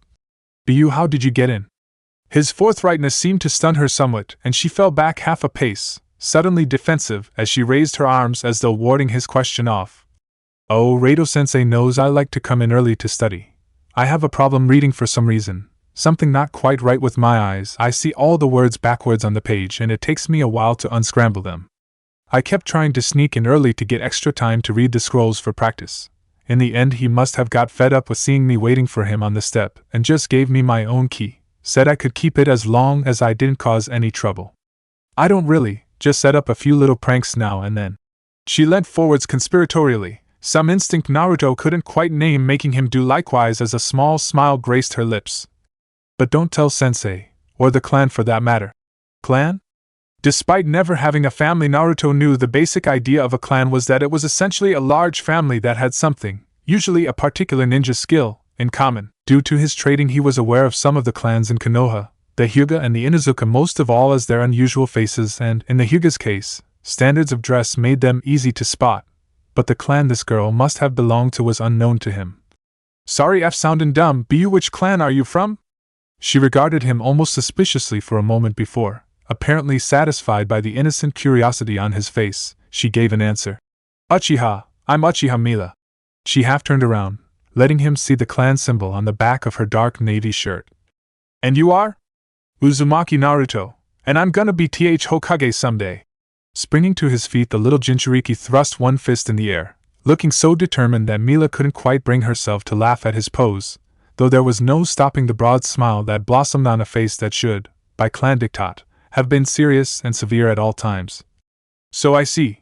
Well, you're in the right place for that, Naruto-san, but you're a little too young to enlist properly. Shoo!" She wafted him off with her hand, pointing towards the gate. "The first of the senseis will be here in about 10 or so minutes." Naruto bobbed his head obediently and headed back towards the plain iron gate of the academy before a sudden thought occurred to him and he paused. "Sorry, Mila-chan." Halfway through picking up the school bag she'd set down prior to accosting the trespasser dozing on the academy swing, the Uchiha looked over her shoulder to see Naruto tapping his thumbs together, not quite able to meet her eye. "Was a prank?" Okay. Though at first glance a typical Uchiha, from her serious and studious attitude, Mila was not so hard-hearted that she would automatically dismiss someone without the Sharingan as inherently worthless. She'd done that once before, and had her nose broken for it. Akimichi Guji never one to put up with any slur against his clan's good name or honored history. For this reason, as much as any other, the academy student paused, bag halfway to her shoulder, before a slow smirk crept over her lips and she replaced it back on the floor. Time for a little lesson, young Uzumaki. A prank? Well, it's a bit like a joke. Tell you what, best learn through doing. You know your friend Hana-san? Hi. Well, perfect. A way to strike back against the Inuzuka for that Ninken peeing up our clan wall, and no one will be any the wiser. If nothing else, it'll also teach Naruto-san how to run away really fast. With that justification in her mind, the gray-eyed Uchiha beckoned the young Jinchuriki to dip his head forwards. To pull a little prank on her, this is one thing you could do. Though she didn't realize it, would never be credited for it by the wider population, and would sadly never live to see the crowning glory of her words. In that moment, Uchiha Mila created her own legacy. As she spoke, her message became an inspiration to the one future ninja of the leaf who would grow up to be, amongst numerous other things, the greatest prankster the elemental nations had ever known. XXX attuned to the sense of her partner on a level unsurpassed by any Inuzuka in living memory, Sim had turned her head almost before Kuramaru's growl had reached her ears. Holding up a hand respectfully from 2/3 of the Inoshikacho team, the current head of the House of Dogs glanced down towards where the wolf-like dog was poised, rigid as a statue with his one ear laid flat against his head. What is it? Hana, the pack leader, snarled back, the mention of her only daughter bringing Sim's head around so fast she almost cricked her neck. Observing the scene, however, she could just see her eldest child speaking happily with a couple of her friends. The fox, it hunts her. Fox? Have you got dust in your eye or something, Kuroko? And there's no. Oh. Finally, following the canine's eye line, she felt her lip curl in tandem with his own, baring pointed fangs as she saw the creature that had killed her husband and many others in her clan, obviously not satisfied with that offering of blood, had returned to stalk her daughter. Just as well Kida's at home for the day mucking out the kennels. That'll teach him to try and sneak extra food out the kitchen. I see. Excuse me a moment, guys, I just need to dissuade little Gakis from sniffing around my girl. Before she could take more than a pace, however, her progress was arrested by a large hand gripping her upper arm, Chiza seeing what she had over her shoulder and stopping her before she did anything rash. Peace, Sim-chan. It was a mark of how long she'd known the large man that she didn't take offense at his term of familiarity, despite the fact she knew the Akimichi patriarch's wife personally. That's just Uzumaki Naruto, not anyone else. But what's he doing here? She asked snappishly, shrugging off his restraining grip. Unless he's planning to enroll, but even then. Hokage-sama would never approve. He's far too young. Inoichi finished for her, having waved off his younger relative full for the day in lieu of his better-than cousin twice removed. Besides, from what I've heard from my clansmen still training out in the grounds, he's no bother. Just hunts around for scrap and trades weapons with the nin he finds there. Still, I agree with you, Sim-chan. Why is he here, and more to that? He fingered his chin as he saw the short, orange-clad form slowly approach the Inuzuka heir, and, having caught the attention of her gamboling puppies, he seemed to strike up a conversation with her. What does your daughter have to do with it? The bark of one of the Heimra triplets alerted her to the presence behind her. As she span around, she saw nothing until a blur of blonde from below her eyeline made her look down. Naruto. The boy looked up, one hand still on the slate-gray back of one of the puppies as he smiled up at her. What are you doing here? Waiting Fu, or Izumo or Ko, whichever of you came first, he replied, standing up and apparently not noticing as some of the other students immediately vacated the area as though he were the carrier of some virulent pox. I got my chuke a few weeks ago and been working on my control. Now I'm ready to get my first jutsu. Hana blinked at this. Really, man, that was fast, way too fast. As she, along with the ever-present twin thorns in her side Izumobaka and his all-but brother, had only been in the 3rd year of the academy a little more than 2 months. They'd only just begun to learn the Academy 3, though she reckoned she had a better grasp than most of her peers of the first jutsu they had learnt. So, better this than nothing else, I guess. Well, nice one, Chibi. So, first jutsu, we only just got onto learning it ourselves, believe it or not, finally got through the damned history lectures. This one's called Kamawari no Jutsu, the body switch. All it does is replace you with a nearby inanimate object to get you out the way on an incoming attack. The way Reito-sensei described it to us was to imagine a very thin string connecting you and the thing you want to switch with. Make the seal's bird, for movement, and sheep, to gather chakra, and then pull the string while saying the name of the jutsu. If you get it right, you should swap places with the object. That's all the help I can give you, Chibi. I don't know any more myself. Got it? Yeah, I think so. Naruto replied after a moment of head-scratching before his face brightened and he waved. Hey Izumo, Ko! Forewarned by his greeting, the Inuzuka scion span on her heel to direct her hardest glare at the boy who made her life a living hell, only to realize a little too late, as a small hand gripped the belt of her trousers and gave a very hard yank upwards. She'd been had. Pranked, Naruto taunted in a sing-song voice, though as the Inuzuka turned very slowly back towards the miniature Joker, pulling her violated clothing back down to its normal position with one hand while making a hard fist with the others, the formerly friendly puppies around her feet suddenly slinking forwards with hackles raised as they picked up on their mistress's aggravation. The smirk dropped away from his face. Hana-chan, it was just a prank, you know, for Furo, Kamiwari. No jutsu. As they watched the Uzumaki, blue eyes wide and terrified as he realized his jutsu had failed, turn on his heels and run away screaming from the trio of nipping Ninken and their wrathfully roaring owner Inoichi. Having seen the whole thing and struggling to hide his shaking shoulders in case some turned around suddenly, felt obliged to make a comment. He's fearless, I'll give him that, he's absolutely fearless. And he's got good taste. Chusa added, in a similar state to his former teammate as he watched the youngster twist, duck and dive amongst the crowd to try and avoid the rushes of the embarrassed Inuzuka girl. Wonder what they were saying? The Akimichi mused, tipping the wink to his partner in crime as he did so. In their heyday, Ino Shikicho were as infamous for their pranks in Konoha as they were for their battle prowess out of it. You catch it, Some-chan? She didn't answer verbally, instead shaking her head slowly from side to side as she watched her daughter grab the Kyubi container by the neck and rub hard knuckles through his scalp, his yelps of pain audible even over the rest of the milling academy crowd as the bell rang for the 5-minute warning for lessons. No, missed it, she admitted, turning back to face them with an almost rueful expression on her face. Kuramura likewise a little perturbed as he watched some of the youngest members of his pack savaging the Jinchuriki's sandals. Must have been something fruity to rile Hana-chan up though. Last thing I need now is my little flower growing up too fast and picking up gakis like him. And Noichi nodded sagely. I know that feeling. I've already got the calming tablets on order for when Ino-chan grows up and starts the academy. Oh? He perked up with a respectful nod. Hi Shi-san, good to see you again. Like her daughter before her, Tsum turned around. Unlike Hana, however, she was old and experienced enough to whip both hands around and just behind her. Because of that, she was able to intercept the 2 pairs of pinching fingers that extended towards her exposed target, holding them tight and smirking broadly as she spoke over her shoulder to the 2 trapped shinobi. Now then, you two. Thanks, Kurokun. To his credit, the dog didn't react to his partner's wink as he watched Inoichi and Chusa trying desperately to extract their sticky fingers as the Inuzuka spoke with the friendly, threatening tone that had developed over long years of partnering and going on missions with the shinobi of her generation. What's at work? I don't tell your wives about your attempts to get fresh with me.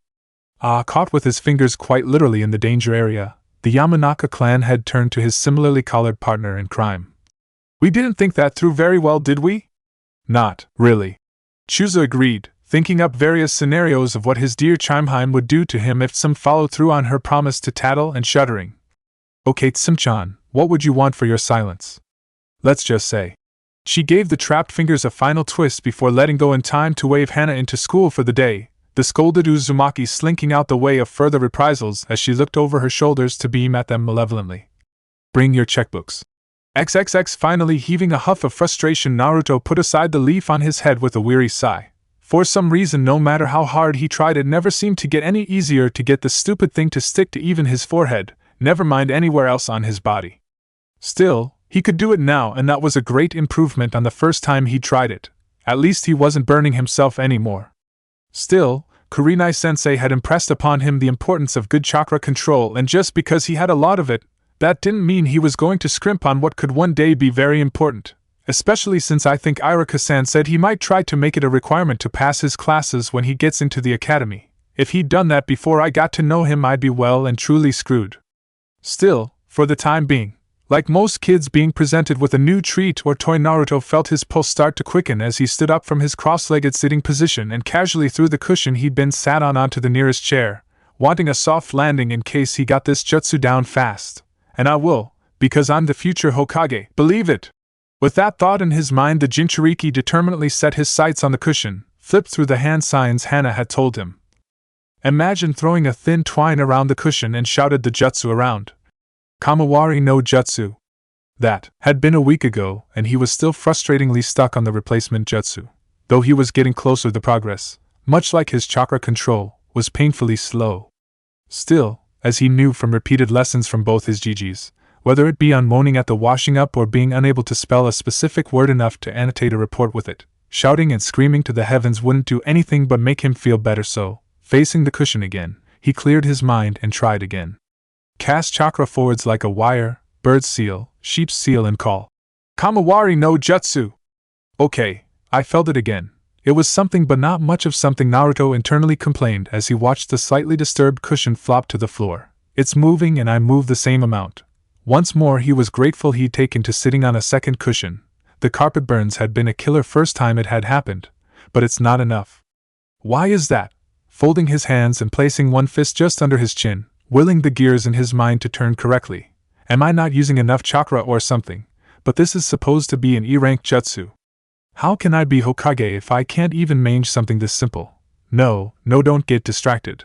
With a conscious effort he willed himself to concentrate and determine what was wrong by logical thought and deduction rather than given to his childish instincts of throwing things around and demand someone tell him the answer. It took a little time as he reminded himself of what Hana had told him about the jutsu, what it was meant to do and how it was supposed to accomplish it.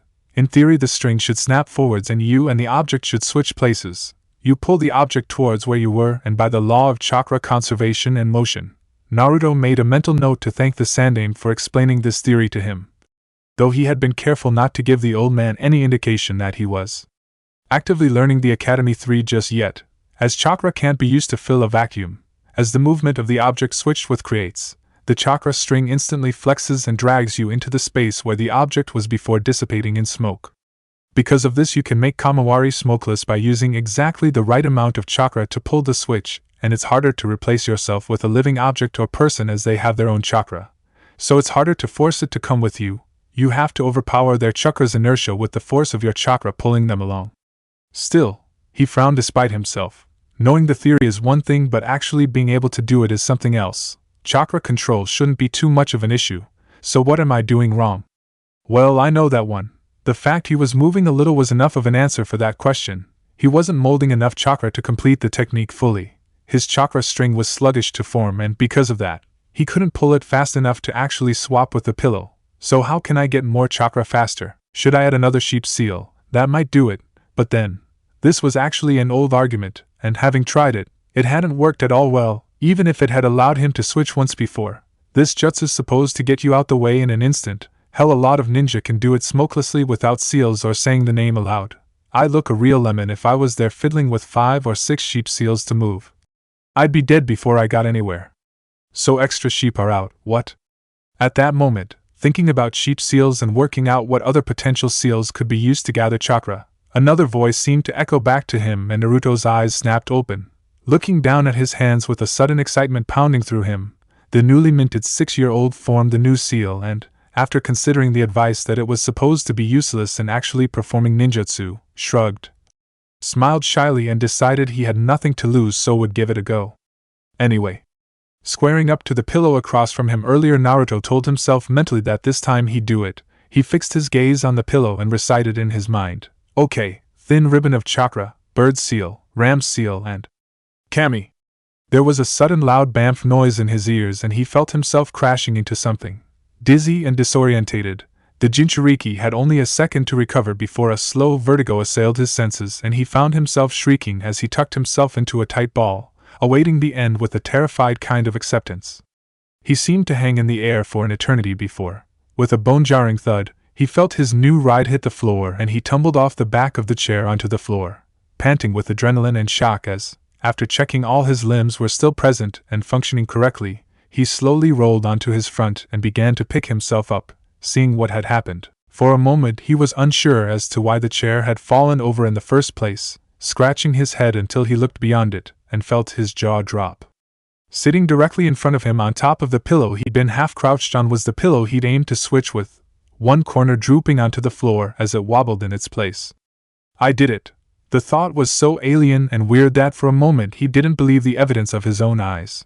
In fact, only when he paced slowly over to the pillow and poked it tentatively did he actually leap into the air with an exclamation of delight. I actually really did it. I can do the Kamawari. Forget sheep, rams where it's at for this one. Even as he rewrote his own mental notes, however, the question of why rose up to greet him and he pondered for a minute. The teacher team said I had a lot of chakra. Could that be it? Ah, who cares? What matters is I can do it. Now all I need to do is practice lots, then I can work on what that Hyuga said. Memories of the white-eyed man regarding him dispassionately almost made the youngsters shiver. Of all the clans except maybe those guys with sunglasses and high collars, the Hyuga clan always gave him the creeps as he could never tell what they were thinking. Though in that instance he'd gotten some good information for his spool of ninja wire.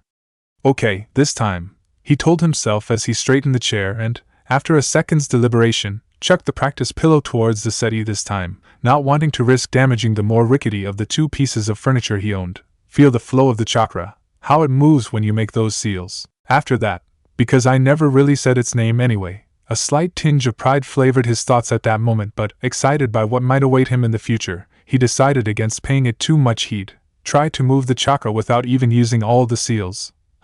This will take work. He knew next to nothing about the Hyuga clan, but what he did know was that you didn't try to fight them hand to hand unless you were the best, and their chakra control was legendarily good, something to do with their scary white eyes. But a future Hokage never backs down, believe it. Having set his mind on this new goal, Naruto, having targeted the pillow, closed his eyes, molded his hands slowly through the seals he needed, trying to trace the movement of his energy as he did so, and, without speaking, gave his chakra a hard yank. A second later there was a sudden crunch and a groan of pain as, rather than the pillow, he swapped with Seti itself and as a result slammed himself into the wall it had rested against. Right, mental note. He grimaced as he picked himself back up and shook his woozy head. Little less chakra next time. XXX dashing through the snow littering the training ground, Naruto once again simultaneously cursed the fact he was running late and blessed the Hasawadas for getting some gloves in his size and just before the cold teeth of winter had properly bitten around Konoha. The training grounds were covered in snow and ice. A boon and a bane for Naruto, as on the one hand most ninja were less likely to look for their lost gear due to the cold, but on the other trying to find shuriken and kunai alone was difficult under a blanket of snow and ninja wire. Forget it in this weather. Blowing into his pair of white mittens, the mouse of Konoha pulled up his collar and ducked under another low tree branch, careful not to disturb its current cargo of snow and have the whole lot drop down the back of his collar. Once bitten, twice shy in that regard. The winter had been unusually cold, but luckily Gigi had been around to check his apartment's heating system just before the first snow started to fall, so that had been a bonus. He'd had frost nipped once before, and it had taken him ages to get the feeling back into his fingertips. The mittens he had now were protecting him from the cold in the training ground, and the thick socks he'd traded for were proving to be a good investment by keeping his feet warm. But regardless of that, he was still running late for his last meeting of the day if he wanted to get back to Konoha before nightfall. Gigi didn't like it if he wasn't back in the village before dark. The Chunin Mado guy had kept him longer than expected and accidentally adding injury to injury. One of the new stretches he'd had Naruto try out as the penultimate step for to the full lateral splits had all but ripped both his jumpsuit and his groin. It had taken him 15 minutes to even hobble in a straight line after that, never mind run. Still, overall it would be worth it. Though the green shouty man was loud and at times as literally overpowering as he was a powerhouse in a fight, Naruto already felt a little stronger and a lot more flexible than he had been a year ago, though he was a little disappointed that the Chunin had been resolute in his decree that he wouldn't teach the orange-clad pregen in any taijutsu until he was at least 8. A year before he joined the academy. As he recognized the signs that he was getting close to the teacher team training area, he banished such thoughts and reached for the strap of his rucksack, ready with his present as he slowly stepped into the clearing and looked around. Damn, he inwardly cursed as his face fell, realizing his tardiness had cost him. Too late, they've all gone home. Not that I blame them. He shivered and hugged himself up in his jumpsuit. It's getting chilly out here again. Let's see. Realizing he'd missed an opportunity with friends, Naruto turned to the clearing again with a professional eye. Did they drop anything? With his scavenging instincts honed and refined over a period of several months, Konoha's mouse immediately went on the hunt, though he was doubtful he'd find anything as out of all the teams save for maybe those containing one or more Hyuga with their all-seeing eyes. An unfair advantage in the world of finding things other people had dropped Naruto. always groused in private as it was a rare day he'd ever find anything that had once belonged to a Hyuga on the training ground. His teacher team was orderly, neat, and tidy. Still, the cold might have made them forget, especially Kurenai-san. I think she wears that outfit for distraction to fight filthy, but I doubt it keeps the chill out much, Naruto reasoned mentally, peering under a thick bush before shaking his head and straightening up. Nope, nothing under there save leaves and bugs. Apart from that though, nothing ventured, nothing gained. Hey, what's... Ebisu-san? Ducking back behind the bush he just examined, Naruto peeked up again and realized that yes, he was indeed looking at the eldest member of the trio. The lanky Chunin was reclining against a thick tree, something that looked like a garishly covered book at eye level with his sunglasses. It must have been a good read because he hadn't even noticed the equally orange boy scrutinizing him, and he was usually very observant. Naruto took a second of screwing up his eyes before realizing he couldn't see the words on the front cover, and decided he might as well introduce himself. Hey Ebisu-san, what you readin'? The reaction to his jauntily shouted greeting was both explosive and amusing. The Chunin all but shot into the low branches of the tree he was stood under, book flailing and flapping around as he looked around wildly in every direction save the right one as he sought to track down the sudden shout's source. He must have blinked at some point as the tall man moved, as 1 second the book was there and the second after it wasn't, hidden in some part of the Chunin's ninja equipment. As, face slightly reddened, he folded his arms and looked at the child. Uzumaki-san. He paused to clear his throat, looking at Naruto through his ever-present glasses. I wonder if he's related to those bug guys at all. They always wear sunglasses, but he doesn't have a high collar. What are you doing here? Was hoping to run into your team, he replied, shucking his rucksack to the floor and opening it up. Just wanted to say thanks for teaching me that sticky leaf thing. An eyebrow rose. You have that exercise mastered? Naruto shook his head. No, not yet, but at least I can get the thing to stick without burning my eyebrows off, the Jinchuriki admitted before opening the top of his traveling pack. So, anything you need? Ebisu shook his head, still looking a little flustered with cheeks that appeared red enough to melt any snowflake that dared fall within 10 feet of them. No, not at present, Uzumaki-san. He seemed to be more on edge than even Naruto had suspected, looking around as though desperate for a way back to Konoha at short notice. I believe it would be best if we return to the village now. It is getting rather late. At this Naruto nodded, feeling it would be nice to have some company on the journey back rather than coming in solo as he usually did. Hefting slim and pulling his rucksack back on, he looked up to beam at the Chunin. Okay, sounds like a plan, Ebisu-sensei. With a tilt of his wrist, the top of Muruta-san's gift pointed towards the distant village gates. Let's go. The trip back was surprisingly quiet between the two of them, though this might have been due to Ebisu setting a quicker pace than Naruto was used to on the trip back. However, it didn't take Naruto long to adjust to this due to his continuing traipses around the training ground, and because of this, it wasn't long before the question Ebisu had dreaded was asked. So, what were you reading? That was Though lying was anathema to someone who wished to spend his life as a teacher, Ebisu was well aware that some things were just not to be admitted to save by highly renowned jounin who were strong enough to take stick from no one, so was, just this once, content to bend the truth just a little. A book about ladies and how to interact with them. This made Naruto look cross-eyed for a minute before he gave a slow, thoughtful nod. Okay, if you wanted to know about ladies, why don't you ask Kurenai-san? The unexpected query almost made Ebisu miss his step, choking as he looked around at the smaller form by the side of him. Uzumaki-san. He sounded horrified and Naruto immediately backpedaled. What did I say wrong? There are some questions no man should ever ask a lady, especially not a kunoichi. At least, not if he wants to keep all his extremities attached to his body. What kind of questions? Luckily, if there was one thing Ebisu was good at, it was deflecting attention and interest from himself and putting the onus back on others.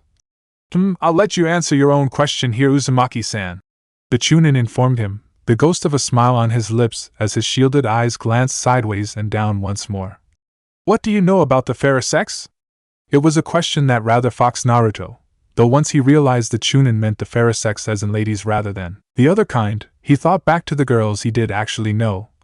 They're okay, some of them. I mean, Tenten-chan's really cool. She wants to be a ninja and her daddy's showing her how to use all the ninja weapons, and Ayam-chan's a real good cook and she's really smart too. You like these young ladies then? Yeah, kinda. Naruto scratched the back of his head, not quite sure where the ninja was going with this. They're friends if that's what you mean. Friends. As though this was the answer he'd been waiting for, Ebisu slowed down, pushing his glasses up his nose. Well, that is a good sign, Uzumaki-san. Having friends who are girls your own age is a very good trait to have. However, when you grow older there is a chance you might start to see these girls, or at least one of these girls, as something a little closer than a friend, if you see what I mean. Closer than friends? Racking his brain, the Jinchuriki thought as much as he was able to. For some reason he thought a lot of Izumo and Ko, having seen the deadly duo on more than one occasion as they finished their practical training sessions at the academy training grounds, and one of the words they used to tease each other regarding the girls in their class. You mean like a girlfriend? That Ebisu hadn't been expecting. How do you know what a girlfriend is? Heard it off some people I know in the academy. Naruto spoke dismissively before. As he thought about the problem, he saw a thread between Ebisu's questions and what he'd said earlier about the other member of his squad, and, once he'd seen the beginnings of such a path, he could do nothing more than follow it.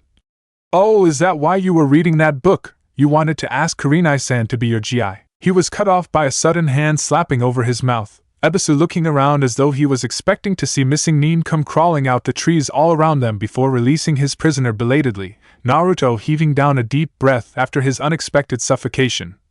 Naruto.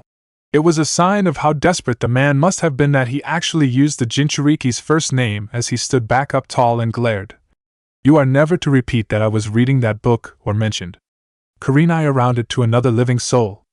Especially not Kurenai-san. Why not? I think it's quite, what's the word? He scrunched his face up, clicking his fingers as he tried to recall the elusive syllables.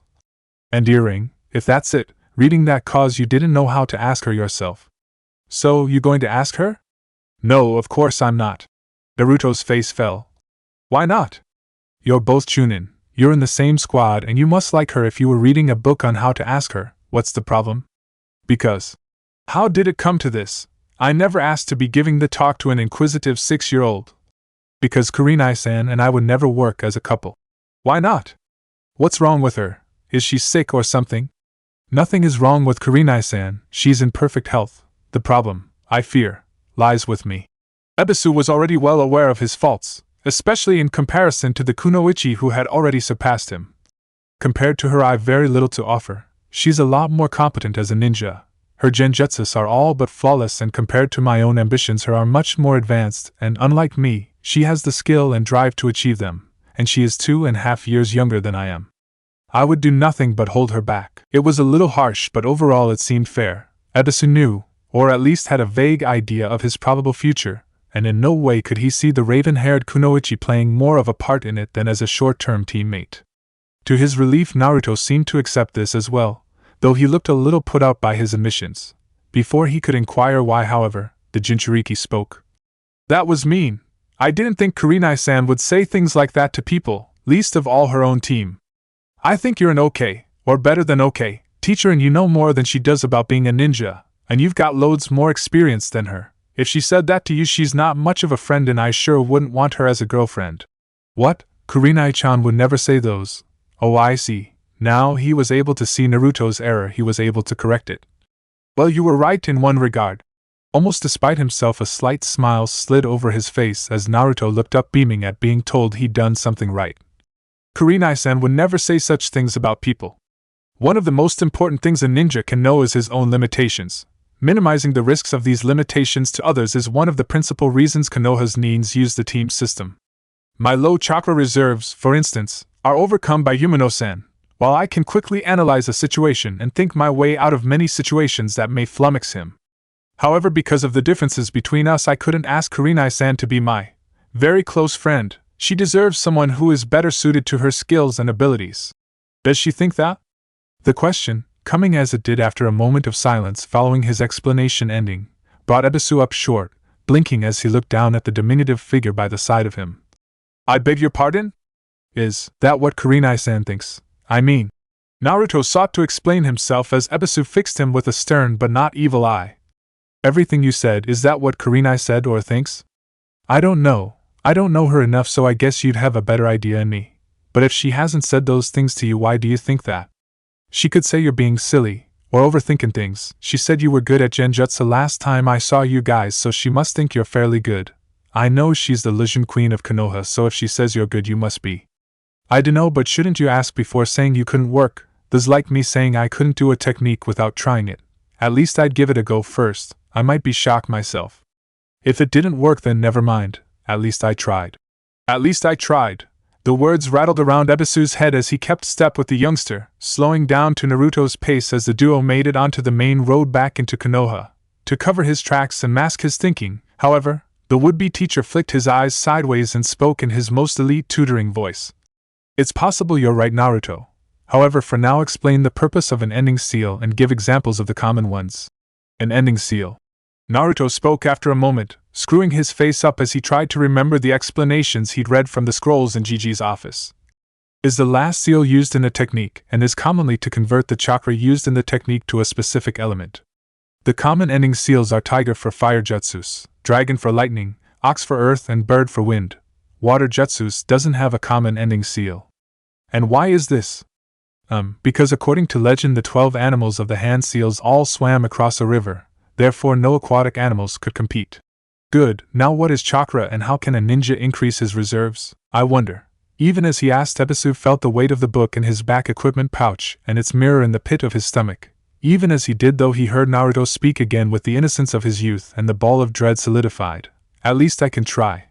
I wonder if the Yamanakas are open still, and if I remember rightly, Kurenai was planning to throw a celebration in a few months' time when her friend gets back. If I offered some help there. Chakra is XXX. Surprise! She was so deep in her thoughtful trance that she didn't even notice how dark the interior of the dango store she'd arranged to meet Kurenai-chan at had been. Because of that, when the lights went on, and everyone jumped out from where they'd been hiding, quite a few of them were forced to jump back in again to avoid being kibabbed by rapid-fire kunai. Enough. Once more Gunma managed to keep his ever-present Senbon in his mouth even as he shouted at the top of his lungs. We surrender. Please accept our offering of dango and sake as a token of our submission. Still not dropping her recent kunai, and with a jutsu on the tip of her tongue, the recently returned kunoichi glared around at everyone before. To a chorus of relieved exhalations, she dropped the item back into her weapon pouch, grabbed a skewer of dango from the closest table, and let a massive grin slip over her face. You got that right. Crawl, maggots, crawl, Anko demanded, stepping forwards to accept a saucer of sake from the senbon chewing chunin. Cheers, Genmakuen. I take it you had a lot to do with this? Typically of his affable nature, he shrugged and wafted a hand around. Mostly Kurenai-chan actually, but we all did our bit, he admitted. The other chunin and occasional career genin, now they realized the threat was over, shuffled back out from where they dived for cover and slowly began to strike up conversations. So, glad to be back? Sort of. Anko seemed to mimic her slightly older friend by talking around her dango skewer. Though Gunma had graduated in the year above her at the academy, he was so laid back that even following her reappearance after the Oro Ikimaru incident, he bore her no ill will, and because of that made it onto the very short list of people the Snake Mistress called more than a casual acquaintance. The last mission was important, but it was so long. I had to act the part of a good little courtesan for over 6 months, and the daimyo of Mist is a real stick in the mud. Totally faithful to his wife and wouldn't even think of goosing one of his courtesans, never mind having some fun with one. From what I've heard of that daimyo's wife, I can't blame him. She's supposed to be able to put Tora to shame. Gunma chuckled, helping himself to a bite of dango as Anko moved slightly around him, looking for her oldest friend. Still, you got the mission done with extra from what I hear. Managed to isolate a couple of spies in our own court. Anko smirked nastily. Yeah, and Ibiki better save me some when he gets his grubby little mitts on them. Gunma shook his head, finally removing his senbon and tucking it behind his ear as he made to move away from the returning kunoichi, her previous mission finally over. I'm sure he won't forget. Anyway, from what I hear, you're going to be needed more than ever. Anko-chan, you hear what happened to the Sandame's little girl? Yeah, occupational hazard in our line of work, the seductive infiltrator admitted. Though she'd not seen the youngest Sarutobi since she'd been reinstated as a chunin of the Leaf, Anko acknowledged the other woman as a rival of sorts, as both kunoichi were infiltration specialists. However, as the Sarutobi was a direct relation to the Sandame, and therefore a major prize for the enemy should she be captured, she officially didn't exist, and no one outside her immediate family had ever conclusively seen her on a mission or reporting to her father. Still, good luck to her. While she's out of commission with her brat, that leaves me as the #1 seductress of Konoha. Anko flashed a victory sign and grinned as Gunma just shook his head, knowing from long experience that when she was in this kind of mood it would be an exercise in futility in trying to talk to her like a grown-up. Not like she hasn't earned the right to act like a kid though. I couldn't do the job she does. And you're proud of that? Yep. Enko assured him with a happy nod before draping an arm over his shoulder, sultriness in her smile and mischief in her lavender eyes. Now what say you and I ditch this place, head to mine and I show you just how I got my #1 spot. I say I'm not that suicidal, even if it would be a hell of a way to go. Ginma countered, ignoring the slightly taller woman's hurt pout and protruding lower lip as she stuck her nose in the air as his gentle rebuttal. From what I've heard, the last guy you dragged into your room didn't escape for 5 days, and by the time he did, not even Inoichi could help him get his head screwed back on straight. Yeah, but what after getting a good look at his memories, even Inoichi needed a cigarette afterwards.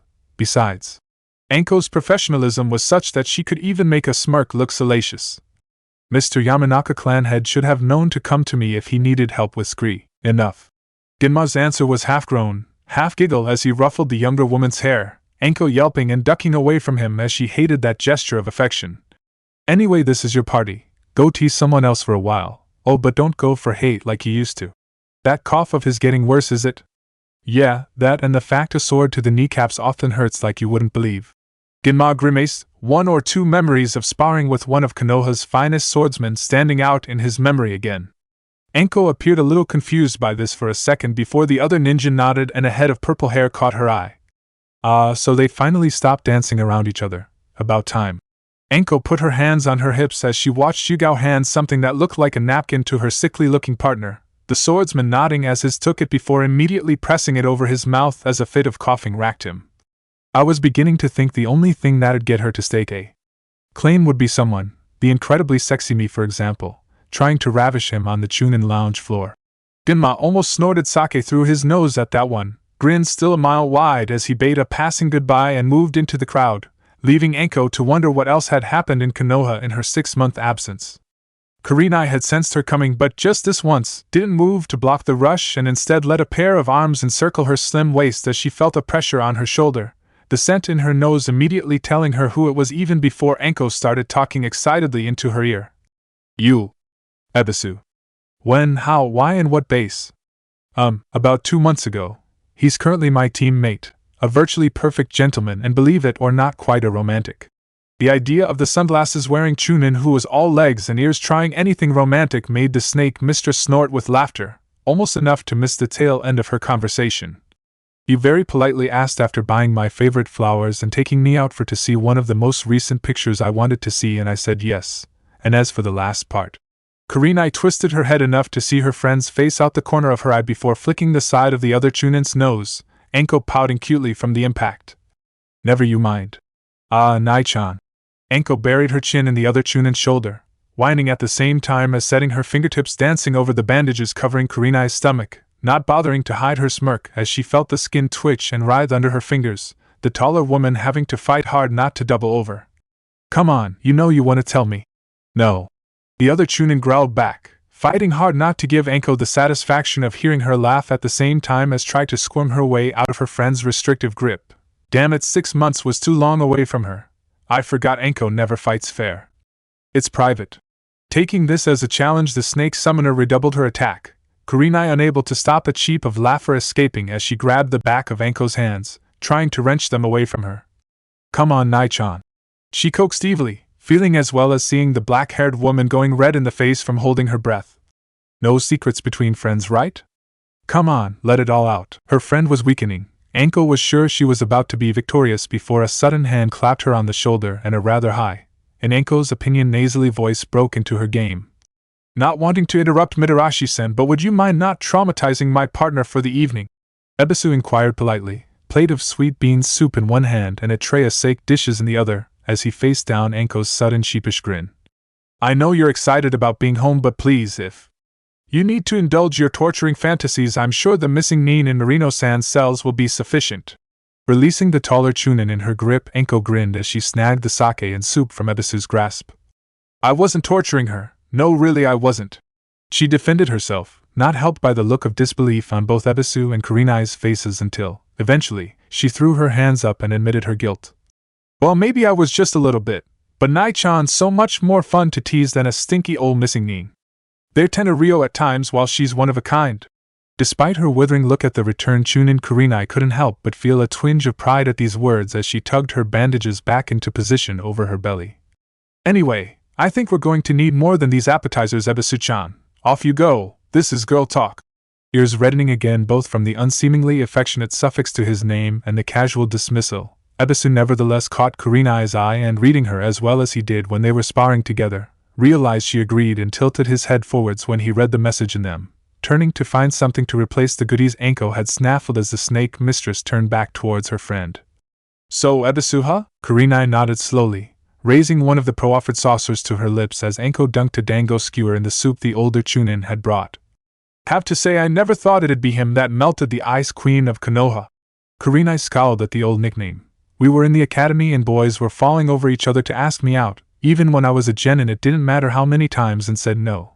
I used one measly genjutsu to get them to back off and I got labeled with that title. Reckon he's the one, Night-chan? I don't know. The other woman replied honestly after a moment's thought, a small smile gracing her face as she caught sight of her partner over by one of the food tables, loading up a new plate. He's not exactly what you'd call a red-blooded male, but Ebisu-kun's very sweet in his own way, good with kids too. We're just taking it one day at a time. She soldiered on, fastidiously ignoring Anko as the lavender-haired Kunoichi pretended to retch into her sake saucer. He's not put a foot wrong the past couple of months, so I don't know. She repeated herself before flicking Anko's ear, making the other woman hiss in pain as she recoiled from the unseen sneak attack. Recollecting herself and sticking her tongue out, the reason behind the evening's celebration, leant against the nearest wall with one shoulder as she eyed up some of the other Chunin and genin who'd attended the party. Mean is striking when my guard was down. I'm a Kunoichi, Anko-chan, it comes with the job. The snake mistress sniffed again, casually looking around and raising an eyebrow at the talent on show. Oh, Aoba-kun got ripped compared to last time I saw him. And as if that's not bad enough, you and the other Kunoichi are nicking all the talent. She mock-wailed, Kurenai shaking her head and trying to disguise the shake in her shoulders at Anko's mock distress. At this rate I'm going to have to go cradle-robbing the latest boy wonder to get some man time. Cradle-robbing? Luckily someone uprooted the question that had been planted in the red-eyed Jounin's furrowed forehead, Aoba pricking his ears as he arrived at the bar for a refill. Boy wonder, Kakashi-senpai you mean? Oh no you. Anko gagged at the thought. Knowing him, he wouldn't even take his mask off for that. It'd be like trying to kiss a silkworm. She complained before shrugging her shoulders. Bumped into someone halfway up a tree on the way in. Little Gaki on the training fields. Must have been colorblind if he thought that orange monstrosity was anything like in vogue. Ah, you met the mouse. Aoba put the pieces together fractionally faster than Kurenai, leaning on the bar and explaining as Anko quirked her eyebrow. Little kid about yay high, bright blonde hair and 3 marks on each cheek? Yeah, that's Naruto. We call him the mouse, or the pack rat at times. He just hangs around the training grounds and picks up old weapons people lose, trades them for ninja lessons off us when he sees us. I thought he was a bit small to be a genin. I swear they get titchier every year. Anko looked a little mollified by the explanation, stirring a dumpling in the sweet bean soup Ebisu had provided. Well, explains what he was on about with trading and all that. I thought he'd bumped his head falling off the back of a merchant caravan. The genin by the side of her chortled, having missed the previous Chunin exam by dint of there not being an available spot on any of the competing teams. He bumped his head somewhere along the line, I reckon, probably just after birth. Aoba commented, though in truth he had nothing against the young Uzumaki. In fact, like most ninja, he found him to be a welcome break from the monotony of training and doing low-rank missions whenever he reared his blonde-haired head. Still, when you cross paths with him, I thought you'd have just come back here as soon as you were able for the dango. If nothing else, I would have done, if he hadn't been halfway up a tree and caught my eye. I nearly went face first into a larch because of his jumpsuit, and, after dazzling me like that. She sighed and shrugged her shoulders, her chainmail shirt rippling in a way that made Aoba look away, and Ebisu now returned with more nibbles, all but shoot steam out his ears. Well, I just had to introduce myself. A sudden tremor of unease rippled over Kurenai's slim back. Anko, the snake summoner, looked around as her friend tried to sound casual despite her trepidation. That kid's only 6, what did you do exactly? There was a teasing lilt in those purple eyes, one that made Kurenai fear the worst as Anko's words only made a bad situation worse. Oh, nothing too unfriendly. Apparently unaware of the sudden attention she was getting, Anko knocked back her latest saucer and smirked. Just a little joke. XXX well, you see something new every day. The thought echoed around Anko's mind as she watched the painfully bright body beneath her continue its slow ascent up the tree inch by tortuous inch. Her recently flared temper cooled and she sat on the branch she'd landed on, watching the thing that distracted her as her keen hearing picked out the odd grunt, pant and swear word from the climbing figure. And who's this then? Gotta be a recent graduate, but if that's the case, where's his sensei? Or his team for that matter? Something was a little fishy here and, having nothing better to do with her day save report in, collect her paycheck, hit the hot springs and then the nearest bar, Anko stood back up and approached the situation with all her usual tact and diplomatic skills rising to the fore. Hoi Gaki! The response to this was unexpected and, in Anko's mind, unintentionally hilarious. Concentration broken by the sudden shout, the kid began flailing around on the trunk of the tree, scrabbling for purchase on the rough bark before, in desperation, he flung his arms as far around the tree as possible, hoping to cling on like a sloth. Overall, it didn't help much, but at least it made the bump softer as, overpowered by gravity, he slid down the tree trunk rather than fell straight to earth. Anko was there to greet him, hands on thighs from laughing as hard as she'd watched his doomed attempts to stay treeborne, an image of a sleeping Tora disturbed by a blundering genin springing to mind and only redoubling her mirth. It was only at a sudden disgruntled shout that she managed to push herself upright and observe the irate figure in tear-blurred vision, what looked like a short stick now balanced in his hands. What you do dat for?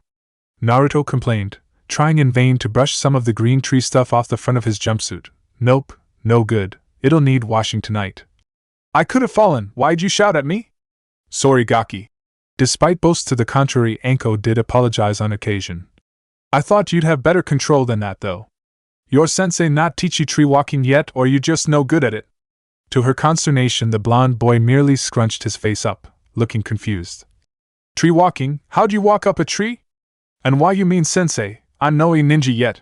Belatedly noticing the lack of headwear, Anko narrowed her eyes. Is that so? She said dangerously, though the kid didn't fall back even if he did raise his little staff slightly more. In that case, what are you doing here, and what were you trying to do to that per tree? At these questions the brat seemed only to look slightly more confused. You not been around much lady. I work on a trainin' grounds, look for weapons trade with the ninja. There's on up there.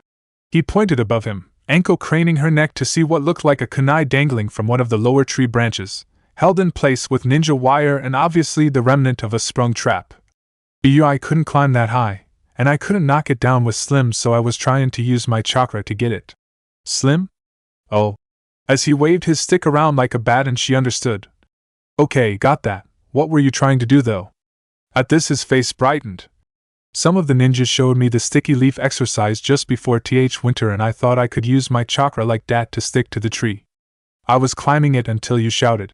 He added petulantly, scowling across at the kunoichi as Anko took in what he'd said and, despite herself, felt a trickle of admiration enter her mind. Pretty smart actually, using chakra like that to stick. Alright, he looked like a snake trying to wriggle up a drainpipe doing it, but hey, it was working, and he came up with it on his own. Not too shabby for someone with no sensei. XXX, Uzumaki-san was doing what? The question broke in on her thoughts and derailed her recollections, making her shoot Ebisu a nasty look. The name Chunin, however, either didn't notice or didn't care, instead looking shocked as did, she belatedly noticed, most of the others who'd been listening in on her meeting the mouse. Like I said, he figured out how to basically get up a tree with chakra. Not bad for a gaki who wears orange as a ninja. He said he'd try again when I left after he tried to sell me the stuff in his backpack. She snorted as she lounged across the bar, gesturing for a top-up from the barman. Credit where it's due, first guy I've ever met who didn't try to buy my body. Aoba spluttered into his drink at that, looking her up and down as he wiped the sake off his lips. And even if he did, he wouldn't have a clue what to do with it. Yeah, lessons would have cost extra. Pervert, he accused. Aoba-chan. Anko smirked in her mind even as she quirked an eyebrow at his damnation. This is why you never win an argument against me. You denigrate what I'm proud to admit. Guilty as charged, she replied coolly, Kurenai by the side of her merely rolling her eyes as she was reminded of her friend's attitude and antics. Apart from that though, because of him I was running late to meet the Hokage, so I said I'd peruse his wares later if he brought them along to a meeting place I mentioned to him. Her eyes flashed across the bar and an evil grin split her lips. That was about 25 minutes ago. There was silence in the bar before. With a cough, Hate felt obliged to make a comment. You stood up a little kid? Yep, Anko nodded happily as groans of exasperation filled the air. That'll teach him to nearly make me break my pretty little nose on a rotten old tree. He should have gotten the message by now, and even then it'll teach him that ninja lie sometimes. Harsh but true. Very true, now go and get him. Kurenai demanded, hardening her heart against her friend's disbelieving look and wobbling lips. It's not fair to pick on the mouse like that, Anko-chan. Go and pick him up and make sure he gets home safe. I don't know him all that well, but Naruto's nothing if hard-headed. He'll stay there all night unless someone calls him off. Ah, but Nai-chan, it's cold out there, Anko complained, trying to wheedle her way out of being forced to go back outside when she was comfortable with her friends and an overabundance of sake and dango. Don't make me go out. It might rain and I'll get wet on the grounds. Grounds? The word jarred in Aoba's mind, prompting his question. What do you mean by the grounds? Where? Do you think I told him to meet me? It's my home from home after all. Oh, come on. She chuckled at the suddenly horror-struck faces before her, many of the assembled Chunin and Aoba going white. It's not like he'd actually go in there, right? Right. Suddenly faced with her peers rapidly looking at each other and almost simultaneously downing drinks and snacks before making a concerted rush for the door, Anko could only curse before taking a last bite of dango, a last swallow of sake, and herring out after them. XXX, right, that's it, I'm going in. Patience finally snapping like rusty ninja wire, Naruto threw himself to his feet and, seizing Slim, he strode towards the fence in front of him, unaware of the danger signs as it was too dark to see them, and grabbed a fistful of chain link, heaving himself up with his rucksack on his back. The Jinchuriki pulled himself upwards until he was able to throw his leg over the fence, and repeat the motions in reverse to hit the floor as well, looking around in the darkness to try and see where he was. There was no sign of the kunoichi who said she'd be here 30 minutes ago, so he guessed it was up to him to track her down. Training of a sort, I guess. Okay, first things first. Anko-san. His shout split the night like a thunderbolt, though there appeared to be no answer save the rustling of the leaves in the night breeze. You in here? Anko-san, this isn't funny. If you're hiding, get out here now. Ah, about time. Hearing someone approach, the young would-be ninja slammed the business end of Slim into the ground and began to take off his rucksack. If that was meant to be a joke, it wasn't a funny one. I've been freezing my butt off for ages waiting for you.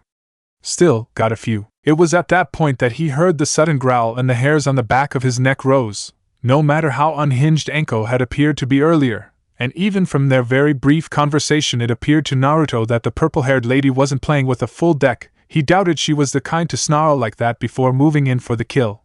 The footsteps seemed to get heavier as he swallowed and voiced a silent plea to Kami through his parched throat before mustering the tiny reserves of his courage left and turned towards the noise.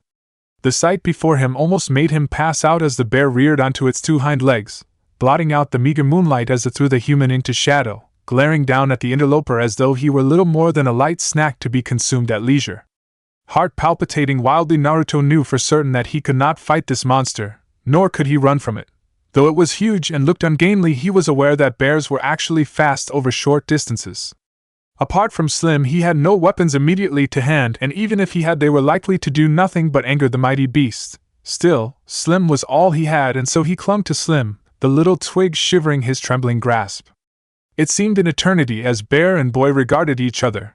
Even in the darkness he could see its piggy little eyes shadowed by the fur on its well-muscled face, its nose flapping in the still air as it sampled his terror.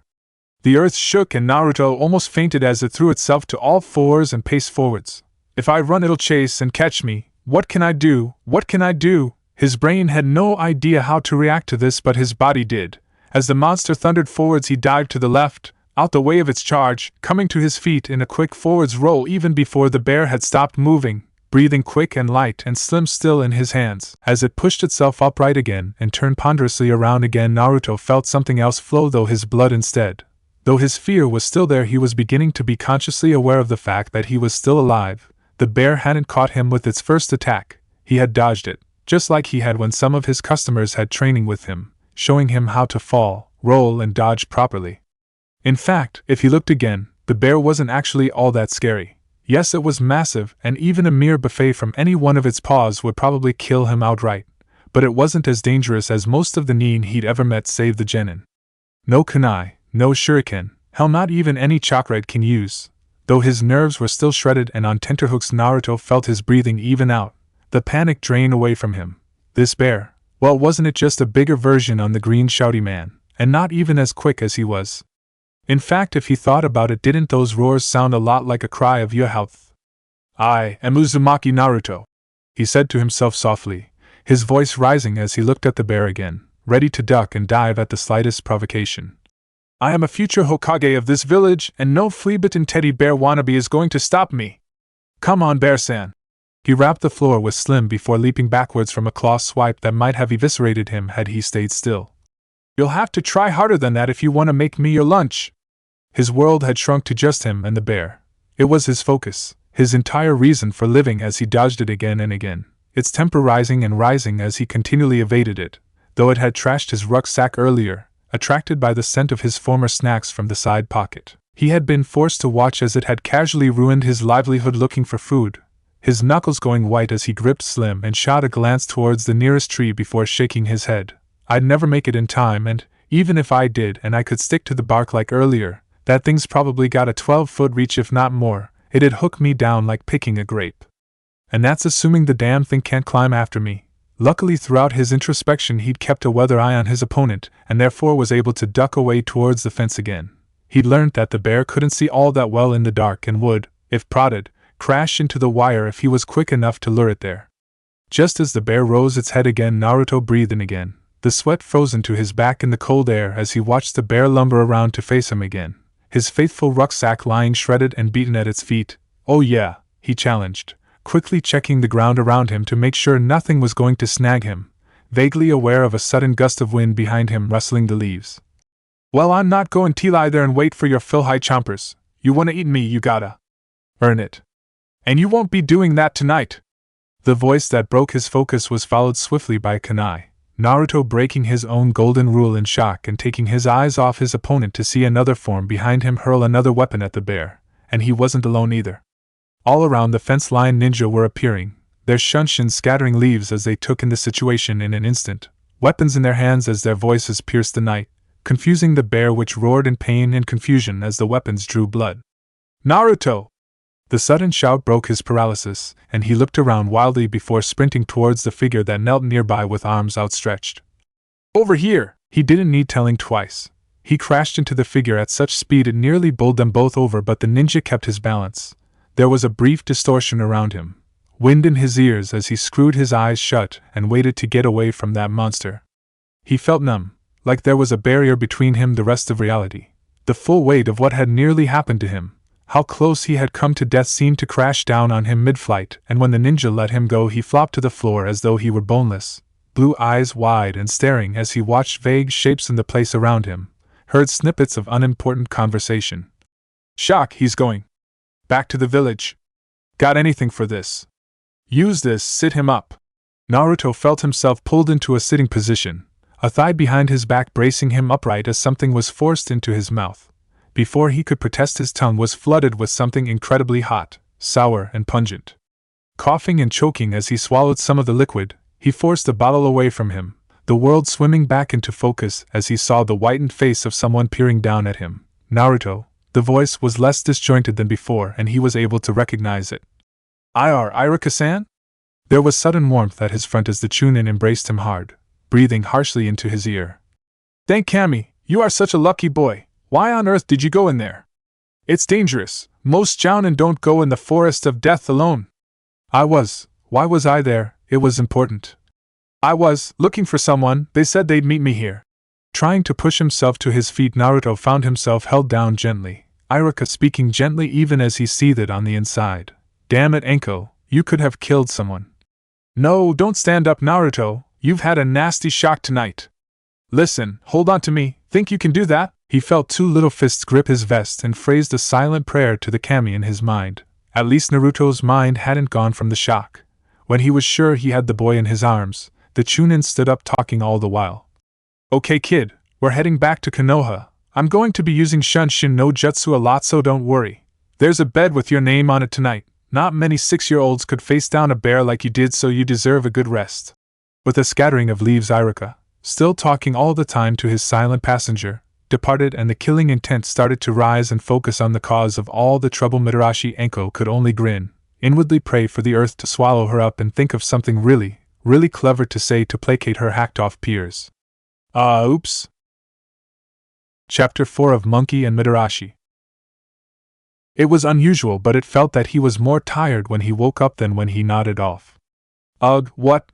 Not the ideal thought in the morning for a would-be defender of Konoha admittedly, but Naruto could not do any more than peer around the place blearily, wondering why it didn't look like his apartment, and what that funny smell was. It was very white, that was his first impression, very white and looked very clean. But why was he here and, more to the point, where was here? Looking up at the blank ceiling, the boy was tried to figure out what had happened, and it was at that point the memories came back and he gasped. Climbing up the fence, determined to find the woman who promised him the best ninja lesson ever if he managed to impress her with his wares. Dropping his rucksack to the floor as he heard the footsteps before realizing they were too heavy and deep to be human footsteps. It blocked out the moon, cast him into shadow. It was huge, unstoppable, unkillable, and out for his blood. He danced around it knowing a single misstep would be his end. It called the tune and he had no choice but to listen. He was never going to be Hokage. He was not going to be a ninja. Hell, he wasn't even going to get the academy. He was going to die. A sudden hand on his forehead almost made him scream. The only reason he didn't was due to the terror lodging in his throat, stifling his breath. He thrashed around on the bed before a sudden tap from the hand made him stop through a small burst of pain. Before he had time to register his displeasure from the pain, the visitor by the side of him in the chair he hadn't even noticed sat back down, twiddling his samban around his lips as he spoke. "Relax, kid, you're safer in here than a Hyuga's chastity," Genma told him without thinking, cursing immediately afterwards as he realized the youngster wouldn't get the joke. Looking to cover his misdemeanor before Naruto could ask any awkward questions, the Chunin moved on. "Don't worry, you're only in the hospital for observation after the shock you had last night." "Shock?" The kid parroted numbly, watching as Genma nodded, the twig of metal clicking between his teeth like a metronome. "Yeah, kind of happens to 6-year-olds when they come face to face with a full-grown Konoha honey bear. Yugao-chan just got back from training ground 44 at first light, said from the ground there you must have been dodging that thing for at least 4, more likely 6 minutes. We were all impressed by that. Nice to see your training pay off."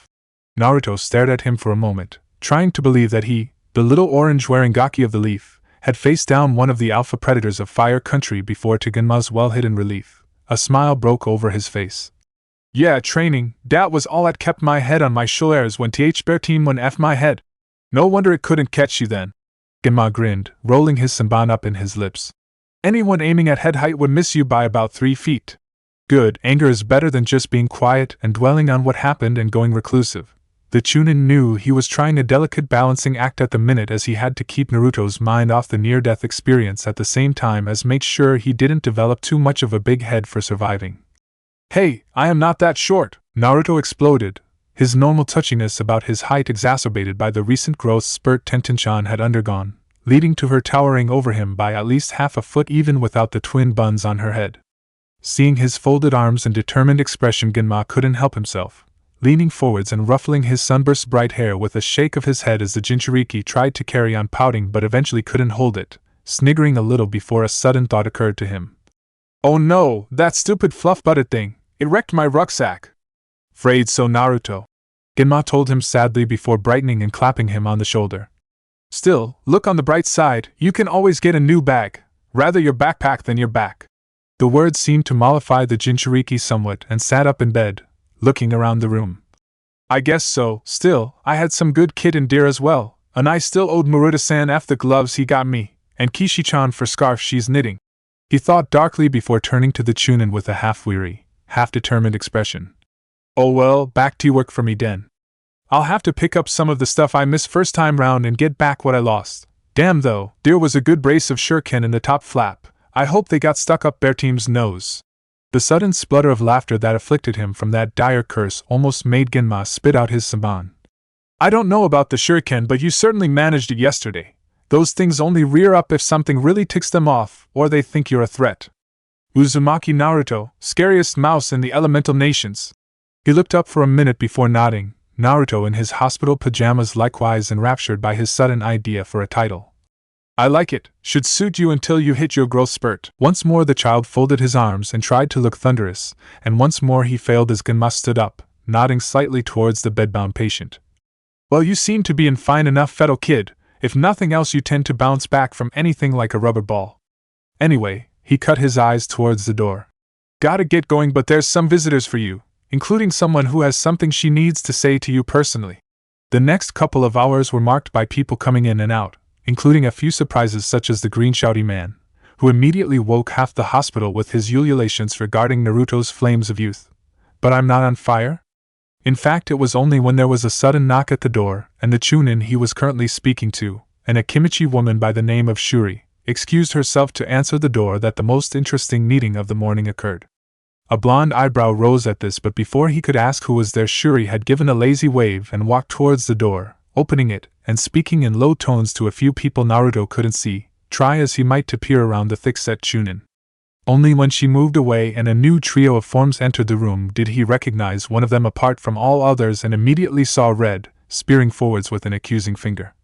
You left me out there all night. I almost got eaten by a bear because of you. XXX, had she really thought last night had been bad? Somehow, compared to the disgusted and in a couple of cases borderline murderous glares and sneers she'd been greeted with last night, those words of condemnation hurt Enko even more than the potential isolation. The pain wasn't just due to the fact that one of her pranks had gone wrong and because of that someone could have been hurt. If she had a dango skewer every time that had happened over the years, no ninja in Konoha would have ever been short of Sanban at short notice. It was more to do with the fact that, having looked at herself in the mirror of the hospital room where Irika had deposited the unintended consequence of her little joke, she had seen a different face staring back at her. An older face, a crueler face that loved to toy with the strings of puppets who knew no better, making them dance and gyrate to his whims until, when he was bored of them, he cut their strings without remorse or feeling. She had gotten little sleep the last night, a time that was meant to be celebration instead marred by internal warring, fighting down urges of the parasite on her neck as it sensed her unease and tried to infiltrate her mind once more. No, I am not my sensei. I am not. But I manipulated him. It was a horrible admission to make, an awful thing to have to face up to as her own haggard face stared back at her from the mirror in her bedroom, her own weakness reflected back at her in the harsh light of morning. I took someone, a 6-year-old child, who had no idea of who I am or what I do, and used him for my own amusement. Because of that he could have been killed. The rest of the crowd who are fond of him now pretty much hate my guts, and though she knew what was coming and had no chance to avoid it unless she wanted to be ostracized again, this time for a reason that was entirely her conscious fault rather than a crime that could be blamed on in childish infatuation with a charismatic, utterly evil sensei, and now I have to face him and apologize for it. Hey Gaki. Well aware of the sword-wielding duo flanking her like an honor guard and drilling into a temple each with a pair of steely glares, the snake mistress raised a hand half-heartedly in greeting. You been keeping well? Oh, sure. 6 he might have been, but as she felt her ego lashed by the acidic whip of his tongue, she had to admit through gritted teeth he at least had the sarcasm down. Apart from freezing my butt off waiting for someone who never showed and then having to dance around and watch my rucksack and all my old weapons and pretty much the rest of my job inside it disappear down the gullet of a hungry and hacked-off bear. Add to dat guys who rescued me half drowning me with something I still can't lose the taste of, and yeah, I'm absolutely fine. How about you? How was your night? Get caught up in your party and forget about me, or was that part of joke I missed? By the end of his speech she was cringing, having to force her suddenly stiff body to bow jerkily from the waist, a position of apology and regret as she spoke in a voice she barely recognized as her own, much too soft and submissive to have usually come from her. I know, and I'm sorry I'm sorry Naruto-san. She lowered her bow, for once not even tempted to wiggle her shapely behind at hate to see if she could get him to blush, and not just because her hindquarters were well within range of Yugao's blade. There was nothing fun about this morning. I didn't know, in fact I didn't think. Yeah, I guess that. Damn it, she growled under her breath as she saw from the corner of her eye at least one of her escort's shoulders shake as Naruto cut her off. This is hard enough as it is, brat, don't keep opening your big mouth to make it worse. I didn't think you knew where training area 44 even was or that you would enter it. Obviously I don't know you very well. She stood up and looked him square in the face, a little more relieved that at least his arms weren't folded anymore. The others were more than happy to correct me on that count, I can tell you.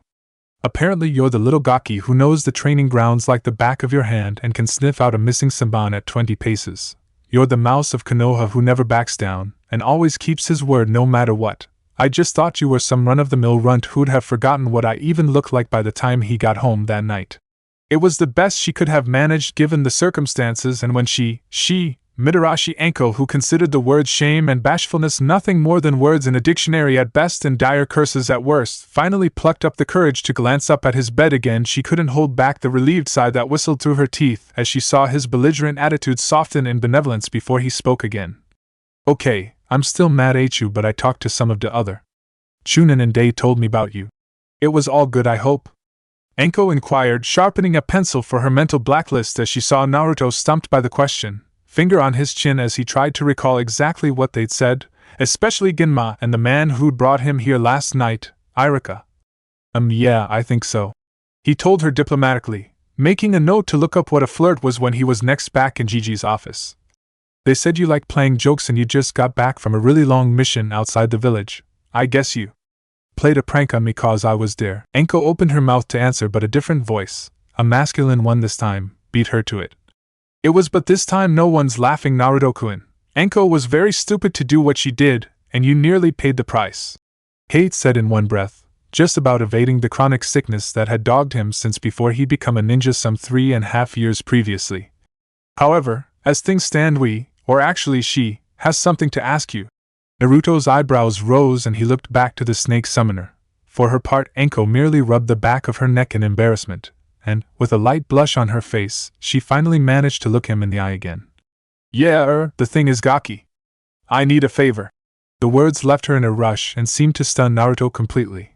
His jaw flopped open even as redness started creeping up his face, making his cheeks blotchy and mottling his whisker marks. She wants me to help her, after last night. His face screwed up immediately, and he was about to tell her where to go in as firm a tone and message a 6-year-old could manage before a hand settled on his shoulder, and he almost jumped. Wow, that's a real ninja. I never even saw or heard her move. I gotta learn how to do that. I know you're angry with Anko, Naruto-kun. Yugao explained with a small smile before flashing harder eyes towards her fellow Chunin. And you have every right to be, considering how much of a prat she was last night. However, this is a life lesson you'll have to learn sometime, and not just a ninja lesson either. In life you'll meet people who mess you around and make you mad. However, you have to realize the greater significance of her actions, and what they could mean for her if some people hear of them. Some people? Naruto repeated, looking thoughtful before a sudden light filled his eyes. You mean like Gigi? I bet he'd be mad if he found out, and he's scary when he's mad. Hate hid his chuckle with a coughing fit as Anko, while looking superbly uninterested as she filed her nails with a kunai, was nevertheless perturbed by his apparent family connections. Damn, bet his grandpa has a seat on the council, or something. Or wouldn't that just go down like a lead balloon on my charge sheet? Attempted assassination of a council member's family. Yes, well actually your Gigi is the reason Anko needs the favor. Yugao explained, rigidly keeping her face straight. She'd have time to laugh later at the other Chunin's expense. Due to some history I'm not going into now, she's got a bit of a bad reputation with the council. Yes, I know. She just couldn't resist the little dig that the blonde Jinchuriki's sudden snigger paved the way for. Hard to believe, isn't it? But seriously though, if people like your Gigi find out what really happened last night, Anko could be in a shed load of trouble less than 24 hours after getting home. Sounds bad, doesn't it? Yeah, even I don't get in trouble that fast. Anko just about held in a giggle as she heard Hate mutter something along the lines of him being able to if he put his mind to it, settling herself down to hear the next part of Yugao's explanation. So, though I know you're angry with Anko, if you tell the truth to your Gigi, he'll get really angry with Anko, and that could put a real downer on her last mission. Because of that, well, it's up to you. Do you really want to get her in trouble that much? Taking her cue, Anko put on her best puppy dog pout, trying to force a tear out of her eye as the boy in the bed looked over at her levelly. Come on, you little Gaki. The last person who forced me to do this was the Yondaime, and that was when I was asking for my first A-ranked mission. And to her relief he eventually nodded, seemed to fold in on himself slightly as the fight drained out of him. Okay, Yugao-san, I wouldn't want anything that bad to happen to Anko-san, but what do I say to Gigi if he asks? What happened? And that is the lesson, Naruto, one of two if you like. Hate spoke this time, having washed his hand after his most recent coughing fit. First one, as you demonstrated, is that sometimes you have to grit your teeth and pull people you don't like out the fire. In the ninja corps we call that leaving no man behind. When you're on a mission, it doesn't matter if you hate your teammates' guts, You leave that at the Hokage's door for as long as the mission goes on. If he or she gets in trouble, you do your damnedest to get them out of it." He coughed again, this time into a paper towel supplied by Anko. "Just like you're doing with Anko now. She's impaled herself on her own katana and you, being the bigger person, are doing your best to pull her off it and protect her from what your Gigi would do if he found out what she did to you. But she's bigger than me. Not literally, I know she's bigger, but forget it." Hate let that one drop as he realized he didn't have all that much time to explain before her briefed Naruto on the plan they'd all come up with to sweep this one under the carpet. "I meant bigger in that you're helping her even though she ticked you off." "Oh, okay." The little Jinchuriki seemed to think this over for a minute before nodding his assent.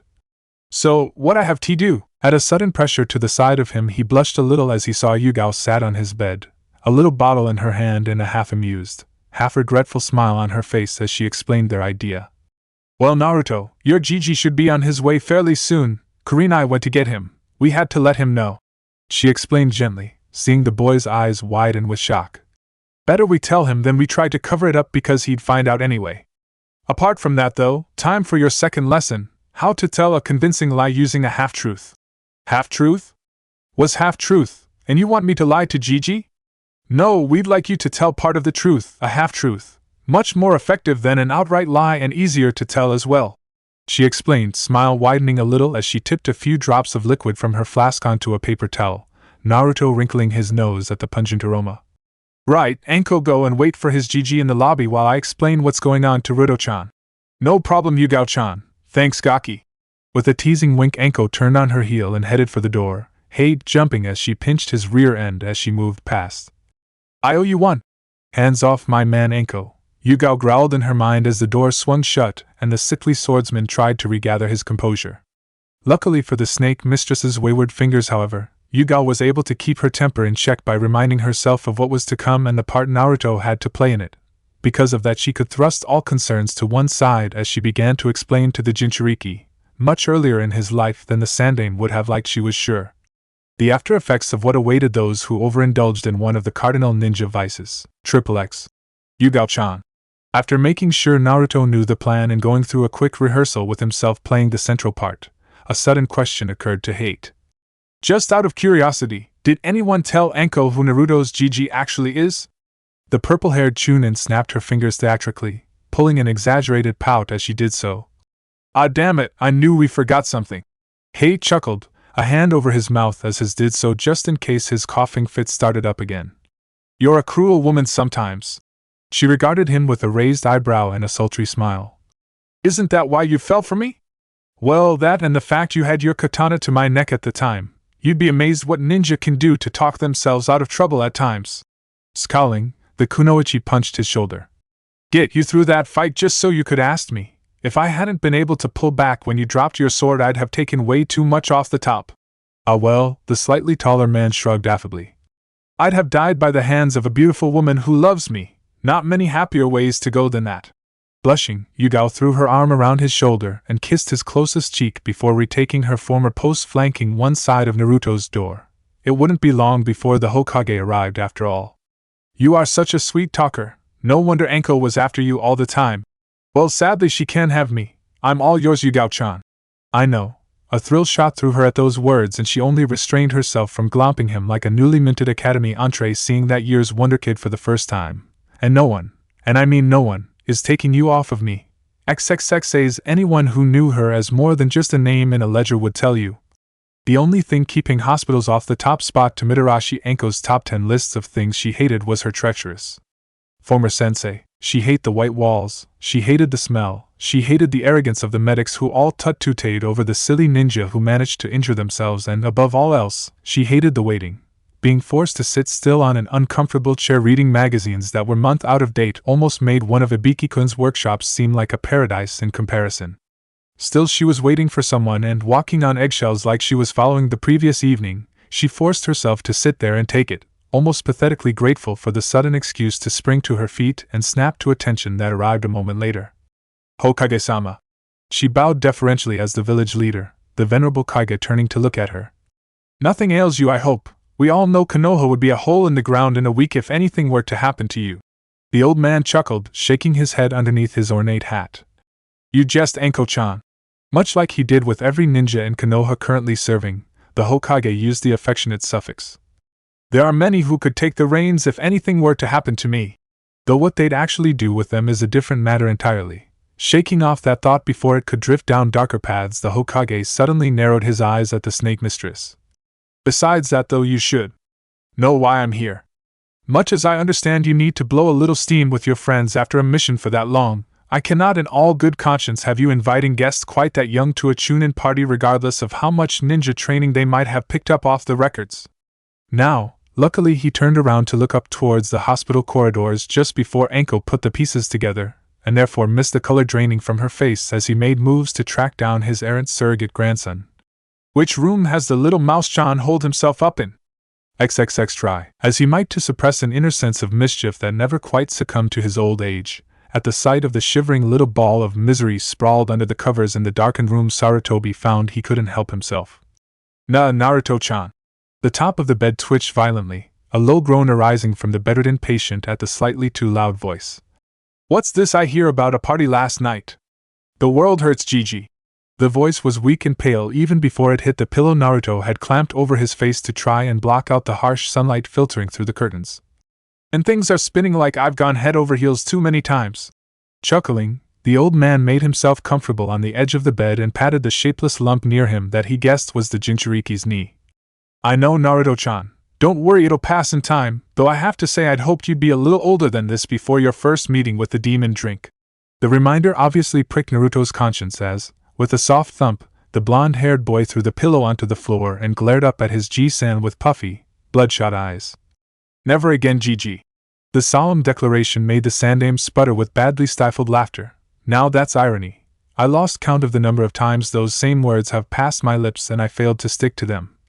I thought it was just funny tastin' pop, gone a bit sour, at least is what the kunoichi who told me to come to dat place said. I thought she just wanted to see me for my busness. Well, Naruto, it's a sad but true that all ninja lie, and the kunoichi you met on the training field yesterday is an undisputed master of that little skill.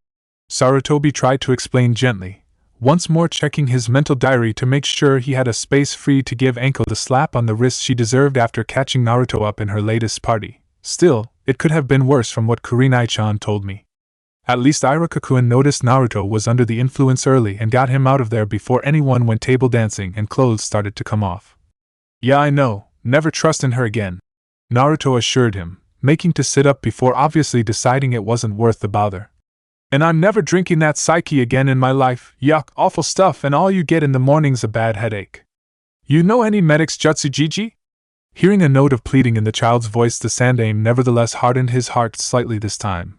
If nothing else, the pain at this age would make sure Naruto didn't forget this lesson in a hurry. Sorry, Naruto-chan, it's best if you let hangovers wear off naturally, and the drink is sake and should only be drunk by civilian adults or ninja and only then in moderation. Was moderation?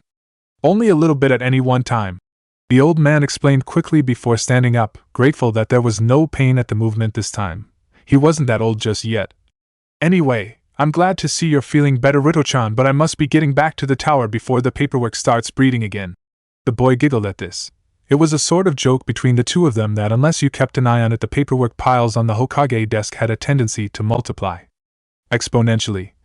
Call in later when they discharge you. In the meantime, I have a certain Hebe charmer who needs a quick reminder of what is and is not acceptable on celebration involving children. Least of all children of Naruto-chan's ilk. I'm certain if he knew the boy would fight to the last breath to stop the monster getting loose, but under the influence, would he able to fight that well? I'd rather not test the theory. With that in mind, the old Kage excused himself, nodded deferentially to the two Chunin who seemed to have appointed themselves as honor guards to his adopted grandson's hospital room, and quite fortunately, failed to notice a still very pale Midarashi Anko sat slumped in the lobby of the hospital as she tried to get her head around just how badly she'd screwed up this time. Of all the gakis on all the training fields in Konoha, I have to prank the one who's on first-name terms with my boss, with a sense of nausea seeping through her that had nothing at all to do with the moderate bout of sake she'd packed away the previous night. The lavender-haired kunoichi felt her face fall into her hands as the very thought of what would have happened had Naruto or any of the others told the truth of what she'd accidentally done. Sarutobi, despite his age, was still an S-ranked shinobi, and the thought of going into his office with the news that Konoha's resident Jinchuriki, who was also coincidentally his favorite orphan, was now located in the small intestines of one of the denizens of the Forest of Death. She'd have been amazed if the god of shinobi would have left her mortal remains as anything more than dust and a bad smell. Dread had solidified into a solid dead weight in her belly that rolled around in her stomach like a cannonball as she lurched to her feet, starting to walk back along the path the Hokage had taken like a condemned woman to the gallows. I just know I'm going to regret this, but I owe the little gaki. Better see what the little bugger wants out of me, and for his silence pretty much anything short of the snake summoning contract is a given. Assuming Sarutobi-sama leaves me alive long enough to give it to him, that is. XXX. It's not funny! Obviously, the two forms that had bundled themselves into his room a moment after Gigi had left, and were currently hanging off each other as shudders of laughter raced through them, didn't agree, forced as they were to bite down on their lips to avoid the sniggers escaping too badly. The world hurts, Gigi, Yugao mimed, wiping her eyes as Hyde's laughing fit degenerated into a rasping cough. Oh, I am so remembering that one next time I get one over the 8. Now then, I'm certain there's someone. She was cut off by the sound of the door banging open of the wall, and as Anko stumbled in, face white and expression rigid as she clutched at her chest, "Gaki," she breathed out harshly through gritted teeth. "Why do you call the Hokage Gigi?" "Well, he is old." Yugao made a noise that might have been anything between a sneeze and a belly laugh at that explanation, just about managing to straighten herself up as Naruto carried on. "Now I've done you a favor, your turn." "My turn?" Anko was indignant. "My turn for what?" "I need a favor. I want training off you." Anko goggled for a minute before, to the youngster's disgruntlement, she broke down giggling. "Training?" she managed to blurt out over her mirth. "Brat, the only training you could get off of me would be how to die in 2 easy steps. I throw a kunai, and you fail to dodge. I don't play around. Come back in about 20 years and then maybe, but now." She shook her head, no chance. To her amazement, however, the boy didn't back down, instead folding his arms and inserting a tearful quaver into his voice. "Wah, Gigi, the scary snake lady tricked me and I almost got ate up by a bear." Anko felt a chill run up her spine at those words. "If only because I've got to avoid this happening later today." Okay, no need to play dirty," she groused, putting a finger to her chin as though in thought. "Right, well, I do owe you one, but there's a good chance I might be needed for a mission soon. I'll see if I can squeeze you in for a couple of days over." "Midarashi Anko!" The sudden shout made everyone jump. Heck, even Hate was halfway up the wall before he recognized his girlfriend's voice and tried belatedly to regain his composure, as Yugao stormed up to her fellow lilac-haired kunoichi and immediately grabbed her attention by dint of grabbing her ear. "You will do no such thing." Along with Kurenai to a lesser extent, Yugao was considered something like the mother figure of her age group despite the fact she was actually younger than Ebisu. "I know for a fact. You have a mandatory 2-month rest period after any mission lasting over a year, and you're owed a lot of leave on top of that. So what you will do is go to the mission room and request every day off you are owed. You would then spend at least half of that time helping Naruto out and being a ninja. That is after you replace everything of his that overgrown fur rug ate yesterday night, and assuming the Hokage doesn't slap you with anything else. You will do this with perfect grace and a smile, or as Kami is my witness, I will take you over my knee and tan your hide here and now. Do I make myself clear?" As much as she was able to, Anko nodded frantically. "Clear a diamond, clear as glass. Just let go of my ear." After a final tug, Yugao complied and moved back, giving her friend the evil eye as though daring her to contradict the terms she'd dictated. Despite looking hurt, Anko wasn't that suicidal, instead rubbing the side of her head as she sniffled theatrically. "No love, I get no love and even less respect," she complained, playing for sympathy and not finding any from Hate, the swordsman, as always siding with his girlfriend, though Naruto looked a little more sympathetic to her cause. "Right, okay, I know when I'm beat. How long are you in here for, Gaki?" The blonde scratched the side of his head before looking away in embarrassment. "I'm no sure exactly. Shouldn't be too long," Hate commented, folding his arms as Yugao rested her head on his shoulder for a minute. "You were only in for observation, for shock." The boy snorted, this time fixing Yugao herself with a venomous glare. "Yep, be you, that was before you screwed the stuff in my eye," he complained, pointing at his bloodshot oculars. "What was it?" "Just lemon juice, needed to make your eyes water and puff up a bit," Yugao explained. "That way it looked like you'd had a couple of saucers of sake rather than just a mouthful gunma washed down your neck. Important part of telling a half-truth is that you look the part while you say it. That's why we drew the blinds to the windows as well, made it look like you had a headache." Looking a little more mollified at her explanation, Naruto nodded. Okay, I get it, but why'd Genma do that in the first place? It was horribly. It's a short-term cure for shock gaki. Enko explained distractedly, already screwing up her courage for what was to come next. Alcohol can help that, like if administered quickly. Anyway, I'll catch you up later. I've got to speak to your Gigi before I do anything else. That admission brought all the attention back to her, the other two chunins in the room having an inkling about what the snake mistress was on about, though sadly Naruto was left clueless. Why? Yugao-san just said, I know what she said. Enko cut him off quickly before softening her tone. But thing is, he's the Hokage and he's got ears all over this village. He'll find out what went on, and when he does, he's going to go hunting my cute little ass. The only way I can stop that happening is by stepping up to the gallows and shoving my head through the noose. Maybe that way he won't be as tempted to see me dance the swinging jig. If I survive, I'll come find you, Gaki. He'll tell me where you live. Until then. It was crunch time and she screwed up her courage, staring at the door in front of her. If you haven't seen me in 3 days, assume I didn't make it. With that, and before another word could be spoken, the youngest Chunin departed. As he watched the door swing shut behind her, Naruto turned to the other two adults still in the room and scratched his head. What's she so worried for? She won't get in too much trouble, will she? I mean, it's just Gigi. He's nice and he'll understand it was just meant to be a joke. After sharing a look, Yugao gave her boyfriend the nod and stepped back slightly, allowing Hei the floor. True, Naruto, the Hokage is a nice man most of the time. He explained before pausing, face scrunched up in that pained expression that Naruto knew meant he was trying to hold back another coughing fit. After a few seconds, though, it seemed he was successful as he continued.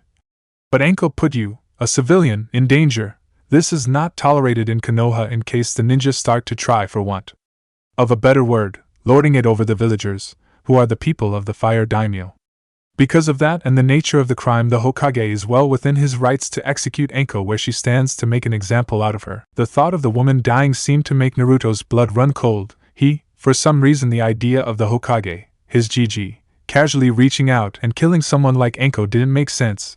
Every time he tried to picture Sarutobi with an executioner's axe, the picture was like something out of a comedy, the Hokage toppling over or his back going out as he tried to swing it. He wouldn't. No, Naruto-chan, he probably wouldn't, Yugao assured him, smiling kindly as she too knew the Hokage quite well, having been an orphan herself along with Hate. The visits of the god of shinobi to the orphanage had been the tipping point that had driven them to become shinobi, in spite of chronic illness in Hate's case. Konoha hasn't done as well as it has in the past by putting its ninja on the chopping block every time they do something stupid or break a rule accidentally. Because she's confessed to the crime, Enko will probably still get punished above and beyond what she's agreed with you. But it's unlikely she'll die for a prank that didn't follow the script. Good, Naruto blew out a sigh of relief. Gigi better not do away with her no matter what she did wrong. I need her alive to get my training right. XXX. It was a mark of how nervous she was that when a hand fell on her shoulder, her first reaction was to jump a foot in the air and half scream rather than stick a kunai into the person that hand belonged to. Iruka! Enko, the other Chunin, nodded before backing up promptly, not willing to provoke a temper only secondary to Senju Tsunade's in its infamy. You seem to be up earlier than usual. Out for a stroll? Yeah, just catching some fresh air before the Gaki's Gigi chucks me into a lightless cell for the next, I don't know, 10,000 years. She replied sarcastically, though she couldn't quite meet his eye as he tried and failed to look sympathetic. How do I do it, Iruka-kun? Is it something about me? I must have the worst luck in the world. Only I could be that unlucky that when I tried to stop off for a bit of fun it turns around and bites me in the ass that badly. You might call it bad luck, others might call it karma. Oh, come on. Iruka defended himself against his fellow Chunin's outraged glare. We've all been on the receiving end of a Mitarashi special before. You can't say you've not got a cruel sense of humor. Try as she might to deny it, Enko couldn't quite do it, and therefore she shrugged nonchalantly. Maybe not. I learned that if nothing else from the best. She muttered the last part quietly, the white face in the mirror smirking at her again before she shivered and banished the apparition with a concerted mental effort. Iruka, for his part, merely shrugged before falling into step alongside her. He'd not really had that much to do with Enko in the past, but from what he'd heard, it seemed like she'd been dealt a rough hand in life, and of all the lessons he'd ever taken to heart in his life, the one he lived up to as his nindo was that Konoha looked out for its own. It can't be that bad, Enko-san. If Hokage-sama was really upset with what happened, you really think you'd be able to take a little walk like this? Without carving a line through the leaf? The gallows humor made Anko smile. It was something at least, quite a feat considering the abhorrence the loyal snake summoner held missing means in. True, but then again Hokage-sama's not aware of the truth. He only knows the damage control exercise me, hate, and Yugao-chan managed to convince the Gaki to go along with.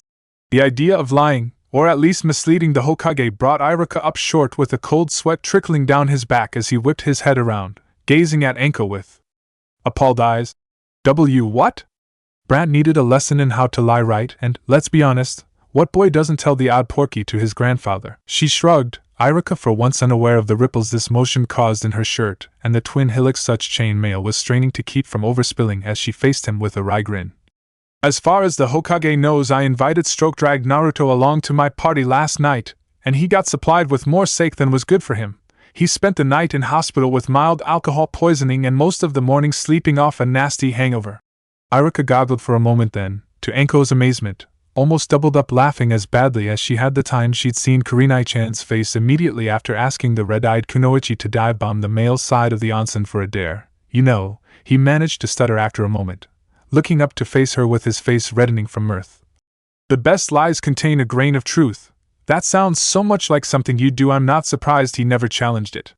Still though, having heard the discrepancy between what the Hokage knew and what had actually happened, the analytically minded Chunin could see the looming problem and therefore extrapolated the situation to understand exactly what Anko was planning to do. You going to tell the truth? Swallowing her heart from where it had leapt up into her throat as though trying to escape the doomed vessel it was currently working to keep afloat, Anko just about brought herself to nod. Yep, she said thickly before regaining control over herself. He'll find out eventually anyway. Maybe if he hears it from me and that I've already apologized and made reparations to the injured party, he won't kill me. Maybe make my legs bend the wrong way a few times, but kill me. She shook her head. Not Sarutobi style. I hope. No, I guess you're right there. Iruka managed to regain control of himself and straighten up, rubbing his eyes for a minute before smiling across at her. So, mind if I walk with you? Gotta pay a visit to the mission room anyway. Despite herself, the snake mistress felt a little touched by his offer. However, to live up to her reputation, she immediately stepped in half a pace and fluttered her eyelashes, inwardly smirking as the other Chunin scrambled back half a dozen steps. Aruka-kun, she crooned seductively. I never knew you cared. If you wanted to play games with me, all you had to do was ask. You're not that bad looking, you know. Coughing in embarrassment, the other Chunin looked around distractedly at anything other than the kunoichi in front of him, speaking out the corner of his mouth. Nothing like that, Anko. She bit her lip poutingly, hands on her hips. I love it when they play hard to get. She stepped in again, running the tip of a finger over the scar that ran across the bridge of his nose. It makes the end so much satisfying. Why exactly did I offer to do this again? Oh yeah, not for the first time when dealing with one of the wild children of Konoha. Iruka found himself asking that question as he gently stopped Anko's finger moving by dint of trapping it with two of his own. Because I'm a sucker for punishment. Enough, he said firmly, a hint of steel in his voice that cut through the woman's flirtatiousness. I just realized what you were letting yourself in for and remembered the old Konoha maxim for teamwork. Remember it. 2 meat shields are better than 1. Not quite the one I was looking for, Iruka admitted, rubbing the back of his neck. Still, it's better than nothing. Just don't dive behind me if the Hokage starts slinging shuriken around. Would I? Butter wouldn't have melted in Anko's mouth as she posed like an angel for the other Chunin just before she slipped a hand through her new escort's arm. Well, thanks for caring, Iruka-kun. At least if I throw you to the raging monkey, I might be able to dive through the window before he gets hold of me. As he was half dragged along by Anko's new lease of life, the dolphin ninja, as he was sometimes called by his former classmates, much to his annoyance, snorted as he dug his heels in, forcing the slighter figure latched to the side of him to slow down a little. Your concern for me is touching, Anko-san, he quoted sardonically before a smirk found its way to his face. To think I'm doing all this for your little shot of boyfriend. Anko stopped so suddenly he almost bowled her over, not bothering to hide his grin as she glared up at him with crimson cheeks. What are you insinuating, Iruka? Nothing to be ashamed of, Anko-san. From what I understand, a lot of kunoichi find the younger men attractive, though I have to wonder if plying a 6-year-old with sake would class as grooming. Unless you want my very hungry garter snake to have an intimate encounter with your trouser snake, don't finish that sentence. Iruka wisely fell silent at that point, not saying another word as, After taking a second to make sure he'd say nothing else, Anko resumed her, dragging him along towards the outline of the Hokage Tower. Probably be better to say nothing at the minute, he reasoned, not putting up any resistance to her pulling him along. If I told her that double entendre turned me on a bit, I don't think she'd take it very well. XXX. Despite herself, Anko had to work harder than ever to keep her face neutral as she pushed open the doorway to the Hokage's office open and stand to attention in front of the village leader's desk. Ah, Anko-chan. The Hokage looked up at reporting Chunin, reminding himself of the first time he'd seen the purple-haired woman looking this nervous. And she did look so small then, a young girl starting the academy for the very first time, as lost and tiny as the rest of the newest class. What I wouldn't give to see her look that way again, before my traitorous student took her under his wing. I was just about to request for you to show up. Well, what can I say, Hokage-sama? She said almost skittishly, the words nearly sticking in her throat as she went on. I know what a man wants and when he wants it. The Hokage sniffed deeply at this, though before she could see if there was any redness around his nose he'd looked directly up at here. And much as I know next to nothing about the youth of our nation these days, I do know that an invite to a Chunin celebration and an overdose of sake is not something any child needs, no matter how much they want to be a ninja in the future. Sarutobi told her firmly, but not unkindly, his leathery-looking left hand reaching for his seal as he stamped a new piece of paper with his official seal. I stand by what I said in the hospital. All ninja need time to cool off, but I was hoping for better, Anko. Luckily for you, I know not much keeps Naruto down for very long. With any luck, he'll be back to running around the training ground and bugging you for lessons on how to be sneaky in no time. Anko somehow matched the Sandame's smile with her own, though it felt sickly and cold, the words she spoke next also falling from lips that felt numb. Actually, speaking of training, Sarutobi looked up as she prepared herself and mental recited her own death poem just in case it all went wrong. He already got to me on that one. I said I'd give him a few lessons. Because of that, though, I need a few days off. No need to worry, Anko-chan. Really, that was. I took the liberty of signing your leave orders off last night.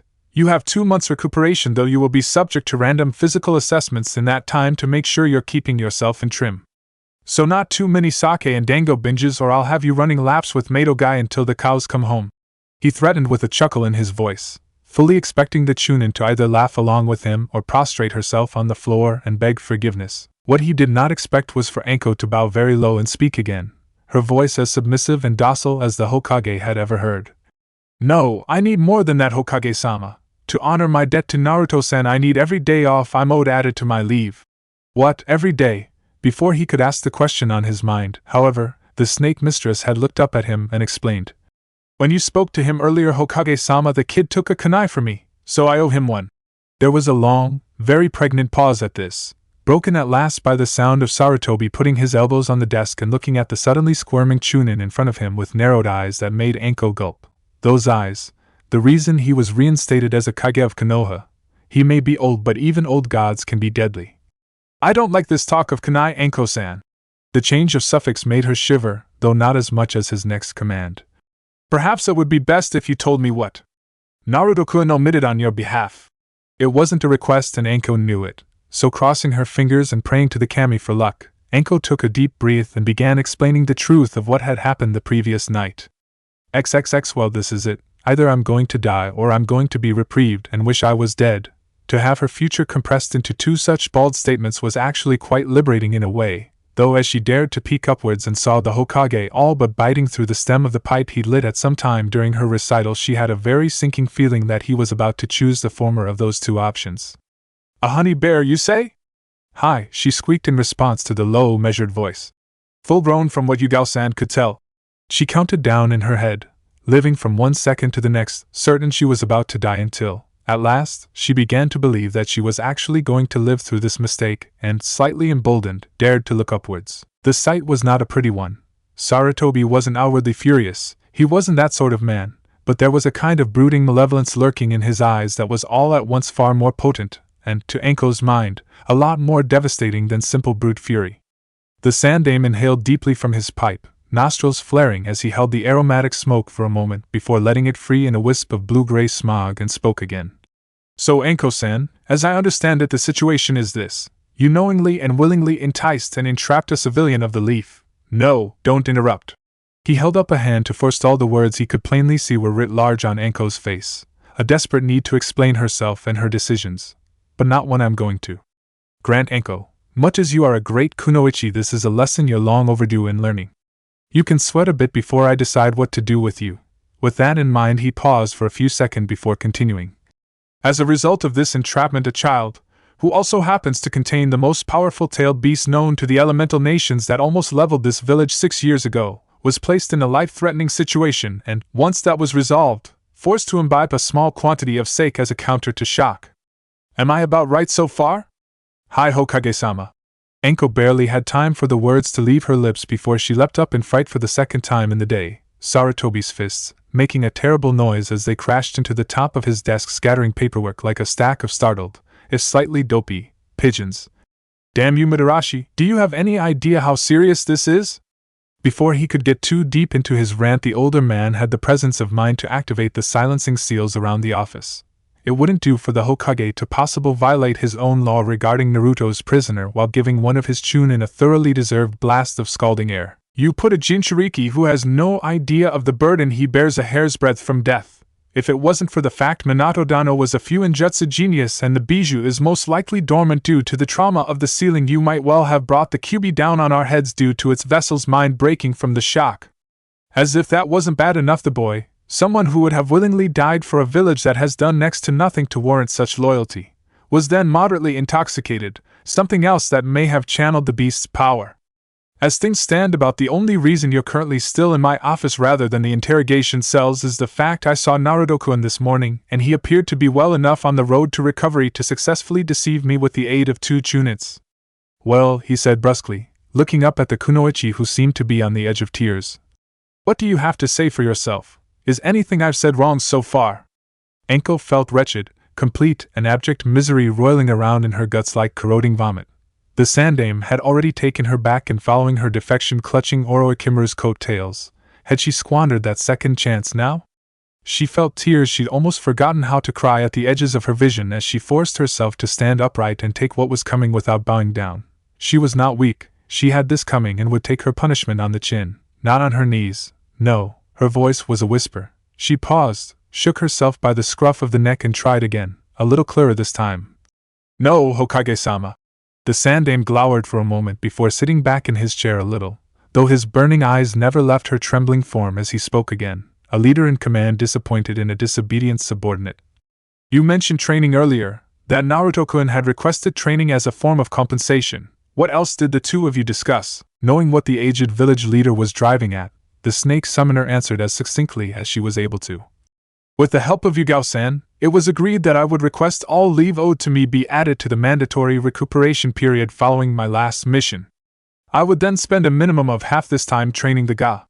Training Uzumaki Naruto in the ninja arts. She corrected herself at the last minute, not wanting to give the Hokage any more ammunition to use against her when his equipment pouch was already full. And in addition, I was to reimburse him for any losses suffered as a result of the night's activities, Hokage-sama. She forced herself to look straight up and forwards as the seated Kage looked at her as though the scales of judgment were balanced on one of his fingers. As the idea coalesced in her mind, Anko almost fancied she could see a pair of phantom weights dangling on the desk, the punishment against the crime. Before she could see which way the scales in her idea tipped, however, she had Sarutobi speak again and decide for her. I see, though I am within my rights to strip you of your ninja duties indefinitely or even demand your life. If I were to do either, I would deny someone who will one day sit upon this vaunted seat some training under the eyes of one of our finest chunin. As well as that, the fact that so many people came to help and visit him may make Naruto-kun feel a little more welcome in his home village. As her mind translated the meaning hidden in those words, Anko almost punched the air in celebration. The ominous tingling in the air, however, told her that would most likely be a bad idea. I sense a but coming here. However, well, I was close. This is not the first time I have received complaints regarding your disregard for the rules, Anko. Because of that and the magnitude of this misdemeanor, I am placing 2 other conditions on your leave period. It doesn't matter what he says, I'm alive. Repeating that mantra over in her head, Anko tuned in to heed the Hokage's next words, dreading but at the same time curious as to what the last part of her punishment would entail. I am fining you 1/4 of your last mission pay. She winced, almost feeling the hole that was going to blow in her budget with at least 2 months' leave where she wasn't going to be earning much income. To be granted to Uzumaki Naruto for his distress last night. Also, While you are training him, you will simultaneously be performing an unpaid surveillance mission for me. Surveillance mission? The words made her tingle in a good way. For ninja that were trained as she had been, surveillance was the bread and butter of their jobs. But an unpaid missions when I'm supposed to be recovering? Dismissing the doubt from her face, Anko nodded, accepting the mission without hesitation as she realized that, compared to what he could have done, she was getting away relatively lightly. I accept, Hokage-sama. What will the mission entail? As though the words had been a banishing jutsu, the wrath seemed to desert the Hokage, deflating him to leave a weary old man in the throne that had once held a mortal god. Looking at the figure before her, Anko felt a fleeting sympathy for her boss as she saw the lines of age and worry creasing his once handsome face. Running a village, especially a village full of ninja, was not an easy job by any stretch of the imagination, and despite his earlier experience in the role, Sarutobi was far past his prime. There was just no one else to take the reins of leadership at the moment. The younger generation had yet to step up, and me acting like a prat has probably not helped his estimation of us. Once more cursing her own stupidity, Anko listened inattentively as he massaged his head with one hand. As you probably know, Naruto-kun looks upon me as something like a grandfather. Kami alone knows why. I've done little enough to deserve such praise, with the council trying to bind my hands with red tape every chance they have regarding him. I do not see the boy nearly often enough to have an accurate picture of his life. Even now, with him running free in the training fields and learning to be a ninja, an idea he came up with himself, I have no time to see him grow into the man who will one day be Hokage. Your mission, Anko, will be to be my eyes. While you're training him, observe his everyday activities and report back to me. Trying to wrap her head around this, the snake summoner was slightly relieved when she heard the Kage explain in more detail. What is his life like? How does he run his business? How do people treat him, both in Konoha and in the wild? Does he have friends, people that treat him well? Is there anything more I can do to help him? Sarutobi could go on no longer, and Anko for her part could bear to hear no more. Bowing once more, the Chunin stood tall and accepted her call of duty. Hi Hokage-sama, I understand and accept the mission. The old man, protector of his village, smiled sadly. I am grateful for your acceptance, Anko-chan, but I doubt you truly understand what I'm asking of you. I doubt you will until the mission begins. Naruto-kun is unique. In all my years of life, I have never seen and will never see another boy, or another ninja like him. He knows that for some reasons there have been stones flung in his path, but on his own he has seen ways around them, as a river can flow around mountains, as a maelstrom always finds its own way. He sat back in his chair, sighing deeply as the old regrets sprang up in his mind once more, the ghost of the Hokage who had surpassed him merely shaking his head at his own failings from within the Shinigami's stomach. But he needs hands to guide him on the path, Anko-chan, and my own hands are tied. It is through you and the others that help him now that I believe Naruto will either save or damn the Leaf Village. A tired smile crept across the man's face as he smoothed out his beard with a free hand, glancing up at the Chunin with a slight laugh.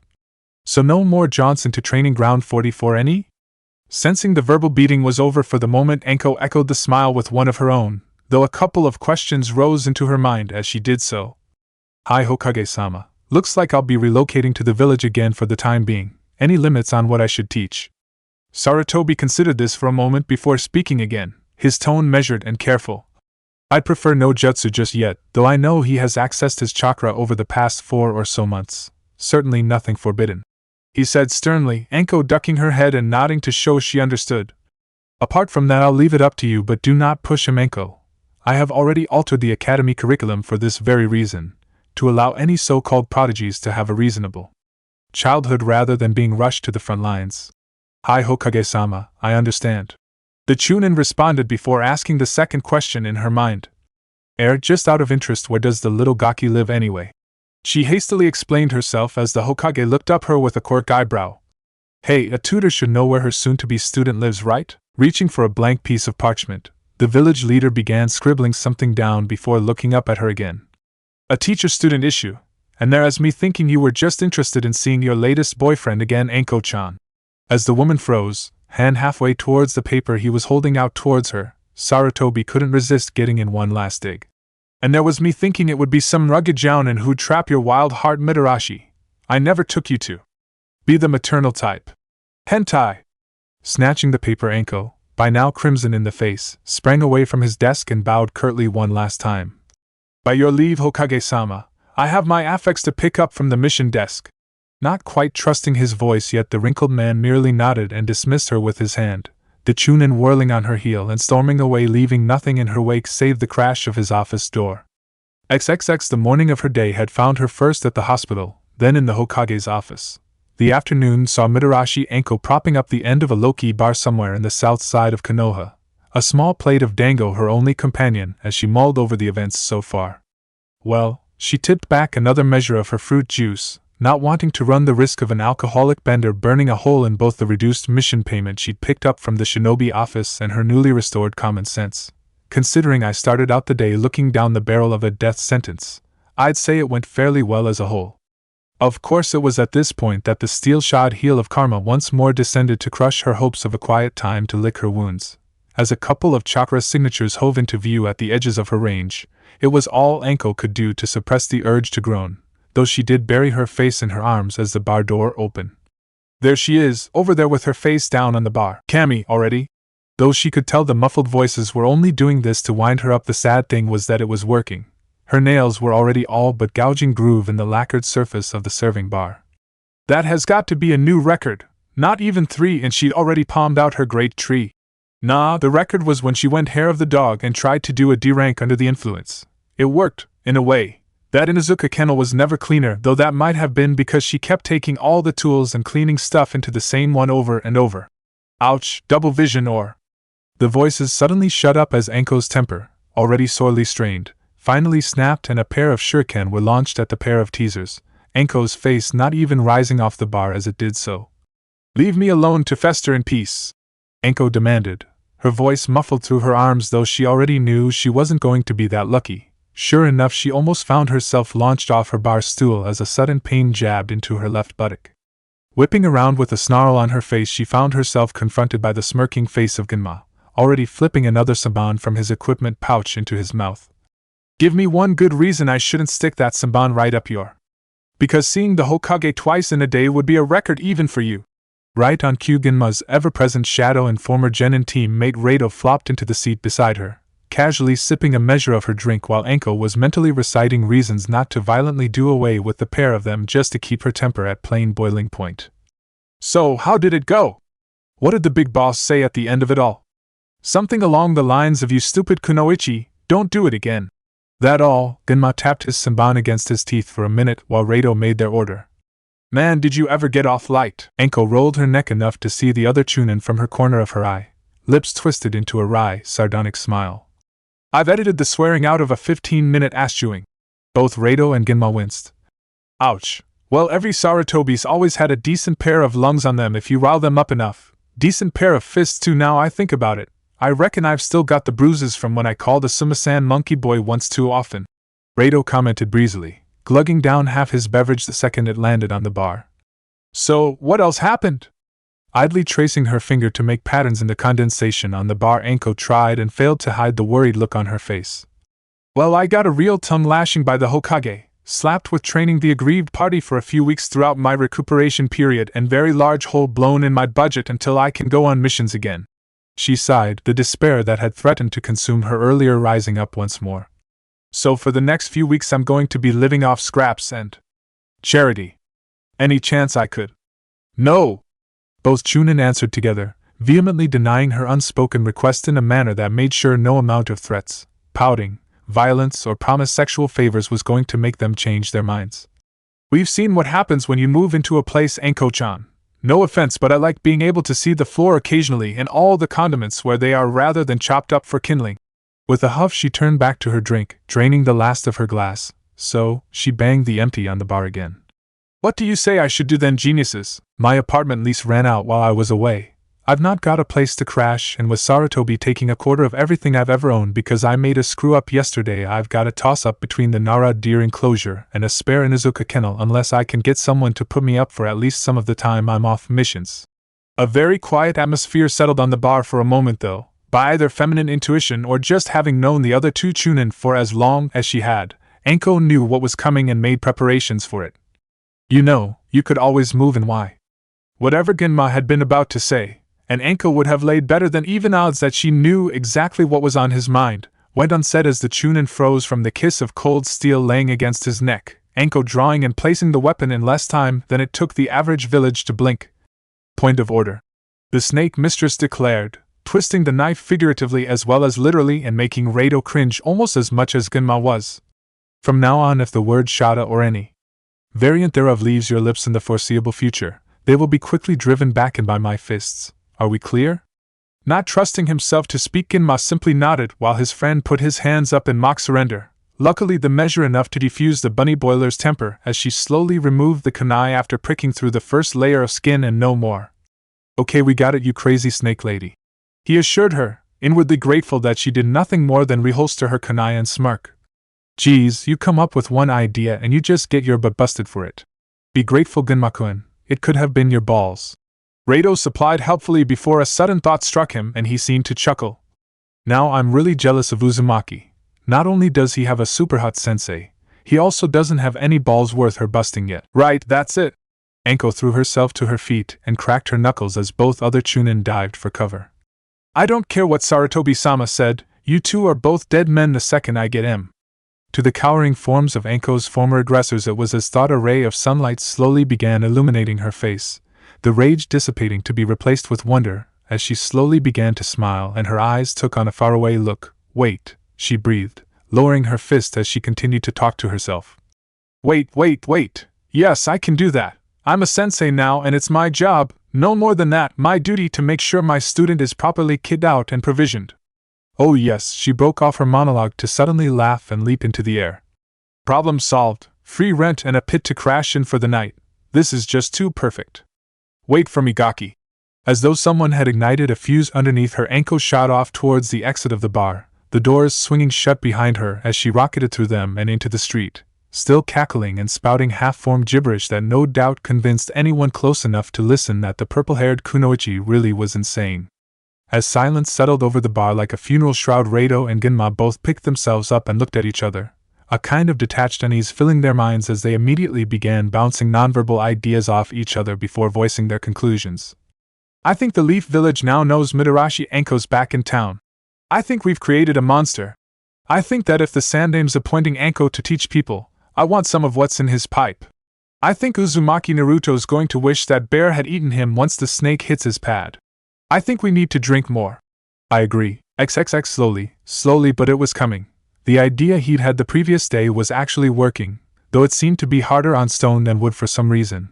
Having been discharged in the early afternoon with a warning not to get up to anything too strenuous, Naruto had returned home. Brushed the taste of the awful hospital food out of his mouth with the aid of copious amounts of toothpaste, and boiled up half a dozen cups of instant ramen to celebrate his victory the previous night and the fact he had his first real sensei. After eating, though he'd been suddenly afflicted by that bane of all young children, boredom, he wasn't sure if running across town to the Hasawadas would class as exercise, so thought he'd better not risk it, instead deciding he'd go tomorrow and spend the rest of the day in his apartment working on his chakra control and his kamawari. He'd already done well without having to say the name of the jutsu, now all he had to do was lose the seals from his technique to get it flawless. Smokeless he'd work on later, as in the field the smoke could be a big help to distract an enemy ninja. Still, I'll work on that later. Blinking sweat out of his eyes, he flexed his cramping fingers up another inch or two of the smooth wall, edging ever nearer to the ceiling just as he had the tree branch he'd made it to yesterday. Right now I've got about another foot to go. Unfortunately for his endeavors, his concentration was jarred by a sudden knock at the door, and distracted just as he had been the last time he tried, the Jinchuriki slid down the wall ungracefully to land on his feet with a huff of disappointment, glaring up at his ceiling. Damn, I was that close as well. Still, he had a guest and it was more likely than not Gigi, so, not wanting to keep the old man waiting, he wiped the sweat off his face with the sleeve of his jumpsuit and headed for the front door, calling out as he heard the knock come again. Okay Gigi, keep your shirt on. Reaching up to unlock the door, the blonde pulled on the handle, still talking. Sorry, I haven't been to. It was at that point he looked up to see his visitor, and in a split second took in the large number of scrolls she seemed to have tucked under her arms. Hello again, Gaki. Anko's voice was like toxic honey as she came to attention as much as she was able to with all her worldly possessions sealed into the scrolls she was carrying. Sensei Anko reporting for duty. Any chance of a bed for the night? It was at this point that the Naruto operating system finally managed to reconnect the motion sensors to the motor functions, and he was able to react as most people would when presented with the snake mistress offering herself as a would-be house guest. With a scream of fright, Naruto slammed the doors shut and threw himself against it, trying desperately to keep the terror from advancing further than the doorstep. It's only a dream. Just a bad dream. I'm going to wake up back in the hospital any second. Come on, Gaki. It's not a dream. It's a nightmare. As more sweat started to trickle down the boy's brow, he forced himself to stand resolute against the voice now filtering through the wood of the door. I know we got off on the wrong foot, but I'm not all bad once you get to know me. No, you are not staying here, Naruto assured her loudly, planting his feet so deeply on the floor they made grooves in the carpet. I'm grateful for the teaching and all, but there's only one bed in here. Oh, that's okay. As an unfortunately familiar purple-haired head poked around the lounge door, Naruto felt his mind boggle. Anko looking on unperturbed as she walked into the hallway and looked around appraisingly. Not a bad little bachelor pad you got here, Gaki, and you keep it in good nick. We'll go 1 week on the bed, 1 week on the couch, how's that sound? Naruto's response to this offer was to blink, then blink again before finally stepping back and with a trembling hand opened the door again. Immediately after this he looked from the Anko in the hallway to the Anko on his doorstep and back again, eyes wide, blank, and immediately looking for an explanation that only arrived when the Anko closest to him suddenly stuck out her tongue, winked, gave a victory sign, and then exploded into a cloud of smoke. Boo! Seeing this left Naruto flabbergasted as he incoherently gabbled for an explanation. How? Kage Bushin Gaki, Kinjutsu that makes solid clones of the user but drinks chakra like I drink sake. The Chunin explained, leaning against the hallway and smiling. Useful little trick to have though, great for spying and causing distractions so you can sneak in unnoticed. You came in through the window, Naruto said a second later, Anko raising her eyebrows, smart little beggar. But you can't stay here, it's… With a sigh, Anko held up a hand to cut off the explanation before the kid could get any real steam behind it. I know what it is and it isn't brat. Believe me, I've been doing things like this since before you were born. Fact is, I just had a very loud and mostly one-way conversation with your Gigi, and because of that. She drew something out of one of the pockets of her trench coat, tossing the envelope over to Naruto, who caught it with a free hand. This belongs to you. Putting the bulging envelope open, the Uzumaki's eyes widened at the sight of so much currency. What's this? 1/4 of my last mission pay, Anko explained breezily, trying to put a brave face on handing over so much cash to someone she considered an infant. Got fined for basically being an idiot, so it's yours now. Unfortunately, because of that, I don't have all that much loose currency at the minute, so I kind of need a low-rent place to crash for a few weeks. Then it came to me that hey. She shrugged, a wry smile on her lips as she looked at the would-be ninja again. I'm gonna be your sensei for a month or so. Surely my cute little student wouldn't want his teacher living out there on the cold streets, right? She was laying it on thick, she knew that, but damn it, this really was her last shot, and it wasn't like she was taking advantage of him at all. She just didn't have that many options left. I dunno, Gigi might not be. He was weakening, and if there was one thing a snake loved, it was a weakness. Without further thought, Anko fell to her knees and clasped her hands in front of her, eyes huge and watery as she moved in for the kill. Oh, please. The pout was the straw that broke the camel's back. I'll help cook and clean and with all the chores, just don't make me go out there again. I'm scared of the dark. There was a snort of disbelieving laughter from the mouse before, to her delight, he threw up his hands and relented. Okay, you can stay. Yay. Anko jumped to her feet, and before Naruto knew where he was, she'd picked him up like he weighed nothing and was attempting to squeeze him to death. Oh, this is going to be so much fun, Rumi. We can stay up late, have massive parties, and get up when we feel like it. There was a muffled squeak for her shoulder that might have been a despairing no parties, but she chose to ignore it, instead setting Naruto back on his feet, the boy a little dizzy from being hugged so hard as Anko looked around. So, her nose had already located the kitchen, but just out of politeness she asked the question anyway. Where's the food in this place? Down dear, on the left. Naruto explained without thinking. Bathroom's on the right. Anko smiled and licked her lips. Sounds like a plan to me. I'm starving, haven't had anything to eat since breakfast. And I haven't been shopping yet. Naruto called out, deadening her progress before it really got going, explaining awkwardly as she looked over her shoulder at him. I usually go today because the hospital saying take it easy, I didn't go till later. You mean you won't go until later? Anko corrected, Naruto furrowing his brow before nodding as he realized she was right. Okay, fine, I need to sort out a few things as well, so if you go shopping I'll deal with a few admin issues before I meet you in town. Sound like a plan? Naruto looked her up and down for a moment before, eventually, nodding his agreement. Okay den, sounds okay to me. You know where Teichichiraku ramen stand is? I can find it. Enko assured him before heading back towards the living room window again. Okay Gaki, I'm out of here. My name is Naruto. And when I think you're worth me calling you by your name, I'll use it. Enko assured him in a tone that made it sound like she was doing him a favor. Anyway, I'm out of here. I'll see you at that ramen place in a few hours. Okay. Naruto waited until he heard the window open and shut, knowing Enko, like most ninja, would be able to walk on walls just as he was learning to do before retreating to his room and hiding the money he'd been given as he usually did, then looked around his room before folding up a few notes into his jumpsuit pocket and heading outside. XXX the second she heard the front door slam, she didn't hesitate. The lounge window she'd first come in through had no latch, and therefore it was child's play to open the window and climb through it, starting her mission. Well, it's not much. The Chunin looked around the sitting room casually, a single glance telling her everything she needed to know. But it's his home, and he looks after it better than most kids his age would. Moving through the small apartment quickly but carefully, Enko checked around the kitchen, seeing what food her latest surveillance mark had access to. The cupboards were relatively bare, but she tallied that to the idea that he was going shopping, and there looked to be at least enough for a few more days in any case.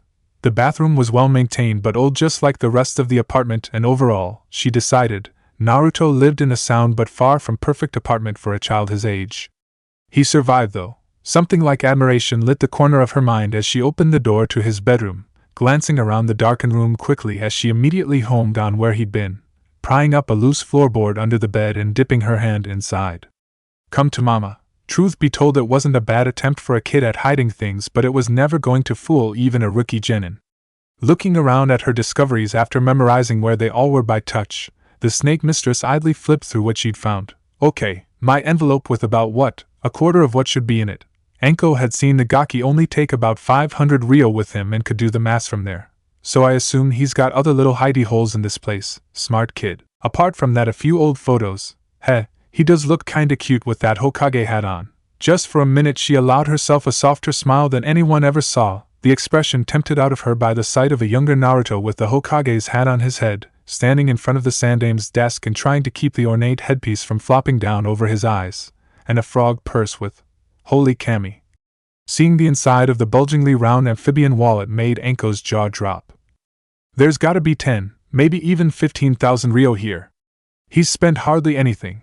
Having grown up on a stipend herself as a youngster, Enko was well aware that the amount of money handed out by the state was very low.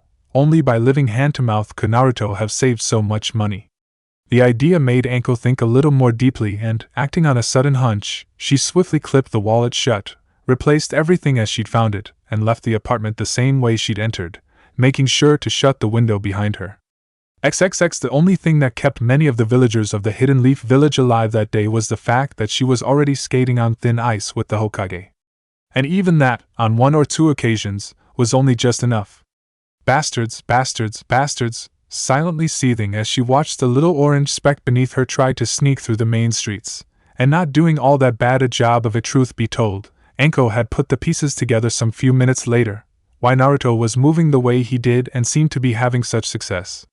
He was actually quite sneaky and used the shadows well. Even she would give the little devil his due after all, but surely someone should have spotted him and the hideous orange thing he wore by now. By ironic chance, it was only when he actually made a mistake and almost tripped someone over that she realized what was going wrong, feeling rage erupt in her chest as she watched the man and woman the Jinchuriki had collided with just walk away, not even looking down, Naruto's words left behind unheeded in their wake. No one was spotting Naruto because no one wanted to see him. He was being ignored, completely and utterly cut adrift from the society he was inadvertently protecting. The Sandame's decree was binding people's hands and tongues, but it couldn't bind their minds. They hated the reminder of the Kyuubi, so they chose to believe it didn't exist, purposefully not seeing it save to sneer, mutter an unheard curse, or spit in the Jinchuriki's shadow. Enko's knuckles were white on the handle of a pair of kunai, about ready to pick up where the Kyuubi had left off as she watched Naruto dart to the side to avoid a suddenly accelerating merchant's cart. How the hell is he still sane? I got some of this. Hell, I still do to a lesser extent, but this is wrong. How can anyone ignore a 6-year-old child to this extent? The question swirled in her mind as she saw a darker side to her home village. The place that was held up as jewel of fire country starting to show a crack in its flawlessness. Ducking behind a high roof to calm her breathing, the snake summoner tried to remain calm and focused on the mission objective. She could not, much as she would like to, educate these idiots, as long as they breached no laws, and despite being bigoted and condescendingly arrogant, not many citizens of a ninja village were stupid. Despite herself, Anko could feel herself starting to lose her cool. Too much more of this, and she was going to snap like a dry rice cracker. Unless things started to pick up dramatically, Anko decided, there would be blood on the streets of Konoha by sundown. XXX. Fortunately for Anko's peace of mind, it seemed Naruto did have some friends where it counted. Though she wasn't able to observe him too closely without giving the game away, from what she could see, it seemed the stores he frequented were giving him a fair deal. Swiftly creating a shadow clone to keep an eye on her charge, Anko hinged into a civilian woman and entered the store he'd just come out of with a few shopping bags now in tow, and looked around, seeing with a curl to her lips that several of the civilians who'd been shopping at the same time now studiously avoiding where Naruto had been, as though fearing contamination. Well, the customers don't like him, but they can all rot for all I care. Why don't? That question was answered by the sudden appearance of the cashiers, drawing her attention to the declaration above the staff area of the shop. So, owned by the Akimichi. Yeah, that explains a lot. Though the large Bone clan historically produced relatively few serving ninja, they made up for this in their contributions to Konoha's economy, owning and renting out a large number of premises to shopkeepers and stallholders, some of whom appeared to have been briefed by someone in the clan about a fair service policy for the resident Jinchuriki. Making a note to report this to the Sandame, and hopefully get the Akimichi to back Naruto up a little more, Anko decided to make an appearance before he ventured into a nearby weapon shop. Hey Gaki. As the woman dropped soundlessly beside him, the child shot into the air like a scalded cat. Don't do that! Naruto commanded, folding his arms as Anko stood up and smirked. Ah, kids these days, so cute when they're angry. You could've given me a heart attack or something. Nah, if I'd wanted to do that, you'd already be poleaxed on your back with froth bubbling out your mouth, Anko assured him, ruffling his hair and looking into the store. Anyway, I owe you for the gear that got broke yesterday, so let's get in here and go nuts. You mean it? The doubt in his voice made Anko curse the dumb sheep of her village who believed this biting puppy was the lethal fox who had nearly hunted them all down some 6 years ago. But for Naruto's sake, she slapped on her breeziest grin and pointed towards the store door. Yeah, I mean it. Wouldn't be here if I didn't. So, let's go and then get something to eat. I'd kill for a skewer or 3 of dango. Nah, Naruto waved a hand dismissively, Anko all but choking in disbelief at such a casual dismissal of her favorite comfort food. Ramen's way better in dango. Forcing down a very deep breath, Anko reminded herself of the facts. Forgive him, Dango-kun, he knows not what he says. Gaki, ramen is a soup of pasta stings and whatever else the chef spat into it that day. There is no way you can compare it to the miracle that is dango. To her surprise, Naruto stood up and glared up at her directly. Dango is just dumplings smothered in sticky bean paste. Kurenai-san always says it's really fattening and you shouldn't eat too much. Fattening? Such slander was almost heresy, and immediately Anko made to defend what was sacrosanct to her. You listen to me, Gaki. If a food's fattening, it's a reminder to work out harder. All ramen ever does is make you desperate for a piss every 10 minutes. Don't diss the ramen, Naruto threatened, not backing down an inch as Anko bent her nearly crimson face to his upturned one. It's Kami of foods, not like dango, which is just sticky, bland and tasteless. Anko went puce and her fist trembled. He's my mark, he's my mark, he's my mark. I can't kill the mark, or the Sandame will kill me. Why, you little? Ahem. The sound of a throat being cleared brought both heads turning, the sight of a squat but thick-set man in the doorway of the shop bringing them both up short as Maruta looked down at one of his favorite customers. Not that I have any say in this lover's tiff, but could you not have a dust up in my shop doorway? And I have to say, Anko-san. The Chunin's face heated up slightly as the man she vaguely remembered as being a ninja once shot her a saucy smile. Isn't Naruto-kun a little young for you? One more joke, just one more, and I won't be held responsible for the consequences. She threatened to the world in general before standing tall and facing the man head-on. Anyway, we're here cause of an accident on the training grounds yesterday, and the Gaki lost his rucksack and assorted gear. Maruta's face fell and, surprisingly to Anko, immediately looked down to where Naruto was now shuffling his feet and scrutinizing the floor. Naruto-kun, are you alright? What happened? My fault, Anko admitted shamefacedly. Good, glad to see the kid has at least a few friends in this swill hole. We were doing some dodging practice and I spat a fireball at him. He got out the way, but I didn't realize he was standing right in front of his rucksack. By the time I had a sword ready, it was a bit too late to save. So, here we are on a mission to replace what was lost, Gaki.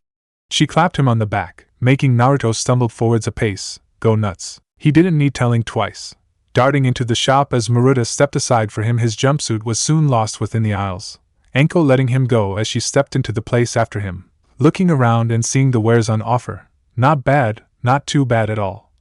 Okay, Ruto-kun, got a few new backpacks you could use, and the tear-proof sacks never go out of fashion. Got hundreds of them. Maruta explained, looking under the counter. Sorry, but Panda-chan's away with her mother for the day over. At an aunt's. Don't worry though, you'll see her on Wednesday. Thank you, the disembodied voice floated back from somewhere amongst the aisles. Just need a few things to trade with. I'll handle that.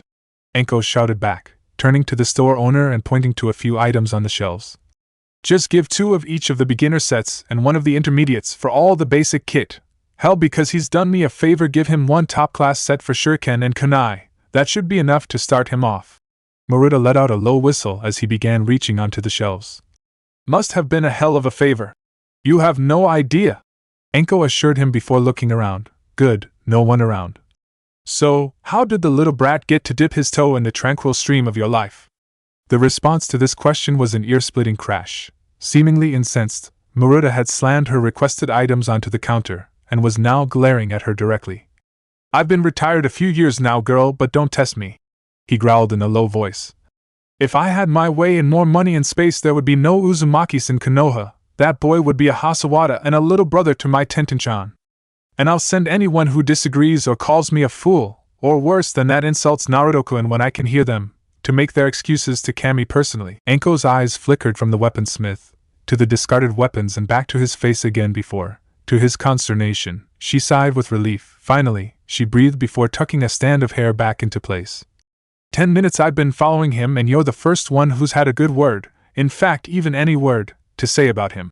More fool them, he assured her, pointing at where Naruto now had his back to them as he held up a pair of sacks, examining them each in turn before shaking his head and putting the larger of the 2 back where he'd found it.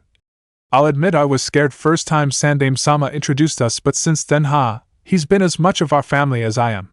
He knew Tenten-chan, Pandaheim as he calls her. Anko smirked at the nickname before listening attentively again.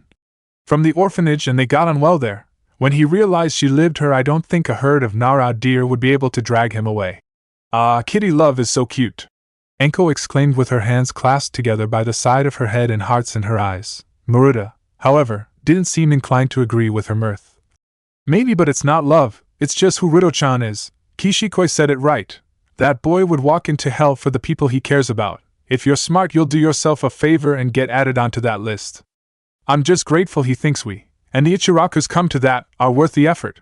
What he lacks in tact and delicacy he makes up for by putting the effort in every time. I've had more scrap off him than the genin Konoha employs to scour the training grounds. No kidding. And the plot thickens then.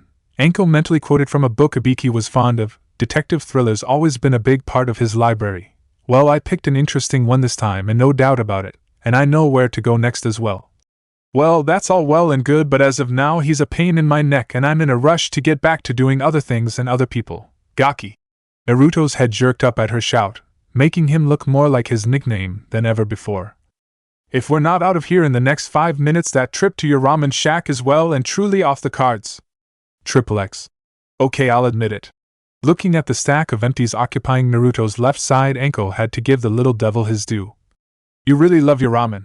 What's not to love? Naruto quipped back after swallowing his latest mouthful before tipping the bowl back to drain the last of the broth from it. Tochijiji's th best cook in a world, and I am Chan's the best waitress. The girl over the other side of the counter flushed a light rose, but, unusually, Anko declined to make a comment, instead looking over at Naruto with a calculating eye, half of her forthcoming plan already made up in her mind but still not quite having enough to go on. Recognizing her scrutiny, Naruto looked up just as she began to speak, avoiding the bowl that had once held her moderate order as she put her elbow on the table. Right. Be that as it may, Gaki, I've been thinking, on pain of an ass-kicking from Yugao-chan and your Gigi, I'm training you for a month or so.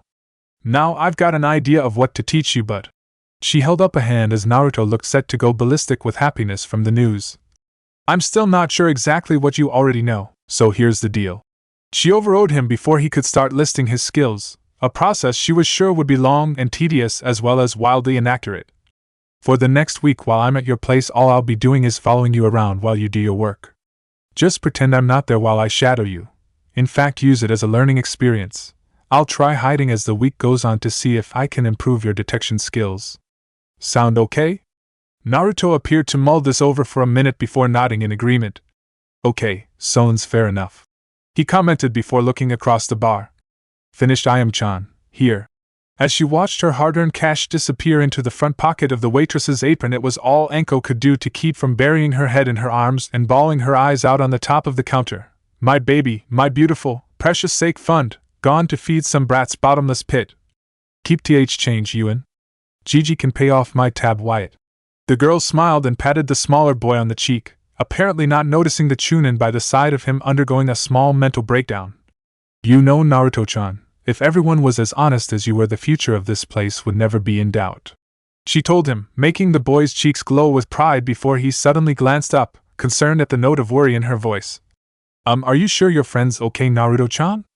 Looking behind him and seeing Anko hunched into a ball of misery on her seat, a blonde eyebrow quirked up before its owner dismissed it as some kind of kunoichi thing. She'll be fine, just had a long day, he assured her before raising his voice. Need a hand in the back, Gigi?